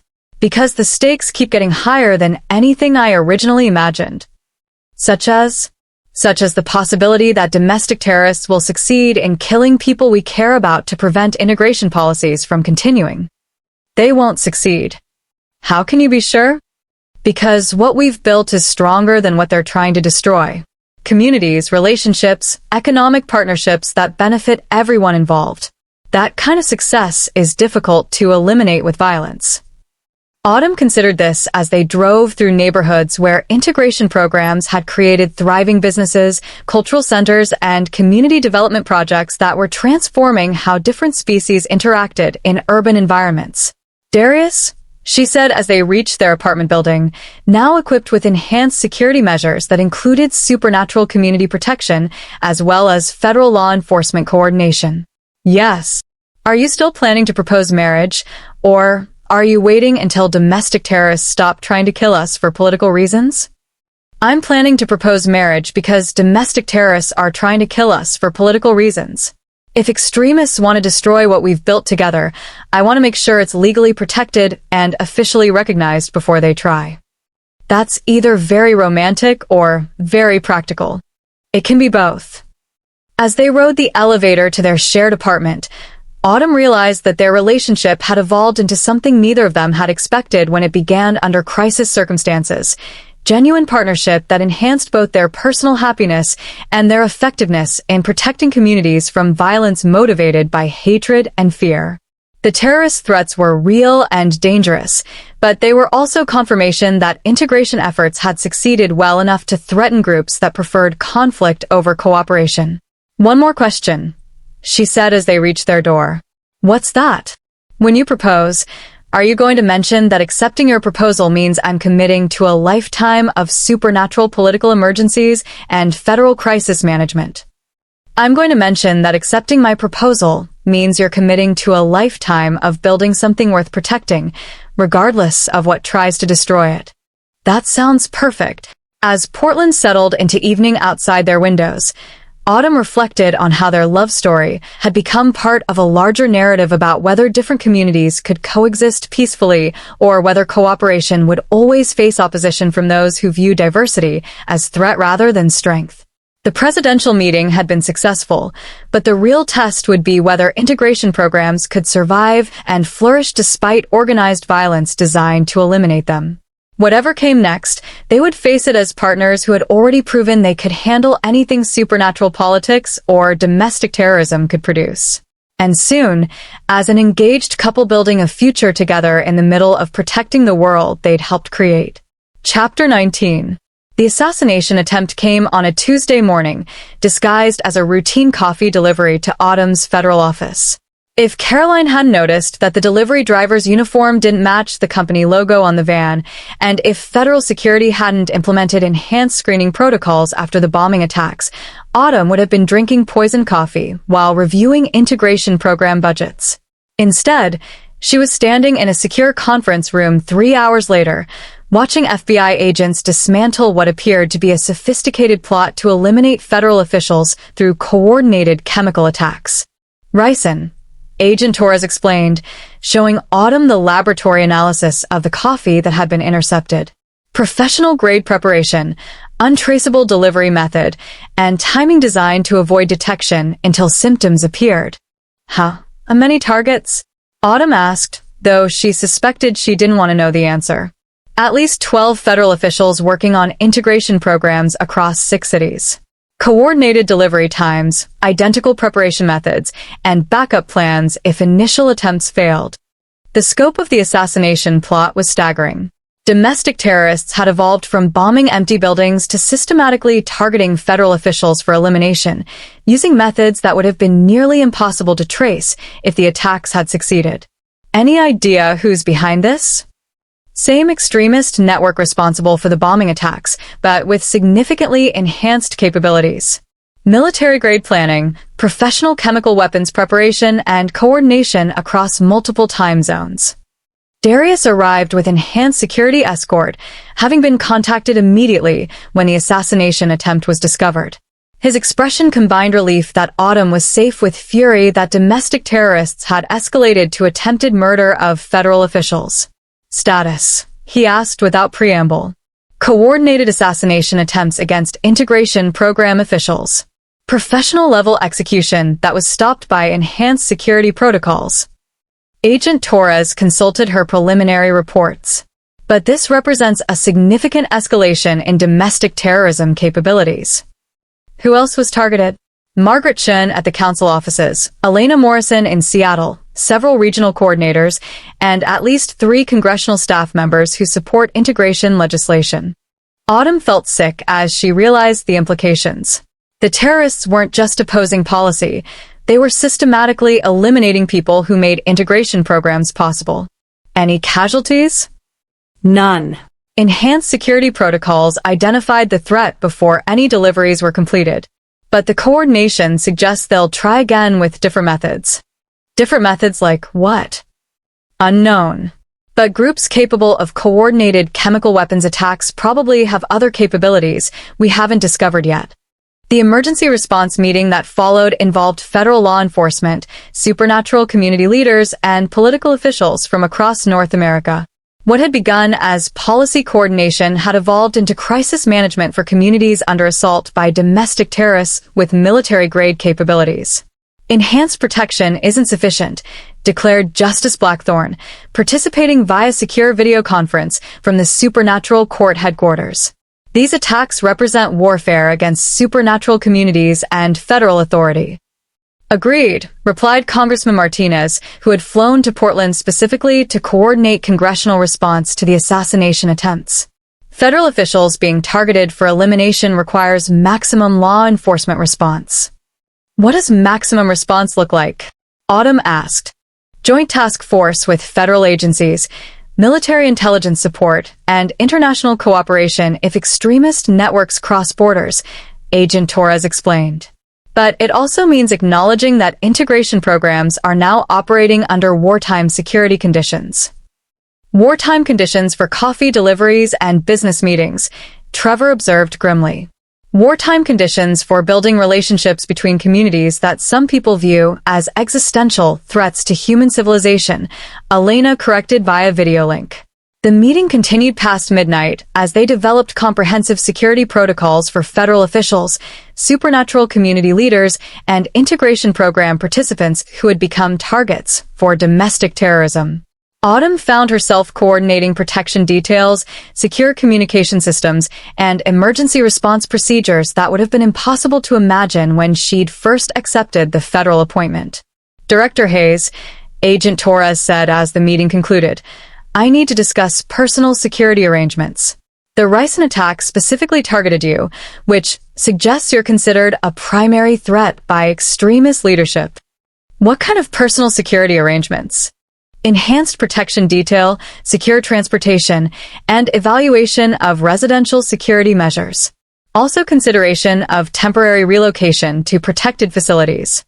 You're talking about witness protection for federal officials. I'm talking about keeping you alive while law enforcement operations eliminate domestic terrorist networks. The drive home required federal escort through Portland streets where integration programs had created thriving partnerships between supernatural and human communities. But now every successful business, every cooperative project, and every visible symbol of supernatural presence represented a potential target for extremists who viewed cooperation as species betrayal. Are you reconsidering the federal appointment? Darius asked as they settled into their apartment, now equipped with security systems that included both federal protection and supernatural community coordination. I'm reconsidering whether it's fair to ask you to stay in a relationship with someone domestic terrorists want to murder for political reasons, Autumn replied. That's not your decision to make. It's not. It's our decision to make. Together. Like every other major choice we've faced since this began. Autumn looked around their shared living space, noting the security modifications that had become necessary for federal officials working on integration programs.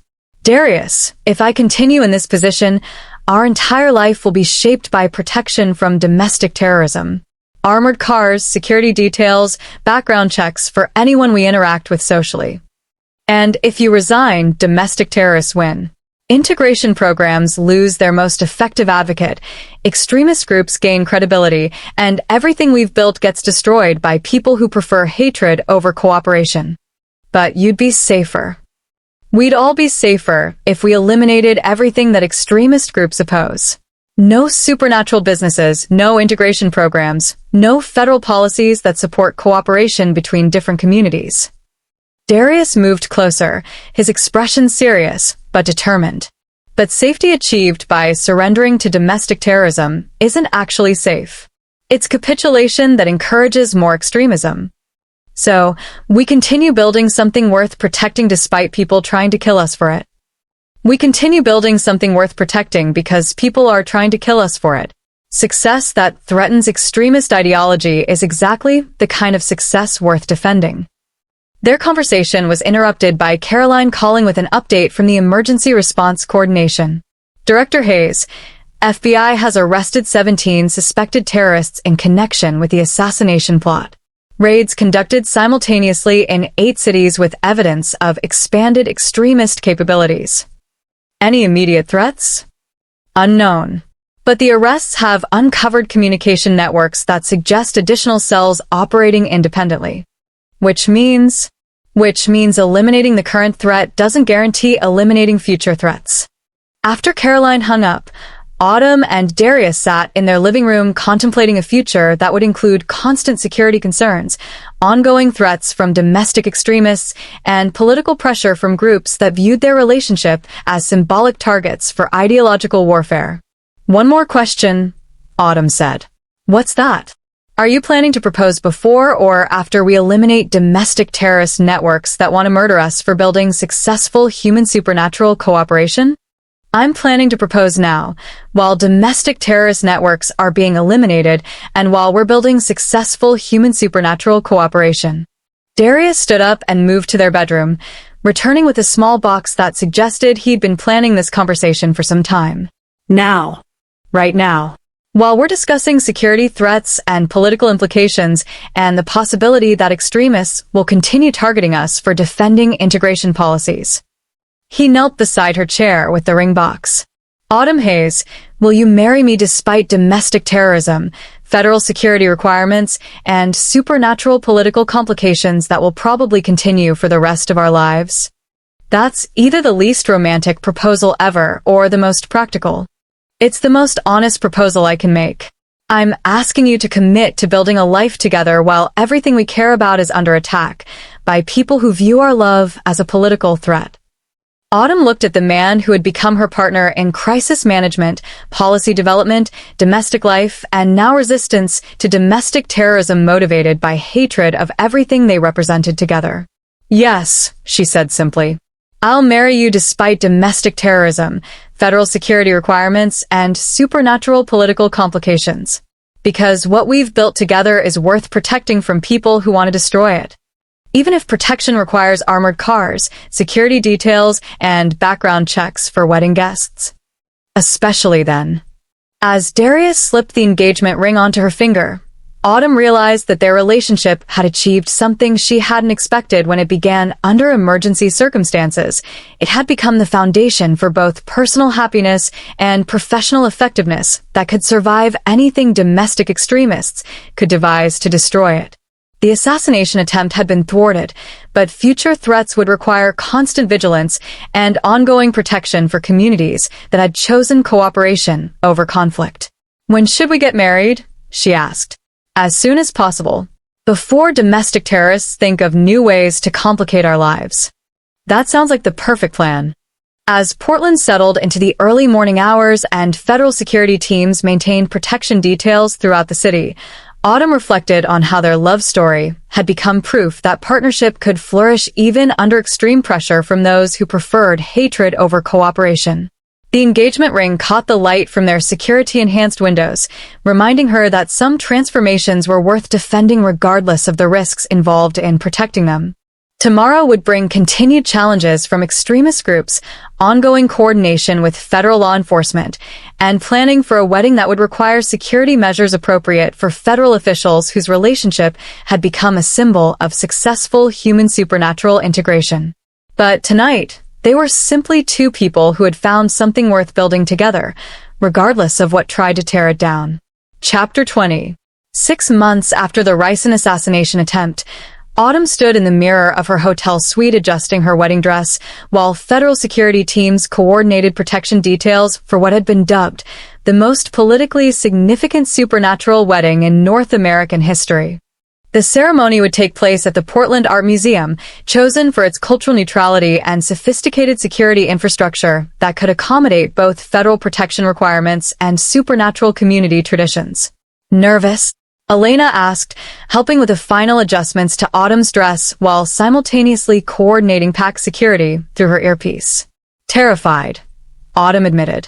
Not about marrying Darius, but about the possibility that domestic terrorists will use our wedding as an opportunity to make some kind of statement about human supernatural cooperation. The FBI has been planning security for this event longer than you've been planning the ceremony itself, Margaret assured her, entering the suite with what appeared to be final security briefings. Every guest has been background checked, every vendor has been screened, and every possible approach to the venue has been monitored for weeks. Any last-minute threats? Nothing credible. The extremist networks have been significantly disrupted by federal law enforcement operations over the past 6 months. Most of the leadership is in federal custody awaiting trial. The past half-year has seen remarkable progress in both counterterrorism efforts and integration program expansion. Congressional support for supernatural community protection had increased dramatically after the assassination attempts, leading to enhanced federal funding and bipartisan political backing for policies that had proven their effectiveness despite extremist opposition. What about international attention? Autumn asked, noting the media credentials that had been approved for wedding coverage. Extensive. Supernatural communities from 12 countries are sending observers, and human media coverage is being coordinated through State Department protocols. Margaret consulted her notes. Your wedding is being treated as a diplomatic event that demonstrates American leadership in human supernatural relations. No pressure, Autumn muttered. You've handled pressure before, Elena reminded her. Emergency PAC associations, verification hearings, congressional testimony, presidential briefings, and domestic terrorism. A wedding ceremony should be relatively straightforward by comparison. Isabella appeared in the doorway with Trevor, both dressed in formal attire that managed to project PAC authority while remaining appropriate for museum venue requirements. Final security sweep complete, Isabella reported.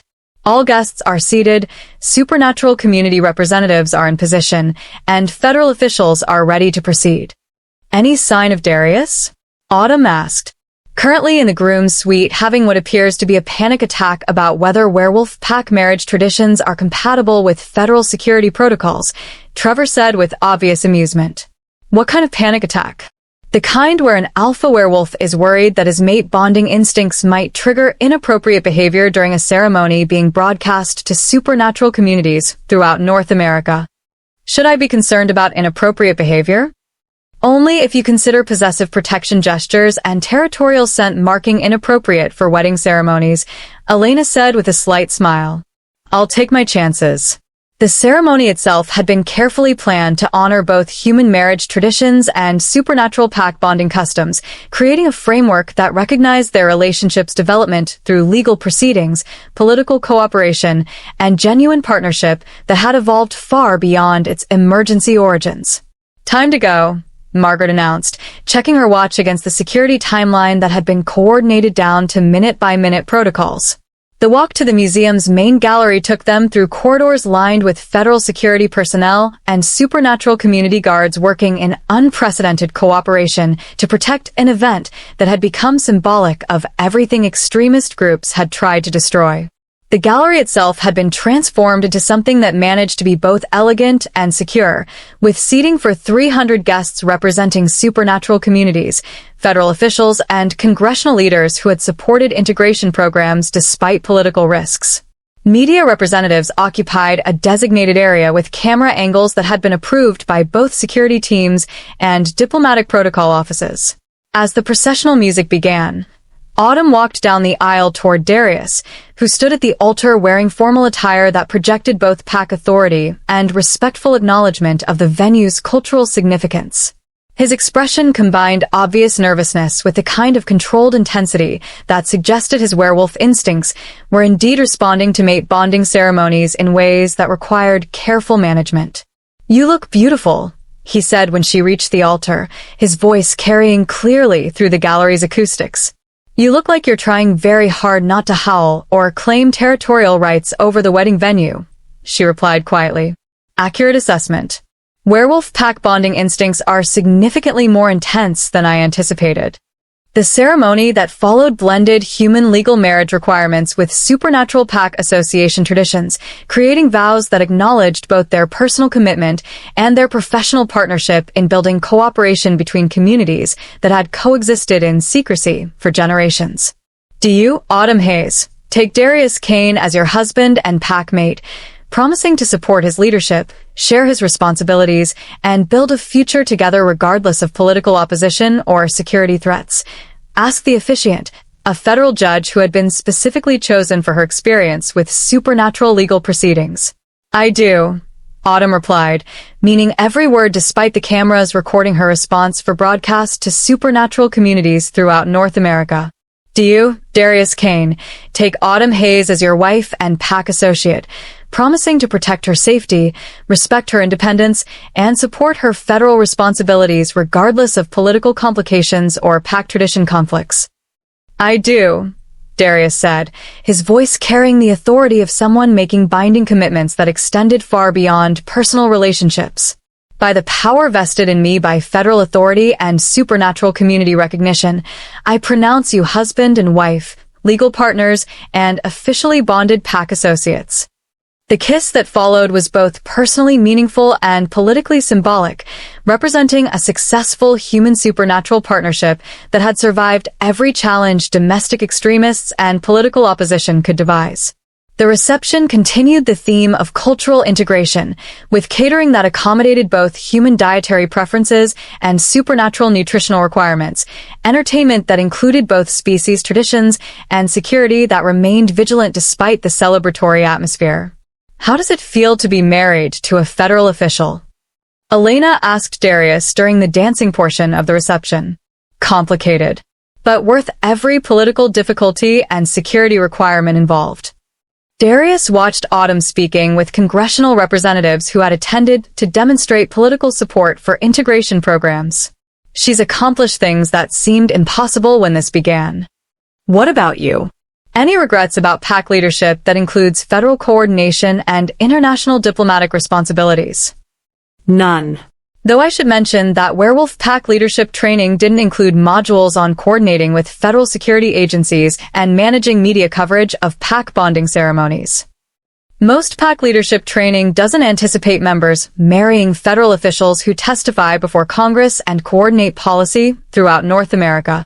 As the evening continued, Autumn found herself reflecting on the journey that had brought her from grieving bookseller to federal director married to a werewolf pack leader at a ceremony attended by supernatural community representatives and federal officials from across the continent. Any regrets? Darius asked as they shared their first dance as a married couple.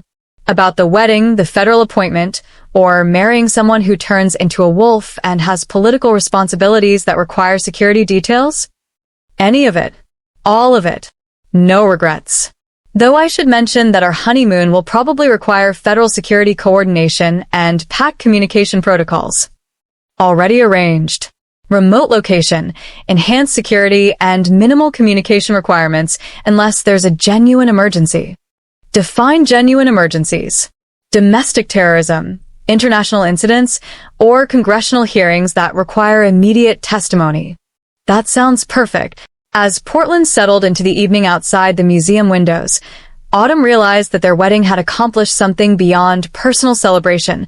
It had demonstrated that cooperation could flourish despite opposition, that partnership could develop under extreme pressure, and that love could provide foundation for building something larger than individual happiness.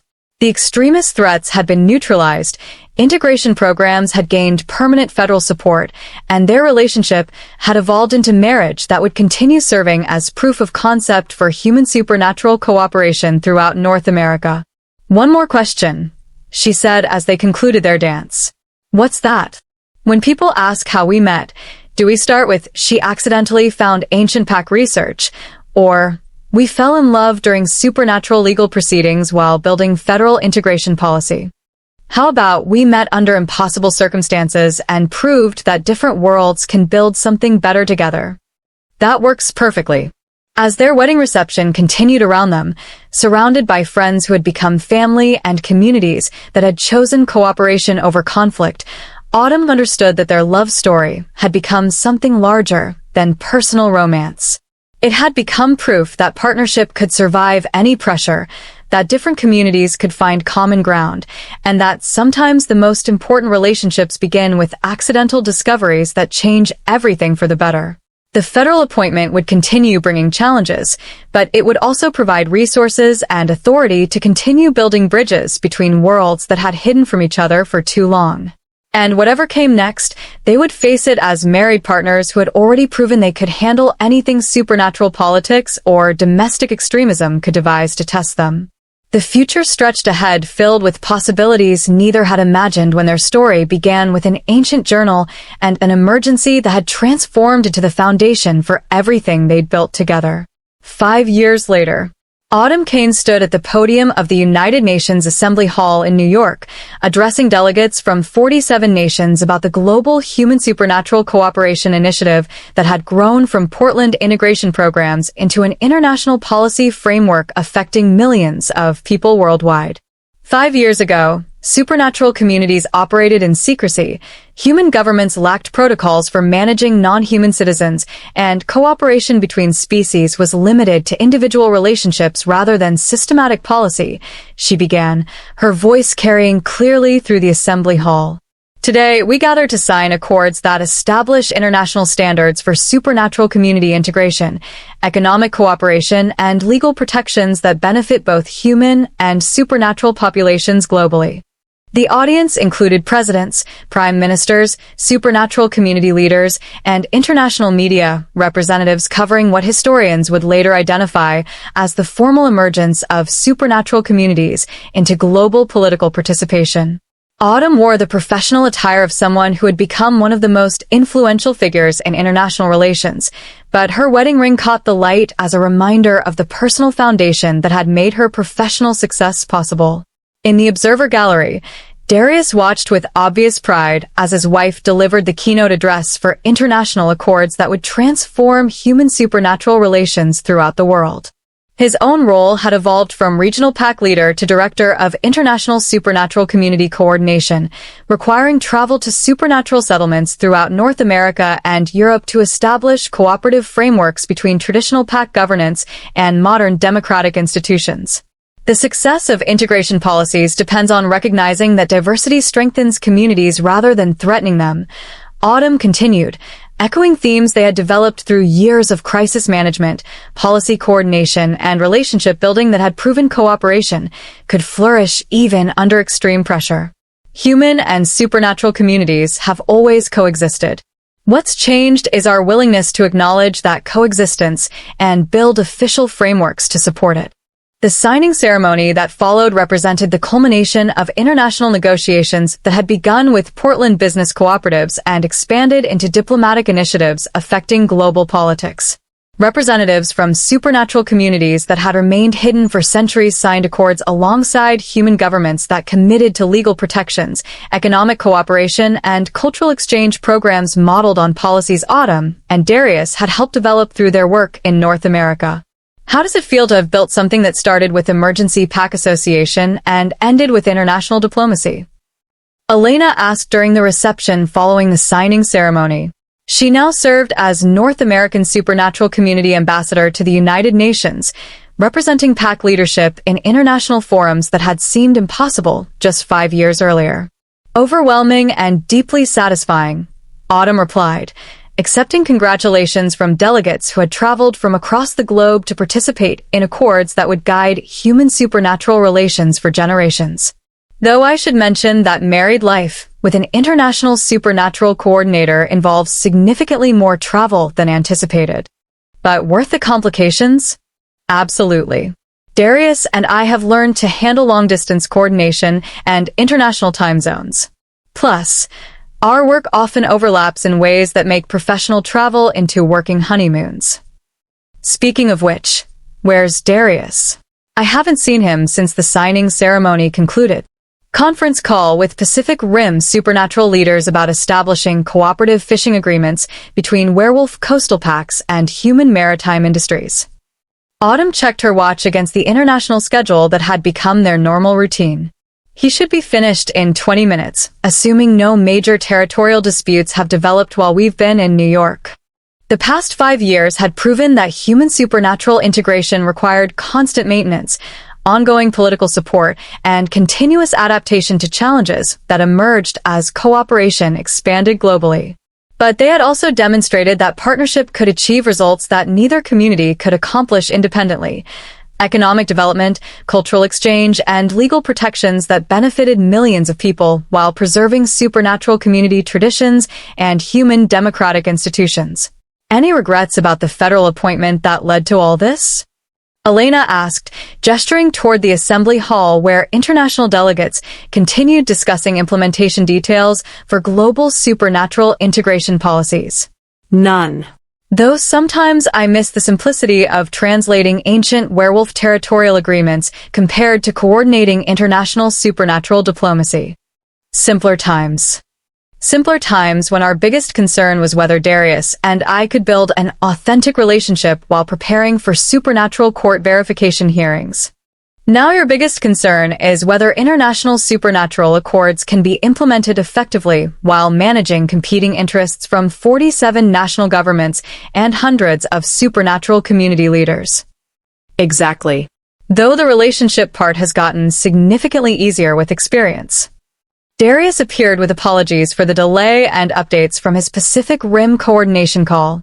Japanese werewolf packs have agreed to fishing territory sharing agreements with human maritime cooperatives, but Australian vampire communities want additional legal protections before committing to mineral rights negotiations. Solvable problems or fundamental conflicts? Autumn asked, automatically shifting into the professional coordination mode that had become second nature after years of managing international supernatural policy development. Solvable with appropriate diplomatic attention and probably some additional economic incentives. Add it to next week's agenda. As the reception continued around them, Autumn and Darius found themselves surrounded by international delegates, supernatural community leaders, and human government officials who had gathered to celebrate accords that established the legal framework for cooperation that had developed organically in communities throughout the world. 5 years ago, did you imagine we'd be coordinating international supernatural policy from the United Nations? Darius asked as they shared a quiet moment during the diplomatic reception.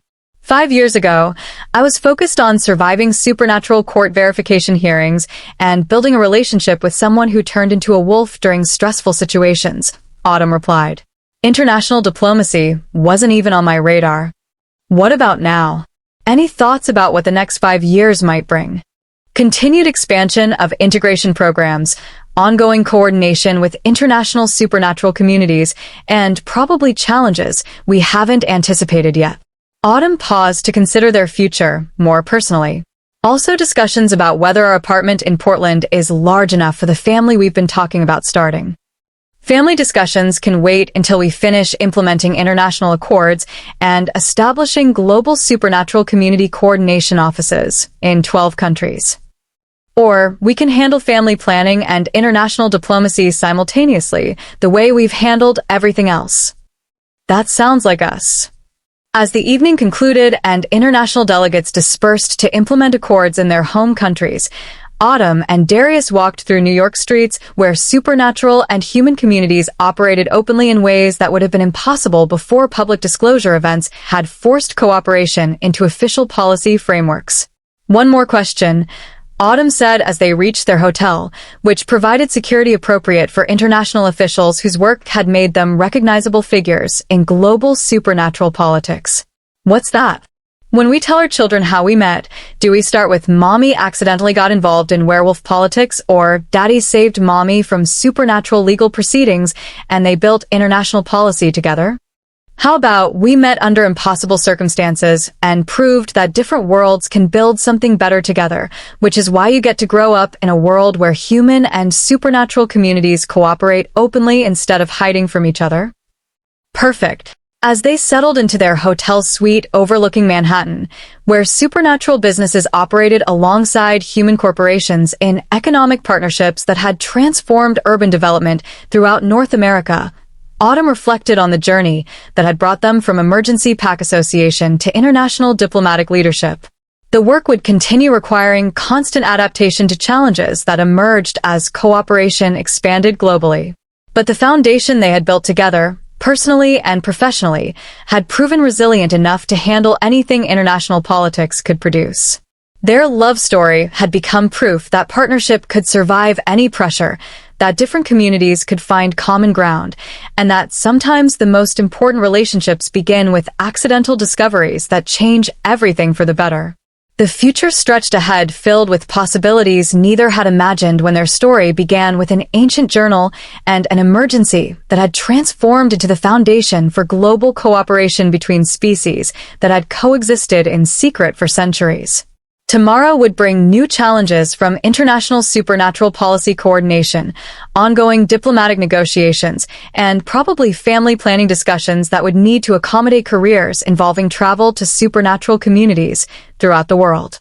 But tonight, they were simply two people who had found something worth building together, regardless of what international politics or supernatural diplomacy required them to handle next. The engagement ring that had been offered during domestic terrorism threats now sat beside a wedding band that had been exchanged during a ceremony attended by federal officials and supernatural community leaders from across North America. Soon, there might be children who would grow up in a world where cooperation between different communities was normal rather than secret, where supernatural identity was acknowledged rather than hidden, and where love between species was celebrated rather than feared. The transformation that had begun with accidental discovery and emergency legal protection had become the foundation for international policy that would guide human supernatural relations for generations. And at the center of it all remained the simple truth they had discovered during their first crisis together. That partnership could accomplish anything when people were willing to build something better together than either could achieve alone. The end. Thank you for listening. This concludes Autumn and Darius's journey from accidental meeting to international supernatural diplomacy leadership, proving that love can flourish under any circumstances and cooperation can transform the world.